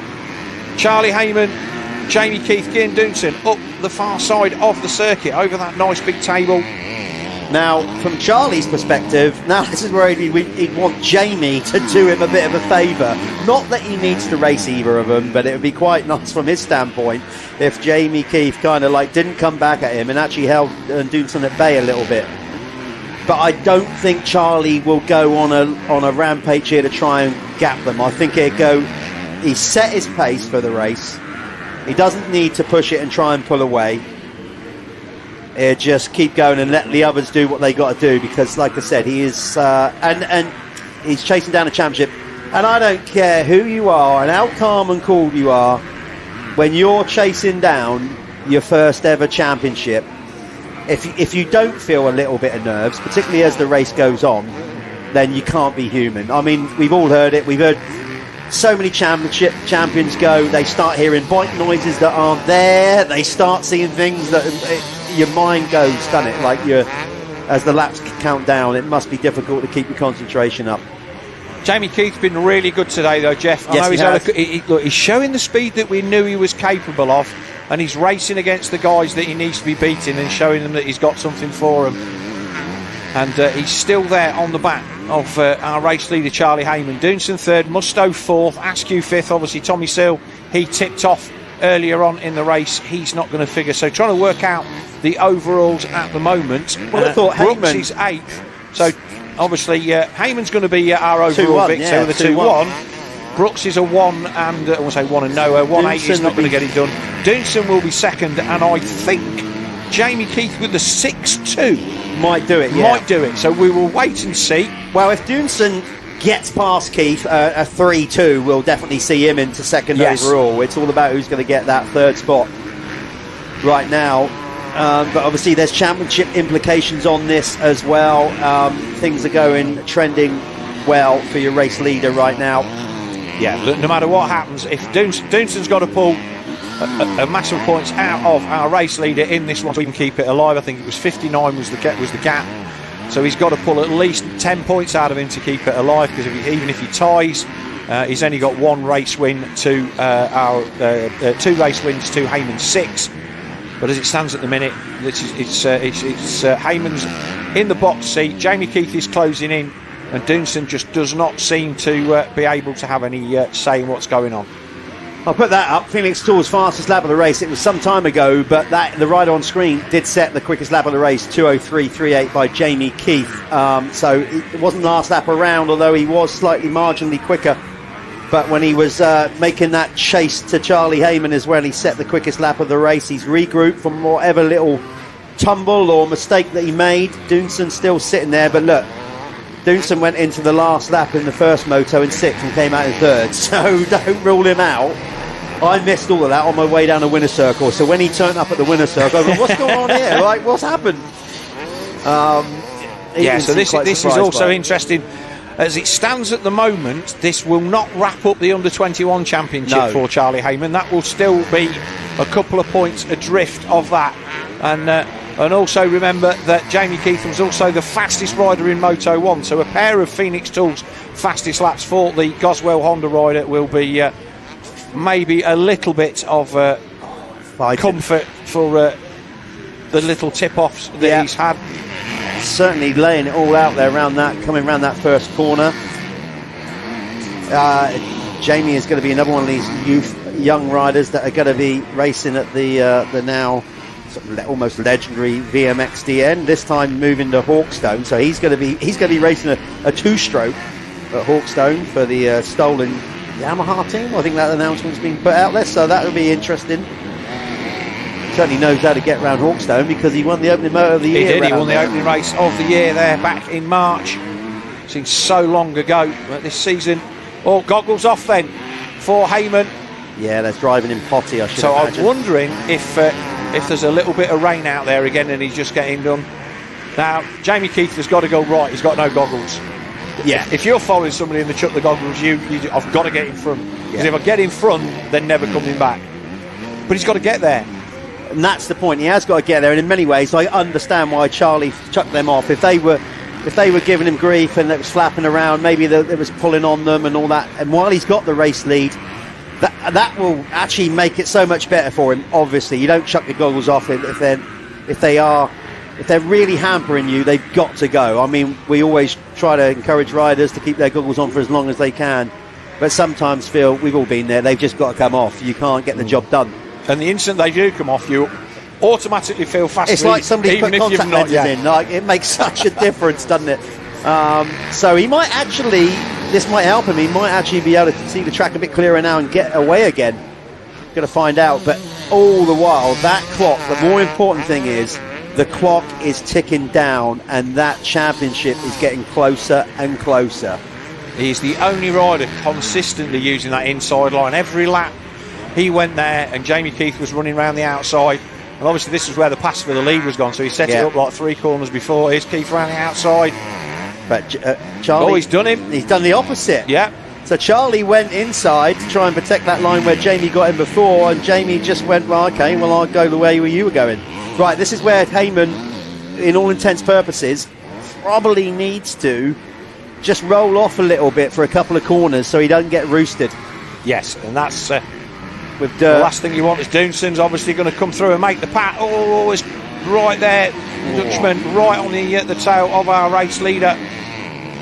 It is raining, look, Jeff. That's why. That's the big difference. So all of a sudden, and that will. Charlie going so long.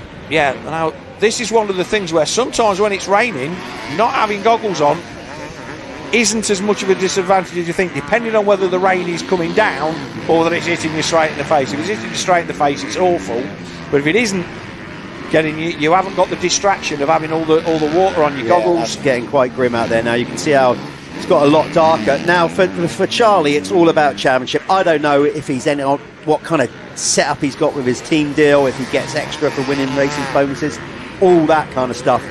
All that will go out the window at this point. If he gets the board from his pit crew, and he might get the board from his pit crew to say, just let it go, let him go, I would take that as sound advice. I would as well. And Keith looked like he was struggling for vision there as well.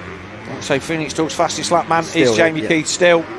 He's got a lovely line down here, Jeff. He's been running high, wide and handsome for the whole race. And while I was out there watching those few laps, it was where he was making a lot of time around the corner and over that jump on our race leader Charlie Heyman, who was sticking to his inside lines, which he's kind of done for most of today. I also think in the position that he's been in, though, Charlie, leading the majority of this race, at least if you go inside, you're going to make somebody work and go round you. You can't pop out of the rut so easy, like in today's conditions, but at least you're controlling that line and you're not giving it up that easy. So he managed to get away a little bit there from Doomson as well. So Musto was lurking in the background. He's probably rider in fourth on the AC United Gas. He's there. He's not far behind. Has he gained a little bit on Doomson that last lap? I think he might have done, but probably not enough with 1:37 to go, plus 2 laps. Remember, coming into this, it was today's racing. Heyman had a 57-point lead over Guillaume Doomson. He stretched that out another further 2 points in the opening race by coming in second, and Doomson was third. So he pushed it out to 59 points. So basically, as we stand, he's pulling another 2 on him now. So it's the championship lead is out to 61. If he finishes this race 51 points ahead, he's the champion. And he's currently got a 10-point little buffer on that. So as it stands at the moment, Jamie Keith and Guillaume Doomson are going to tie on 40 points, I think. Yeah. And get it with the second. And then Keith will take it on the tie break because of the better finish in the second race. So that will, I think, will be a career best for Jamie Keith overall. Obviously, he's won races before, winning the opening round of the championship at Hawkston Park in the sand, but he is not. Having a quick look at my notes, I don't remember him being on the podium at all this year. No, I don't think. No, he's not strung 2 good races together. That's what we're on about. It just hadn't. He's had the speed and he's had some bad luck along the way, and he's made some rookie mistakes, which that's what rookies do. Exactly, but he's been good. He has been very good. That Honda's worked well for him, and he spent a lot of time on that last year after basically writing off the 2025 season, where he had the prize that Drew Stock had, and just could not make it work for him with injuries. But there is your potential championship leader, or championship winner rather, Charlie Heyman.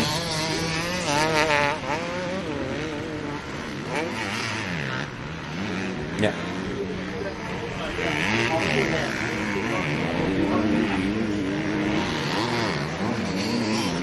So it's 3 to go, Jeff. Clock's just finished, so it'll be 2 lap board next time by. We've got a yellow flag in the down the bottom of the hill here. I'm not expecting.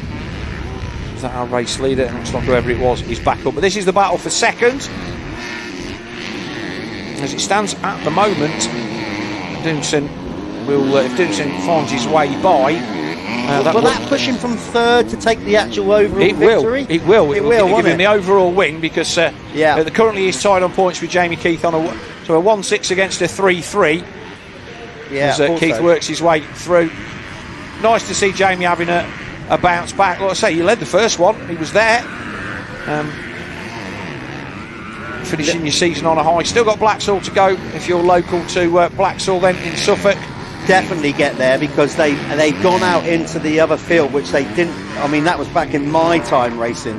Yeah. And they haven't used that other field for ages. And believe me, it gets rough as the badger's proverbial, honestly.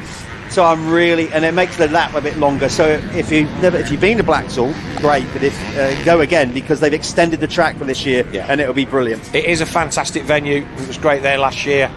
We were there earlier on in the season, but there is Jamie Keith. So this will be 2 laps to go this time by.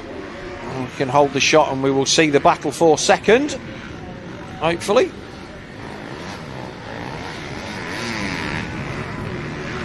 So yeah, we're on Charlie Heyman, 2 to go. He is now starting to just check out a little bit, and it's understandable. Heyman is not going to go and try and chase him down. He doesn't need to. He's got no goggles. He just needs to try and stay where he is. He's still ahead of Doonson. In fact, Doonson's dropped back a little bit. No. Oh, is that him there? No, that's him there. That is Doonson, yeah, sorry, up the inside. Yeah, I thought that was a... So there was a rider down then in Charlie, in the switchback before you get to the start-finish straight, Jeff. And it looks like... Well, I think that Charlie's just gone, do you know what? Yeah, well, why wouldn't you? You know, got no goggles, it's raining. It doesn't make it okay if he's on an overall bonus, then I think this is... So, I mean, as the points stand, just to give you a quick recap, so Doonson is just pulling another 2 back on him. Yeah. So it's back to 59 points. Remember, Charlie Heyman needs to finish this race more than 51 points ahead of Doonson, and he's currently 59 ahead of him. So he can drop back another 2, 3, 4 positions and still win. Yeah. And if you look beyond Ben Musto, there's a massive gap then. I mean, there's a nearly a 19-second gap from Ben Musto to, well, yeah, look at that, to Joe Brooks. So there you go. Billy Askew dropped to 9th at some point. Freddie Bartlett up to 8th. Ollie Coleman. Brooks recovered to 5th. Ooh, 1.5 time. So a 1.5 by that, Phil. Is a 40. Oh, this is getting. So that'll put juicy. Brooks on the podium. Right. Okay. So that's a 1.5. Charlie Heyman's now a 3.2. Yeah. Which is 42 points, and Doonson is a 3.2. Sorry. So another mistake. 42 points. So I think Doonson and Heyman will tie. And Brooks will be on the podium for third. So another mistake from Charlie. He's like wishing it down. So the 1 lap board is out. He can let Musto by here, because beyond Musto, that Brooks would have to put in the most cut the course effectively to catch him up. Charlie could, knock off so much time and still bring it ahead of Brooks. So let's see what he does here. Doesn't need to race Musto at all. There's Doonson. He's got to win. Whatever happens, Doonson has to win this race. And Charlie Heyman needs to be no worse than 5th. Still wrap the title. It's getting closer, but I can't see Jamie Keith have a chance to win another race win and stick it on the box. He's not going to get there, Jeff. No. He's not, is he? Yeah, because it's a 1.6. Right, Brooks, so sorry. Brooks up to 5th. No, so still with that, he's not going to get it done. That's a slap in the chops. But like you said, he's had a good rookie year. Would have learnt a lot from it, and he'll go into the off season. Obviously, still a round to go as well. Nicely through there. I'm gonna have to get going in a minute. Well, I'm gonna get going now because we've got half a lap to go. Yeah. But it's looking good. We're keeping an eye on Charlie Heyman with half a lap to go.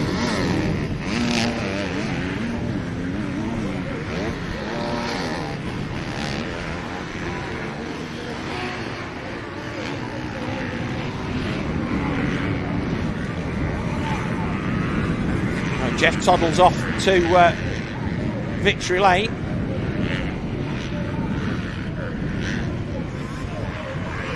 And this man is going to come across the line and take another race victory to add to his tally, but it isn't going to get him on the podium because Joe Brooks has absolutely motored through to 5th position. But there he is, that's the race win for Jamie Keith. Cian Doonson will come across the line in 2nd position. But this is going to be your championship winner. There he is, Charlie Heyman, the 4:22 on the SC Sport Homes Husqvarna. He ended up 4th on the day, but there he is. Puts his bike against the fence. What a fantastic result for Charlie Heyman. There's the team. Big up from team boss Neil Prince. Helmet comes off. The Nottinghamshire man takes his first pro championship. Pat on the back there from the Auto 7 of Luca Pegg. Handshake from Jamie Keith, who took the race victory. So by my reckoning, Ian Doonson will take the overall victory.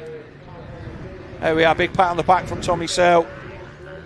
Shows how these guys are absolutely, they're hammering the nails out on the track, but ultimate respect. There's Neil Prince. I would imagine that is the other half of Charlie Heyman. They're back to us. A good time to celebrate a championship, but Jamie Keith will take the win from Gian Doonson, Ben Musto, Charlie Heyman 4th, Tommy Searle. Oh, Tommy Searle goes back up to 5th in front of Joe Brooks, so that will put Jamie Keith back on the podium. So Jamie Keith will finish 3rd overall. It's all changed. Searle gets in front of Brooks on the final lap. Ollie Colmer, Freddie Bartlett, Billy Askew and Glenn McCormack. We will take a quick. We're going to watch this man with his number 1 plate.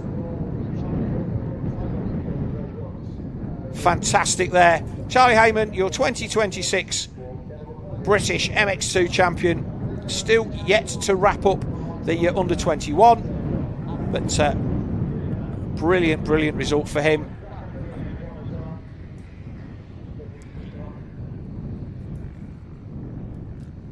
So we're going to take a quick word from our partners and then we'll be back, and hopefully Jeff will be down there with our new 2026 MX2 champion, Charlie Heyman.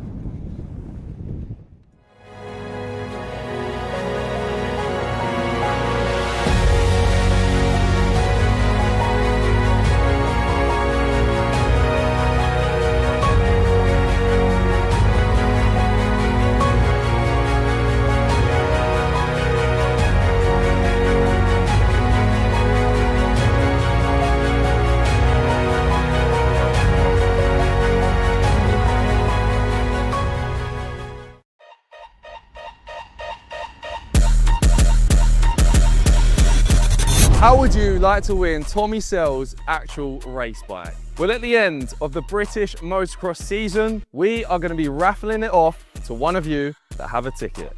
Okay, John, can you tell us a little bit about how this is different to a standard Triumph 250? Yeah, so we begin with a 2026 TF250X from Triumph, and we completely strip the bike, modify the engine, EvoTech, full race engine, K-Tech take care of our suspension, some custom SM Pro wheels, Acropovic pipe, X-Trig clamps, Dockwob titanium bolt kit throughout the bike, plus so much more. And one of you is guaranteed to win all of that, but not just that. Every single week we do tons of different competitions, whether it's cars, whether it's watches, whether it's bikes. Week after week, we give away prize after prize. And now it is down to you to be the next winner. But remember to keep your eyes peeled, because at the end of the season, someone will be winning Tommy Searle's race bike. To be in with a chance to win, all you need to do is head over to the TWD website, make an account, grab your tickets, and you really could be next.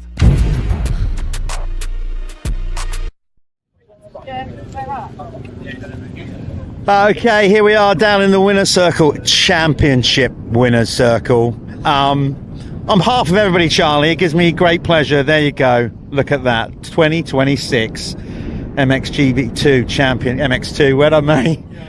I mean, listen, I've said before, winning championships are hard no matter what level. Oh, here we go.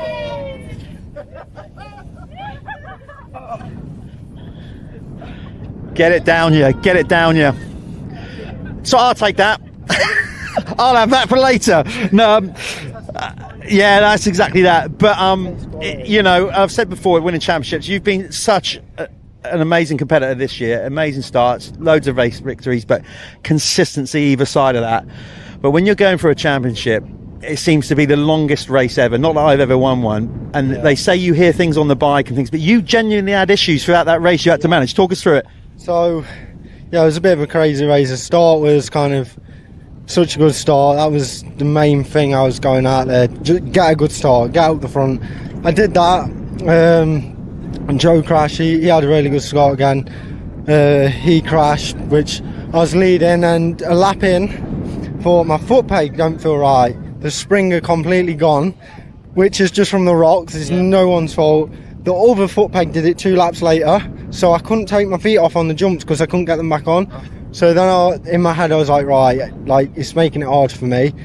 Then I got past. As soon as I got past, the rock hit my goggles and shattered them. So then it started raining. So I had to take the goggles off, and I thought, like, I'm still gonna do this, so if I can't see, I'm just going to keep riding until I can't see. But no, I made it happen, and the last few laps I could hear guys really close to me. I thought, just go by me, I don't need to be in front of you. But no, it was really good, like such a good year for me. I mean, it's took so much work with everyone, the team, family, everyone, Neil, Clint, like everyone. Neil put so much time into everything and kind of shows me the path really, and I just believe in everyone around me, trust them so much, and things work out. So just very quickly, just sign off, how does it compare winning a pro title to a youth title? And I won so like a lot of youth titles. It always felt good, but it's like I had to work for them, but it was never it's like, yeah, this just feels next level really compared to that. But it's so nice because I've worked for it for years. I've had up and downs, I've had injuries, I've had people think, oh, it's not the Charlie Eamon we used to see. Then now I'm back, so it's just good to be on top, and we're such a good gate of people. It's so nice feeling to be the best this year. So go and let it soak in, pretty much like that cheap champagne is soaking into your jersey. We can maybe suck your jersey dry in a minute. Go and celebrate with your team. They are your champ 2026, Charlie Eamon. I'll bring in Jamie first. We're going to go now back to the race results. Again, it all changed on the last lap, but one thing, when I left the booth, this guy was leading, and I think he brought it in. And then you took the race win. Please tell me you did. Yeah, because I left the booth, so I wasn't sure if you did or not. Good way to wrap up today's racing. We said you've had the speed all year, rookie year, obviously learning, mistakes happen, whatever, but clearly you're showing you've got the potential to win races, and already probably one eye on next year.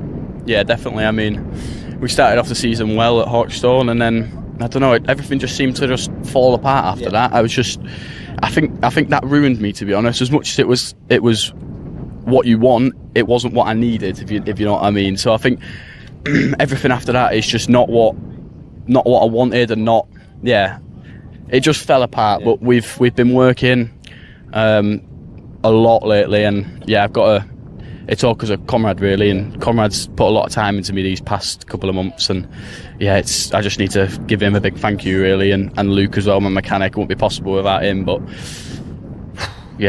did you see it down the pits? Oh, I did see that little squirmish thing. Well, we kind of saw it out of the corner of our eye, so we're not sure exactly what happened, but I don't know what happened either, honestly. I think I'm just my style, I think I ride very relaxed with my arms not holding the bike very much at all, and I just did a little bump and the hands come off and everything, and I don't really know. You sound like your mechanic, because I saw him ride recently, and you think you're wild, you ought to watch him ride. Yeah, Luke is the boy on a bike, and he loves it, but so we got one round to go, obviously, so you're going to go into that full of confidence. Go and celebrate your team. Well done on another race win, mate. Let's bring in second place rider Guillaume Dusant. Again, listen, you're the master of these last lap turnarounds. Again, I'm walking down here, and you've made moves again on the last lap.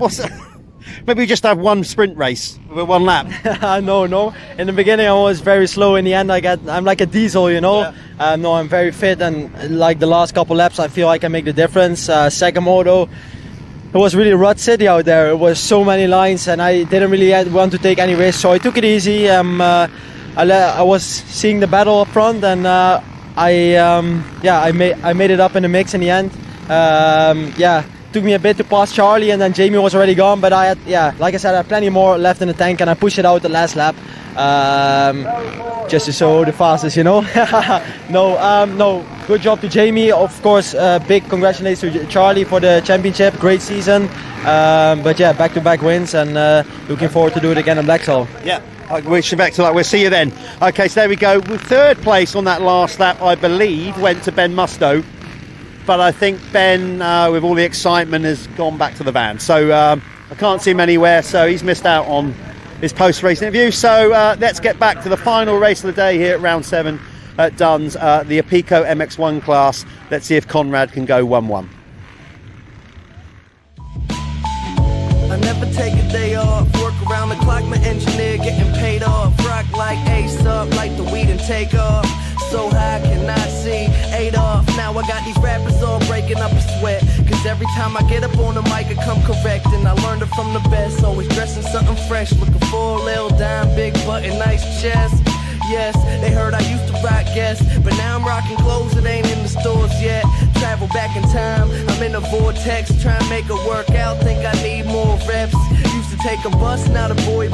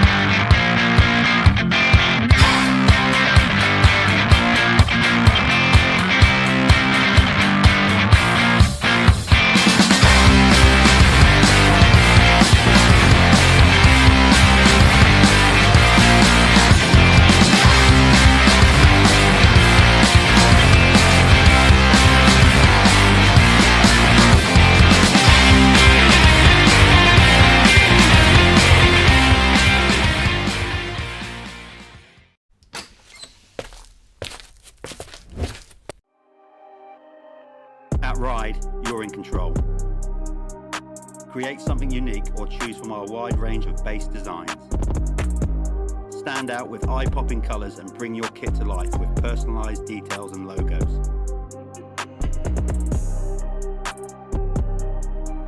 With our advanced materials and proven durability, our kits are built to perform. Head to our website and start designing today.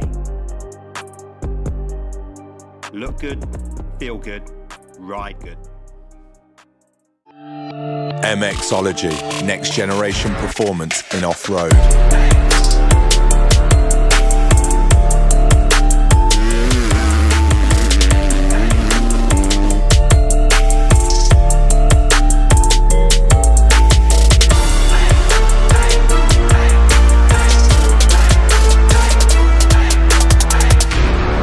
Find us at www.mxology.co.uk.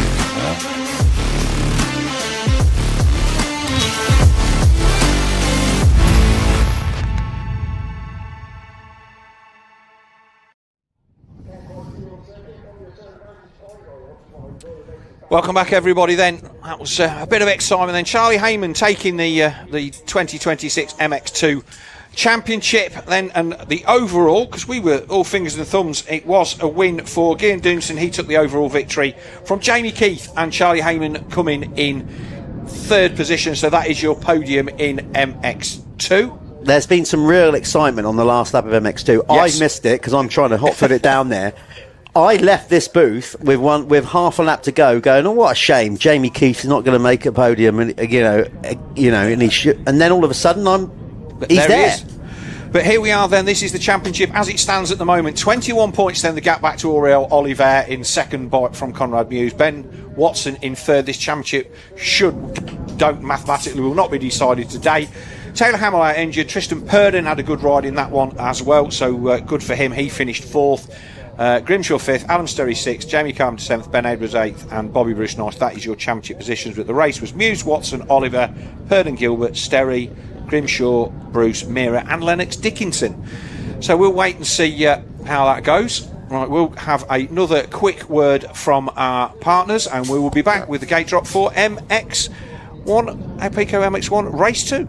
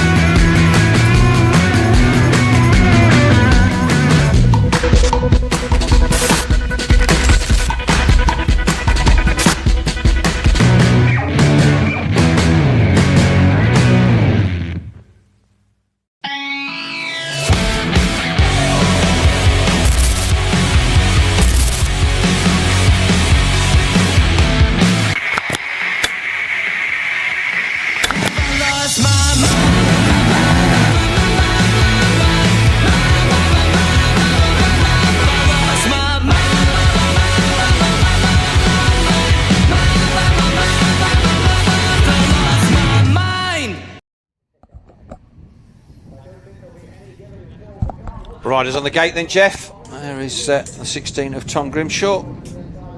The 88, now that's a rider that's not familiar to me. That's Lee Cameron, one of the locals. Good to see him. Good to see the local boys come in, and the 500 Callum Murphy as well.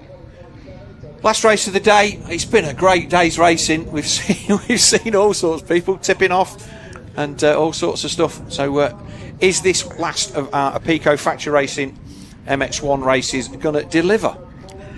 Well, if you go on the form, of course, each race is different in its own entity. Of course it is. But if you're going to go on form, it's going to take a Herculean effort to pin back Mewes, because Conrad, that's as chirpy and chipper as I've seen him all year. Yeah, he's post-event. He's a man who's comfortable where he is at the moment.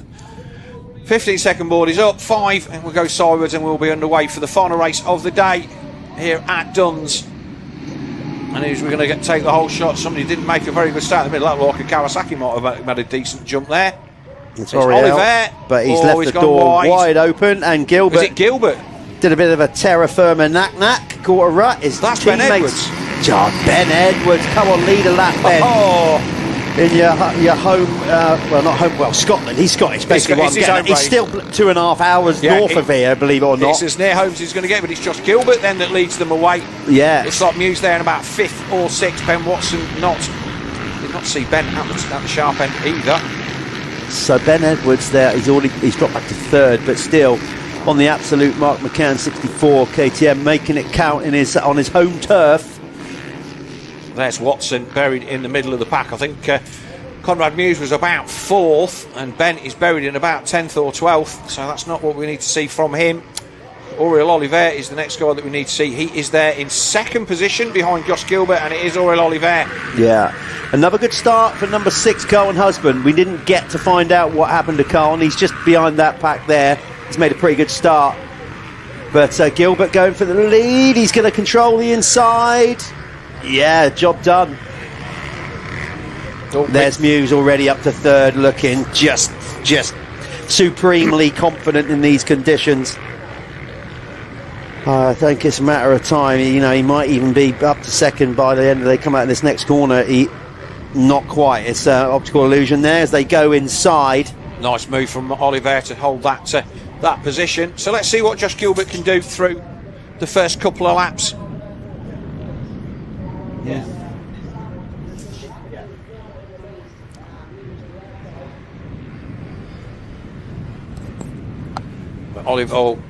So Oliver tight down the inside. Conrad round the outside. I would have passed. That was just line choice, Jeff. Yeah. And he's going to do the same here, I think, because he's going to motor to the outside, and then he's going to square this off. Well, coupled with his pace from the first race, he doesn't need to rush it either. But with the conditions like they are, it's starting to drizzle a little bit. I'm sure Conrad will just want to get clear vision, get to the front, and basically rinse and repeat, do exactly what he did in the first race, clear track. And what was it out to by the flag? It was close. It was over 40 seconds, yeah, wasn't it? It was a country mile, 43 seconds. Fairness to Ben Watson, he said, "Look, I settled for second ridiculously early in that race. Knew he hadn't got anything for Conrad, and wouldn't want to take any risks." Oriel fighting back though. He is though. Yeah. Look. I thought that must be chewed out on the inside there. It looked like he was going to get it done, but coming out of that, obviously where they're trying to get the power down up the hill, you can see the rain drops on the camera, so it is coming down harder now. It is just kind of, it's in the air rain, it's not bouncing down at all. But look at those skies in the background, you can see it rolling in here. Look, we've been lucky with the weather all day today. If this is the worst that we get, then so be it. Adam Sterry there in 4th, Grimshaw 5th, Edwards fast starter, he is back to 6th, Purden 7th, Watson 8th, Bruce 9th, and Carlton Husband 10th across the line that time. But as they come to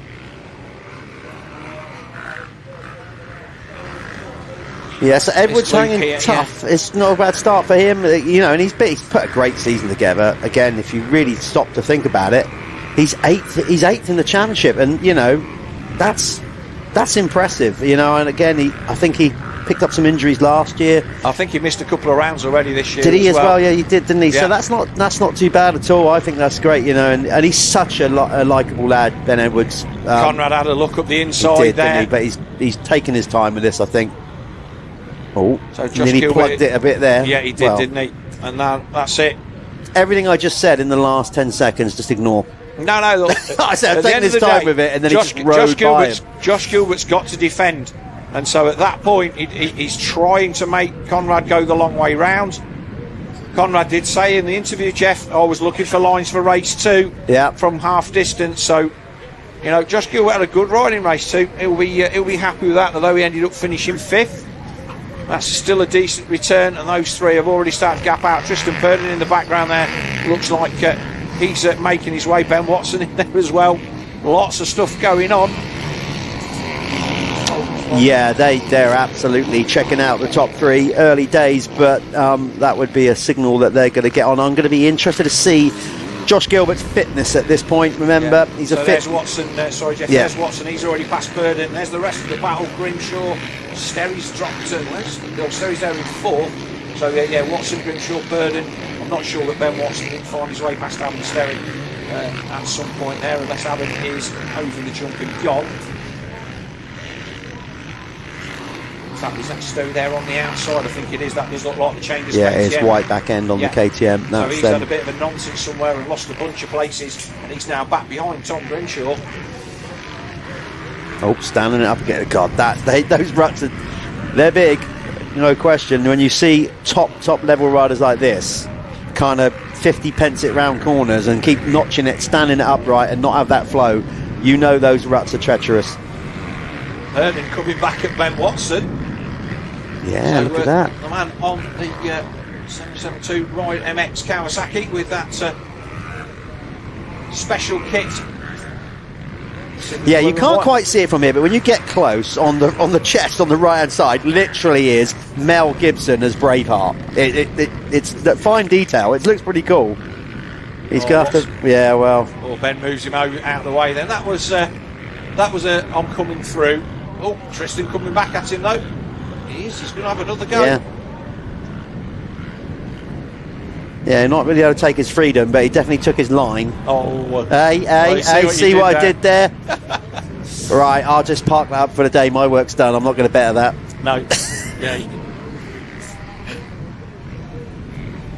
So Purden then, he took a very good 4th position in race 1. And he's still chasing towards this battle at the front.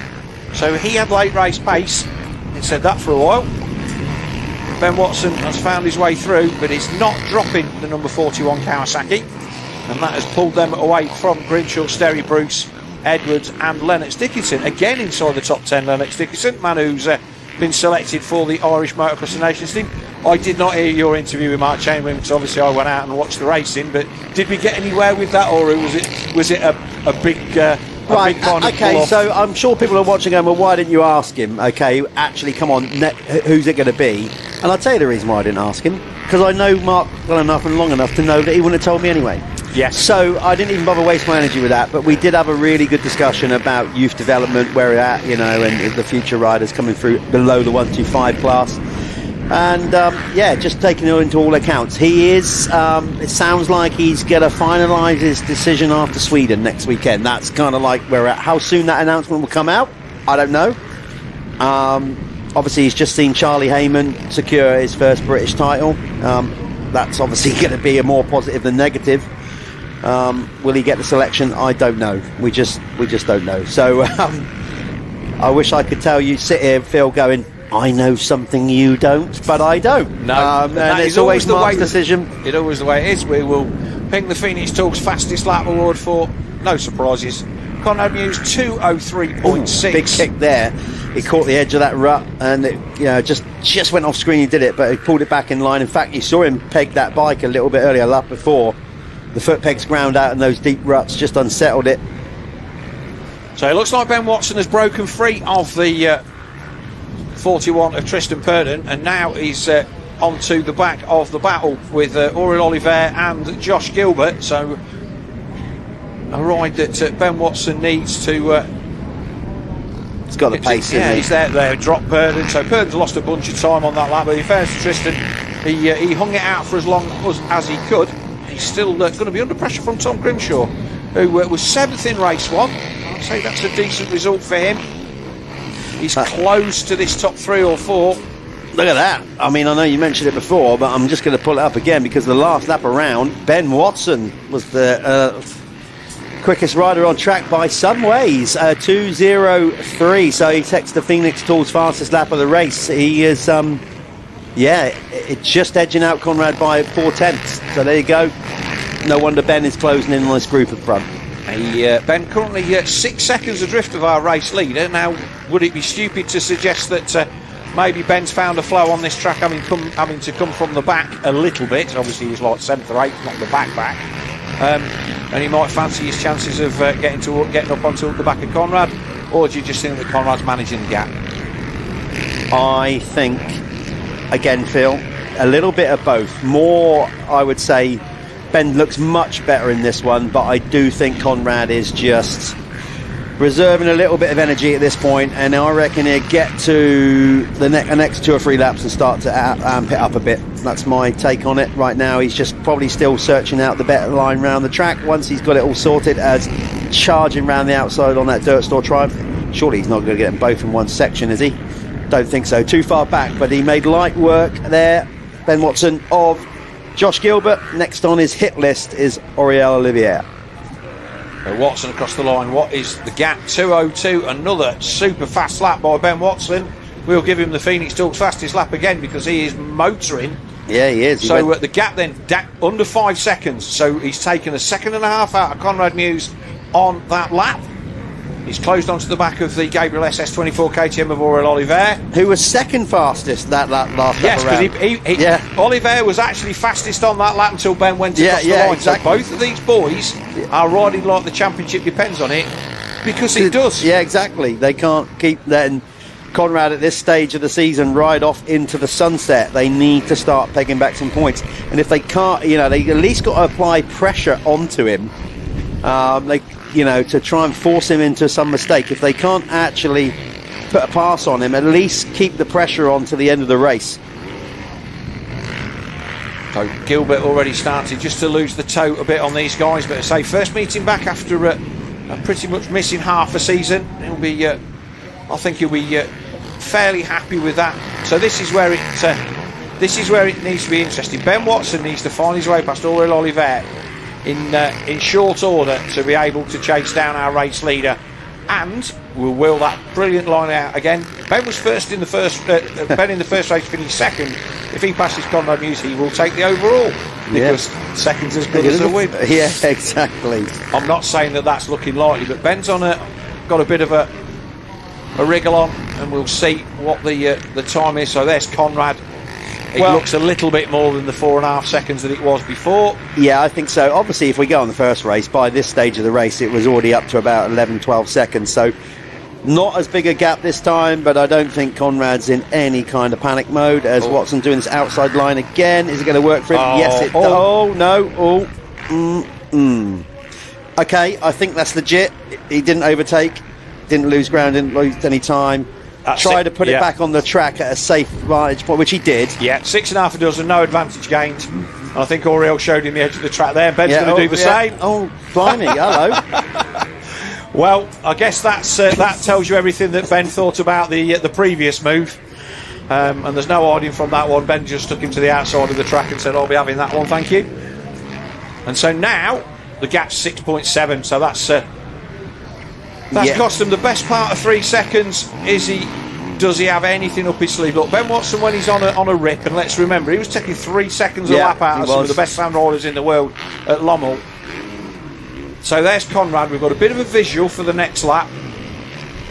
Obviously, this will give Ben second overall. Bit of a moment there for Oriel Oliver. Gilbert getting a good drive up that hill, getting back into action. The best thing that he can do, Conrad Muse has just gone quickest, set the Phoenix Tools fastest lap of the race. So just right on cue, we were saying we'll probably give it roughly 10 minutes for Conrad to find his way, settle in. And now we're at that stage of the race. He's gone, right, I've got all my lines sorted out, I feel good. Maybe those early, your muscles warm up, all those things, you find a flow. So just when Ben was hoping he would peg him back, it's going the other way. Yeah, I don't think there's anything. There we go. 201.83. 0.3 faster than Ben has gone so far all day. There's no way that Ben's going to be getting below 2 minutes round here, which is what he's going to need to do to pull that gap back. So unfortunately, it looks like let's say the man from down there in the West Country has made the most of his decent start and early passes and has checked out at the front of this second of Pico Factory Racing MX1 race. There's Oriel Oliver, who was still in second position across the line last time we came by, and he's lost quite a bit of time then to Ben Watson. So the gap's out to 9.3. Yeah, just like that. I mean, literally. Seconds, so 4 seconds. It's like that Motul banner has completely disappeared.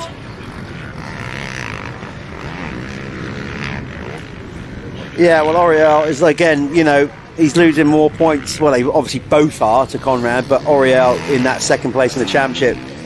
Ben getting in between him, so the points gap is clearly going to go out for Conrad if the flag fell now, which, it doesn't. There's still 10 minutes plus 2 to go.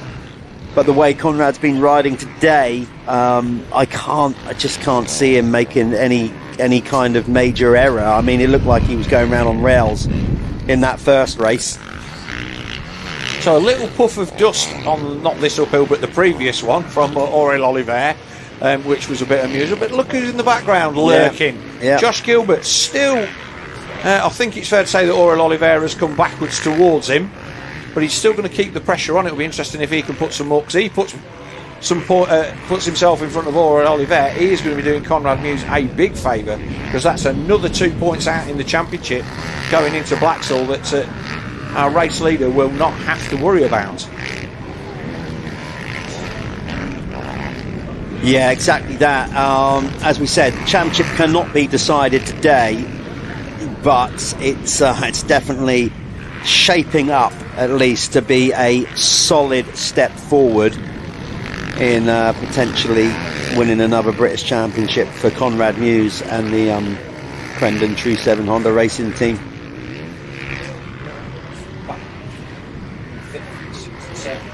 Gap going out. Again, let's see if he's turned a quicker lap time. I think he might have done steal over Ben Watson, so the gap will go out again a little bit further as we're watching the third place rider on the SS24 Gabriel machine.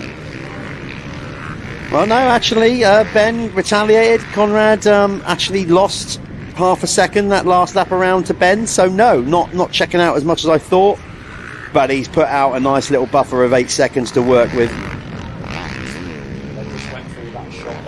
As you can see, the surf and turf pop-ups that are our pit lane straight, blowing a bit more in the wind. The weather has just turned a bit more now, the wind's picked up. There we got a little bit of a rain cloud blowing through. Okay, so here's Purdon all over. Is that Tom Grimshaw? No, that's Sterry making the pass on Purdon across the line. Purdon. Oh, okay, right. Yeah, Purdon was 5th, Sterry was 6th, so he just caught the tail end of that battle there. Tom Grimshaw, he's hanging on to that one as well. They were quite close the previous lap, and our director picking the battle up, and Purdon coming back down the inside. That's a full enduro trim round there in current conditions. That corner just keeps dropping away from you the whole time. Off camber, very rutty. Got to be patient through that bit. And we saw Purdon get quite racy in the last one. He didn't give it up at all, and as a result, he chipped away, got himself up to 4th at the end, nabbing Josh Gilbert on the final lap. It will be Conrad Muse, Ben Watson, or Oliver on the podium as it stands at the moment. But this battle then between Purdon and Alan Sterry, the man on the Chambers KTM. And again, they will be off to Sweden for the Swedish Grand Prix next weekend. We've got Adam Sterry in MX1, Coleman in MX2, and the EMX 125 of Hayden Stat. Yeah, there's still potential talk. Lucas Moncrief might be able to make it over. They're just trying to sort out some potential logistics to getting his bike over there. So we might have another rider in EMX 125, but if they can sort out the logistical issues of getting a bike there, as I said, that's what Mark was talking about. Obviously you didn't get to hear that, Phil, but we were talking about trying to find a way of encouraging more British riders to get to EMX. Past then, Purdon comes back at Sterry. That was a nice move, and got down the inside. And again, it is all about line choices. The short way round this track, he's not necessarily the fastest, and Purdon digging his heels in, nicking that 5th position back off Alan Sterry, and Sterry comes back at him. This is where the pass was made the previous lap. No, I should have met. I bet Purdon, if he makes this move, which it looks like he might. Oh, I bet Tristan's like, oh, I can't believe he's done that again. But this is it, the orange back up the inside. So if that happens, if he gets him back again next time around, 3rd time lucky, I think Tristan might change his line. Or I'd like to think that he will, because that's twice he's been passed on that section. Yeah. Definition of insanity, doing the same thing over and over and expecting a different result. But it is all about rider comfort, and the worst thing about these conditions is when you change your line and you don't know what you're going into. Yeah. You can't push into it. You've got to be brave. But all of a sudden, Sterry just has another little bit of a paddle. So the Welshman was quite steady. So that looks like a much nicer line on the right. It does, but it doesn't until it gets to that corner. And then all that advantage kind of goes away. So that's a good bit of course design for you there. What looks fast, whatever, but it obviously then tightens up the corner, and then you're basically in rut city, rut hell going into that corner. You can't just charge in there. Meanwhile, at the front, Watson is keeping it honest. Again, last lap around, he took 8/10 of a second out of Muse to get the gap down a little bit further, but with 4:22 on the clock and 2 to go, he's got to start taking bigger chunks out of him, and even then, if he does catch Conrad up, he's got to find a way past him. So, again, I think Conrad, race leader 4:26 on the Honda, is just managing this situation. You know, it's always nice to win race by huge margins, but we've seen, particularly in more modern times, we've seen how Jet Lawrence is kind of always like, well, he just did enough there. a win's a win. A win is a win. Doesn't have to be by 40 seconds. I don't think that Bennett's going to pull 7 seconds back No, on him in it's 3 a big minutes at ask. 42 plus 2. But again, it only needs a little mistake, a tip off, getting caught behind a back marker, all sorts of things. And Adam Sterry then still having to deal with the 41 of Tristan Purdon on the 772 Ryan Kawasaki, who has been tenacious, I think we'll call him. Yeah, he has. I think Tristan's got to be. We'll call him Tenacious T. Yeah, Tenacious T. I like it. I like it. See what I did there? Yeah, beautiful. Like that, Phil. And Josh Gilbert is far enough up the track for him not to have to worry about the guys that are closing him. I think that's a lap rider that was the one just in front of Sterry there. There is, I think that's Gilbert just going the other way. Gilbert has 5 seconds to catch Aurel Oliver, so that is also not going to happen. So we're following this battle because it is the battle. Everybody else is doing their classic ride in their own races. Ben Watson then 7 seconds. So, yeah, there is a big spread there, isn't there? If you look at the times, they really are spread out in this one. So you're absolutely right. We're sticking with this battle because, well, as Phil said, quite frankly, it's the closest one on track. We're obviously going to keep an eye on the top two. You can as well. Ben Watson has just gone quicker again. Is actually not just quicker than his previous lap. He has gone Phoenix Tools' fastest lap quicker, setting the quickest lap of the race with a 2:01.436. So he is digging deep. He took a second and a half out of Conrad that last lap. It's now down, as you can see, on your K-Tech timing tower to 5, just over 5 seconds. But with 2 minutes to go, so effectively we're probably going to be a 3-lapper from here, or maybe, because I don't know exactly when Conrad crossed the line, might be touch and go for a 4-lap, but it's certainly no more than 4 from here. So we've got a difficult choice now. Do we follow the battle and see if Ben Watson can run down Conrad Muse, which obviously if we follow it, he quite clearly won't. There's Aurel Oliver. Of course he won't. The minute we switch the cameras to it, it completely changes. So maybe let's get them closer and then switch to it. So there was Ben Watson away in the distance. We wait for the rest of the rides to come through. There's Tom Grimshaw in 7th. And Bobby Bruce having a decent ride in 8th. Ben Edwards in 9th, still after that whole shot, and Dickinson dropping to 11th as John Meara takes the Jason Meara. I was getting muddled up. There's so many of them. They all begin with J. Well, there you go. That's the nation, 2/3 of the nation's team right there for Ireland, hovering around the top 10. So 50 seconds left on the clock, so I'm pretty sure it is going to be 2 laps this next time by. There's Purdon. Is he... well, he's still kind of within touching distance. Oh, we got somebody down. Who's Dickinson. that? I think that might be Lennox. That's 2/3 of the Irish Motocross Nations team just took themselves out. Yeah, that was Lennox Dickinson. I'm pretty confident it was. Recognise his race kit. They've got to be nice to each other for one weekend a year. There's Purdon. So 21 seconds left on the clock. Are we going to see Conrad Muse get across the line, Jeff? I don't think. Looking at the gap, gap's come down again. We've got wave yellows there. Oh, that's not one of our front runners, I don't think. So did Muse? No, Muse must already be over the line. So it's going to be 3 laps from here then. Yeah. So 2:03, 2:03.5, 2:02. The gap has come down. It's 4.2. Yeah, so we'll maybe keep an eye on the top because this battle here between Purdon and Sterry has kind of just fizzled out a little bit. Adam Sterry just starting to get away now from Tristan Purdon.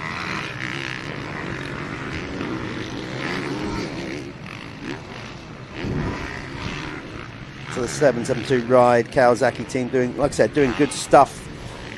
There's your race leader, Jeff. Yep. 4.2 with 3 to go.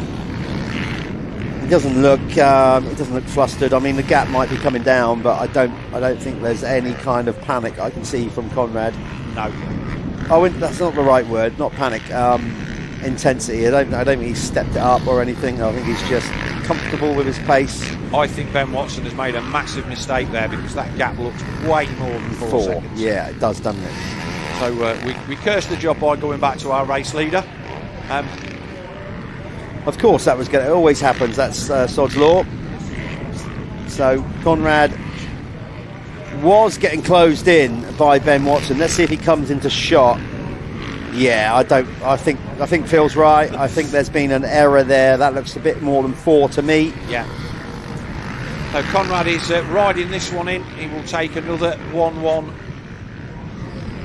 He stays upright for another 2 circuits. He will get the 2 laps to go board this time by Jeff. And the Crendon True 7 Honda rider showing his class. And like I say, look for lines in race 1. Yeah, he's done a good job. Of course, a good job. For the best part, where he can, it looks like he's stayed out of the. He's definitely tried to stay out of the real, albeit the shortest route. He's tried to stay out of the real heavy stuff. It's not Lennox Dickinson again, or is it still the same incident? No, I don't think so. I think he will have got going. It's the same corner though, wasn't it? That he had the issue of that before. I don't know. Yeah, either way. But that was brutal in practice. Yeah. I watched there, and they were all struggling, and we've seen them getting the hook out of that berm. So the gap gone out to 8 seconds. So Ben Watson lost 5 seconds on that previous lap, Jeff, and that has well and truly given Conrad Muse the breathing space that he's got. I'm sure his crew will have got. Will put at least +5 or +6 on his board to let him know that gap is no longer coming down. A few spots of rain still falling, but we've been very, very lucky with the weather here. It's been nice to have a bit of rain and a little bit of a change. Genuinely, I never thought I'd hear myself say that. I didn't want to contemplate how this track was going to end up with the weather that we've been having, but I think it would have been fine without the rain, the amount of water that they put into it. But it's ridden so well today in all of the classes. It's been an absolute pleasure to commentate on. What it's done is taken a bit of pace off the circuit, clearly, so they've had to genuinely think more. They're going to be going home mentally tired from this, because race conditions and track conditions like they are, you can't switch off in motocross anyway, but on a track like this, you have to be on your A game concentration levels at all times. There's no respite here. Like they're taking off in ruts, they're having to land in ruts. There's line choice to consider. There's throttle control. I mean, look at that corner there, Phil. I mean, what was that? 7 or 8 lines there. They were ruts, Jeff. They're not lines. No, they're survival. Yeah, but seriously, there's been guys going outside wide, and that nice little line on the outside. Somebody else spots it. I watched this morning, and there was one point when somebody was into this turn here. And I'll give props to Harvey Cashmore. He was the only guy that was going wide down into this turn in time qualifying, and for no reason at all, the next 4 top fast riders came through and used exactly the same line, having hooked the inside rut. Yeah. Every single lap before that, they just suddenly went, something's gone out there, we'll have a look. And they absolutely motored around there, and I'm just like, he's been doing that for 4 laps, nobody's been there, and now that line's ridden in, they just went in and hammered it. But there's the race leader then on his final lap. He will wrap up a 1-1 in this round 7 of our Motul ACU British Motocross Championship. Don't forget to like and subscribe on YouTube, and follow us on all of our socials for all of our post-race output, our props pit pass, all of the other items across our Instagram and Facebook. And don't forget to get your tickets for our final British Championship round, Woodbridge and District Motorcycle Club at Blacksall, which I think is the last weekend in September, Jeff, if my memory serves me right. Yes, it is the final weekend in September, the week before the Motocross of Nations in Ernay. Yep. So definitely be there, and of course by then we would have known. The announcement would have come out who our Motocross of Nations team is. So, yep. If you're not going to Ernay in the Motocross Nations, get there and go and cheer them before they get off down to France. Right, talking of getting off down there, I better get down there to speak to Conrad Muse. Yeah, I shall join you in a bit, Jeff, and we'll do our customary wrap-up. But here he is, the man that's going to take his second victory of the day and extend his championship lead. He looked like a man that had put in a bit of a shift there. He almost a bit of a shrug as he went across the line. Ben Watson came across the line. Gap was down to 7 seconds at the end. But Conrad doing more than enough to take another resounding victory, 1-1. That will take his championship lead out by at least another 7 or 8 points, meaning that he will take an advantage into our final round at Blacksall of about 25, I think, off the top of my head. But Muse, Watson, Oliver is your top 3. That will also be your podium. Gilbert finishes 4th, Sterry 5th, Tristan Purdon in 7th, as Adam Sterry comes across the line on that Chambers KTM. And Tristan Purdon on the 772 ride Kawasaki. A good day for him. Not on the box this time, but a decent ride. 7th will be Tom Grimshaw. He comes across the line. 8th place for Bobby Bruce. I'm not sure that's not his best result of the season. 9th will be the local man, Ben Edwards, on the Absolute MX Mark McCann KTM. And in 10th place will be Jason Meara on the motorcycle Yamaha. So we will take a word from our partners, our great partners who bring you this this stream, the Dirt Store MXGBT live stream of our Motul ACU British Motocross Championship. We will go down and see Jeff in the winner's circle after a word from our partners, and we will do a wrap up of the day, and hopefully you will join us all at Blacksall at the end of the month.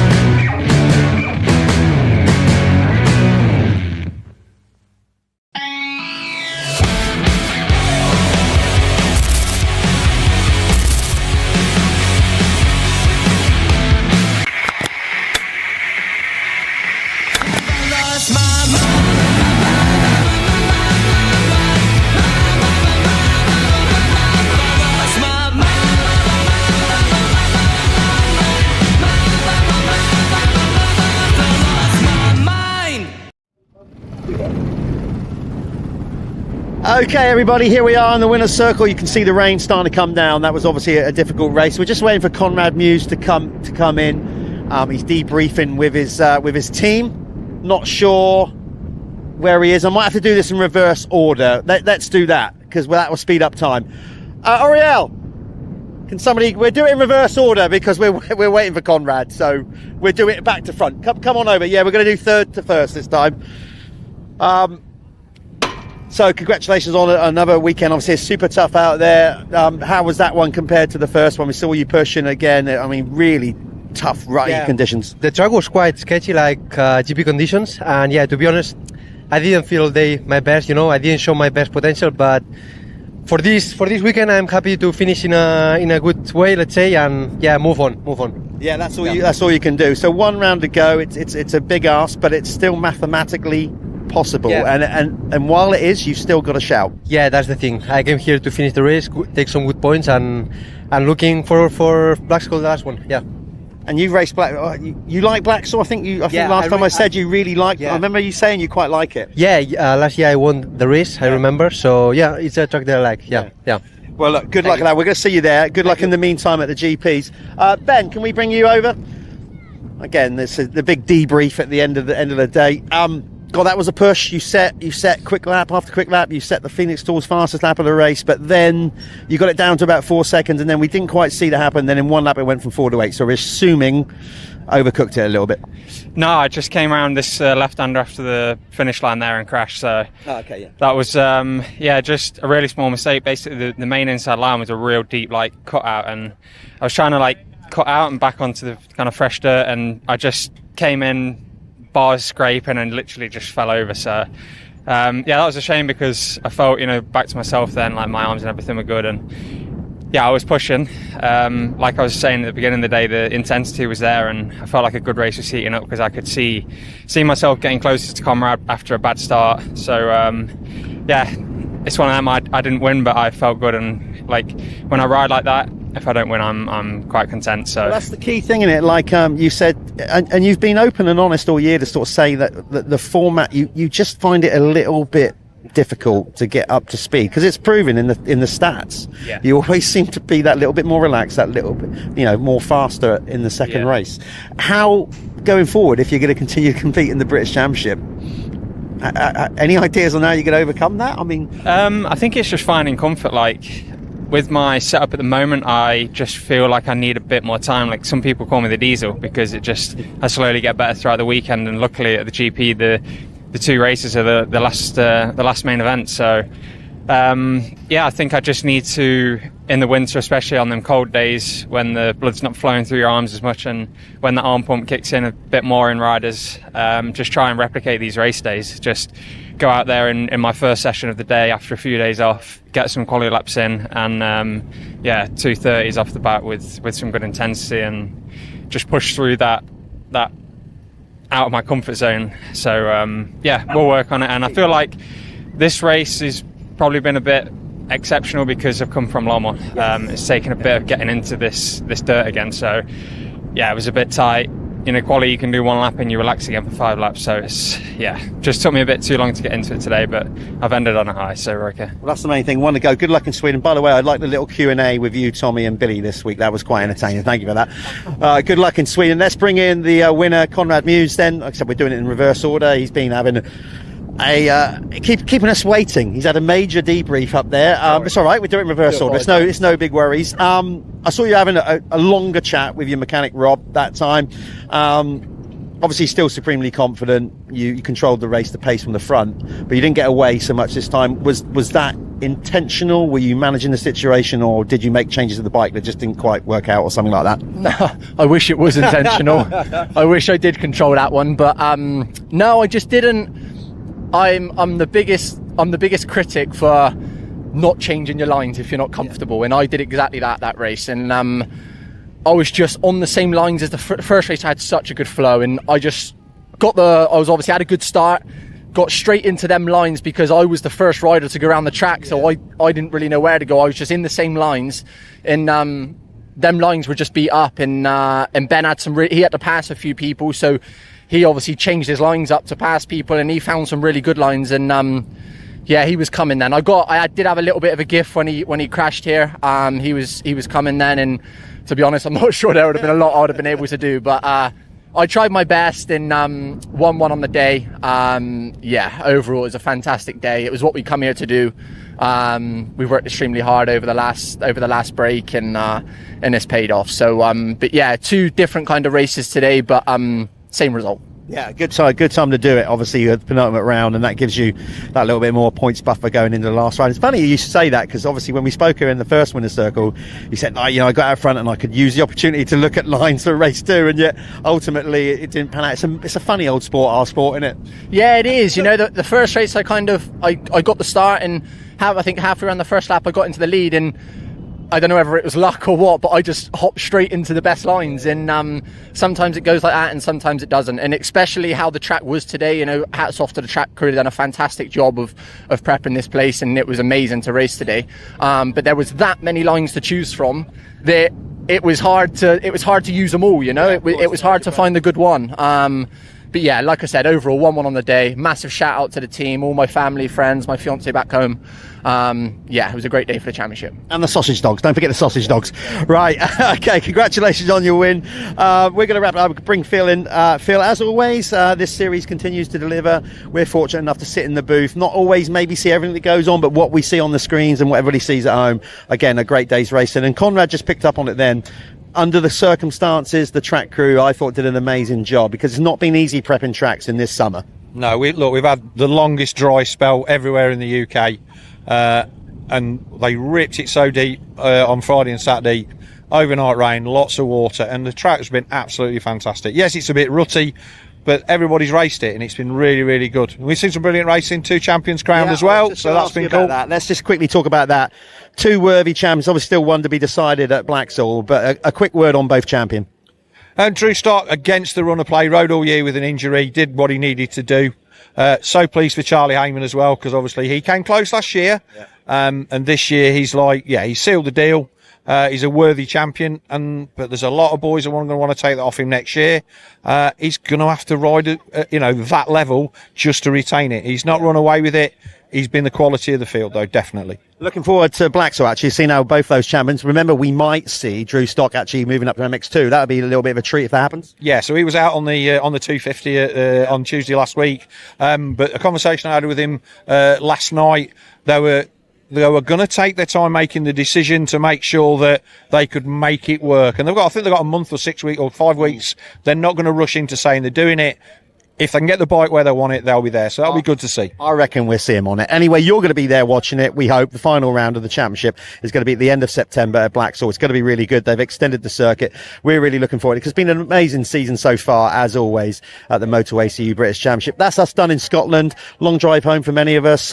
Some obviously fortunate that we've finally come to Scotland, so they haven't got such a far journey to go home. We hope you enjoyed all the action. Join us at Blacksaw at the end of September. We're going to now do the presentation. Thanks for viewing. Like and subscribe, all those things. Thanks to everybody watching on FIM TV as well. And we'll see you at the end of September. Look forward to seeing you then. So thanks for tuning in. Keep liking and subscribing. We'll see you soon.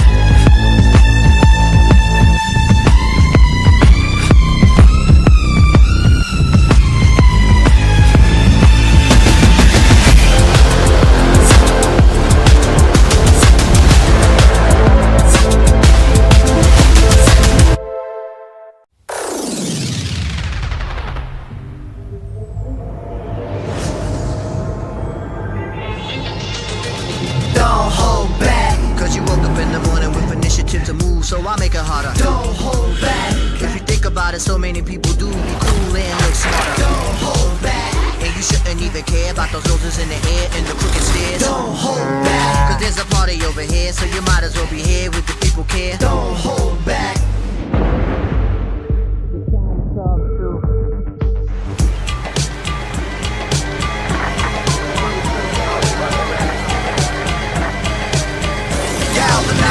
Trajectory and balance look good. You're confirmed to go for orbit. Over.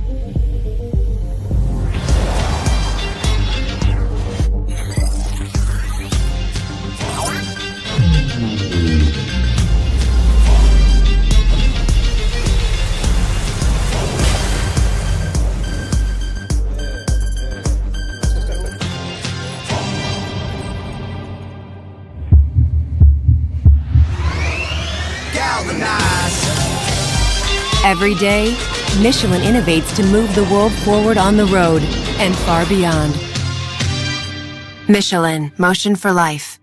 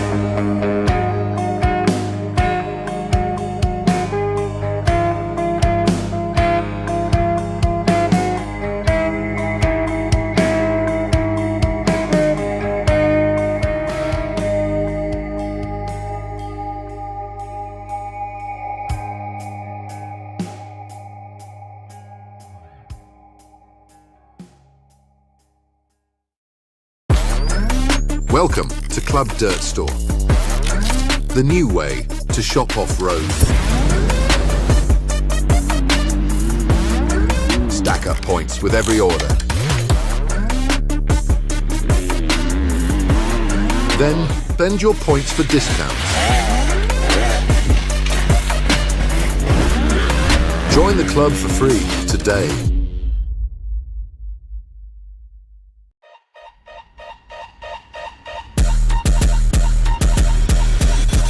How would you like to win Tommy Sell's actual race bike? Well, at the end of the British Motocross season, we are going to be raffling it off to one of you that have a ticket. Okay, John, can you tell us a little bit about how this is different to a standard Triumph 250? Yeah, so we begin with a 2026 TF250X from Triumph, and we completely strip the bike, modify the engine, EvoTech, full race engine, K-Tech take care of our suspension, some custom SM Pro wheels, Acropovic pipe, X-Trig clamps, Dockwab titanium bolt kit throughout the bike, plus so much more. And one of you is guaranteed to win all of that, but not just that. Every single week, we do tons of different competitions, whether it's cars, whether it's watches, whether it's bikes. Week after week, we give away prize after prize. And now it is down to you to be the next winner. But remember to keep your eyes peeled, because at the end of the season, someone will be winning Tommy Sell's race bike. To be in with a chance to win, all you need to do is head over to the TWD website, make an account, grab your tickets, and you really could be next.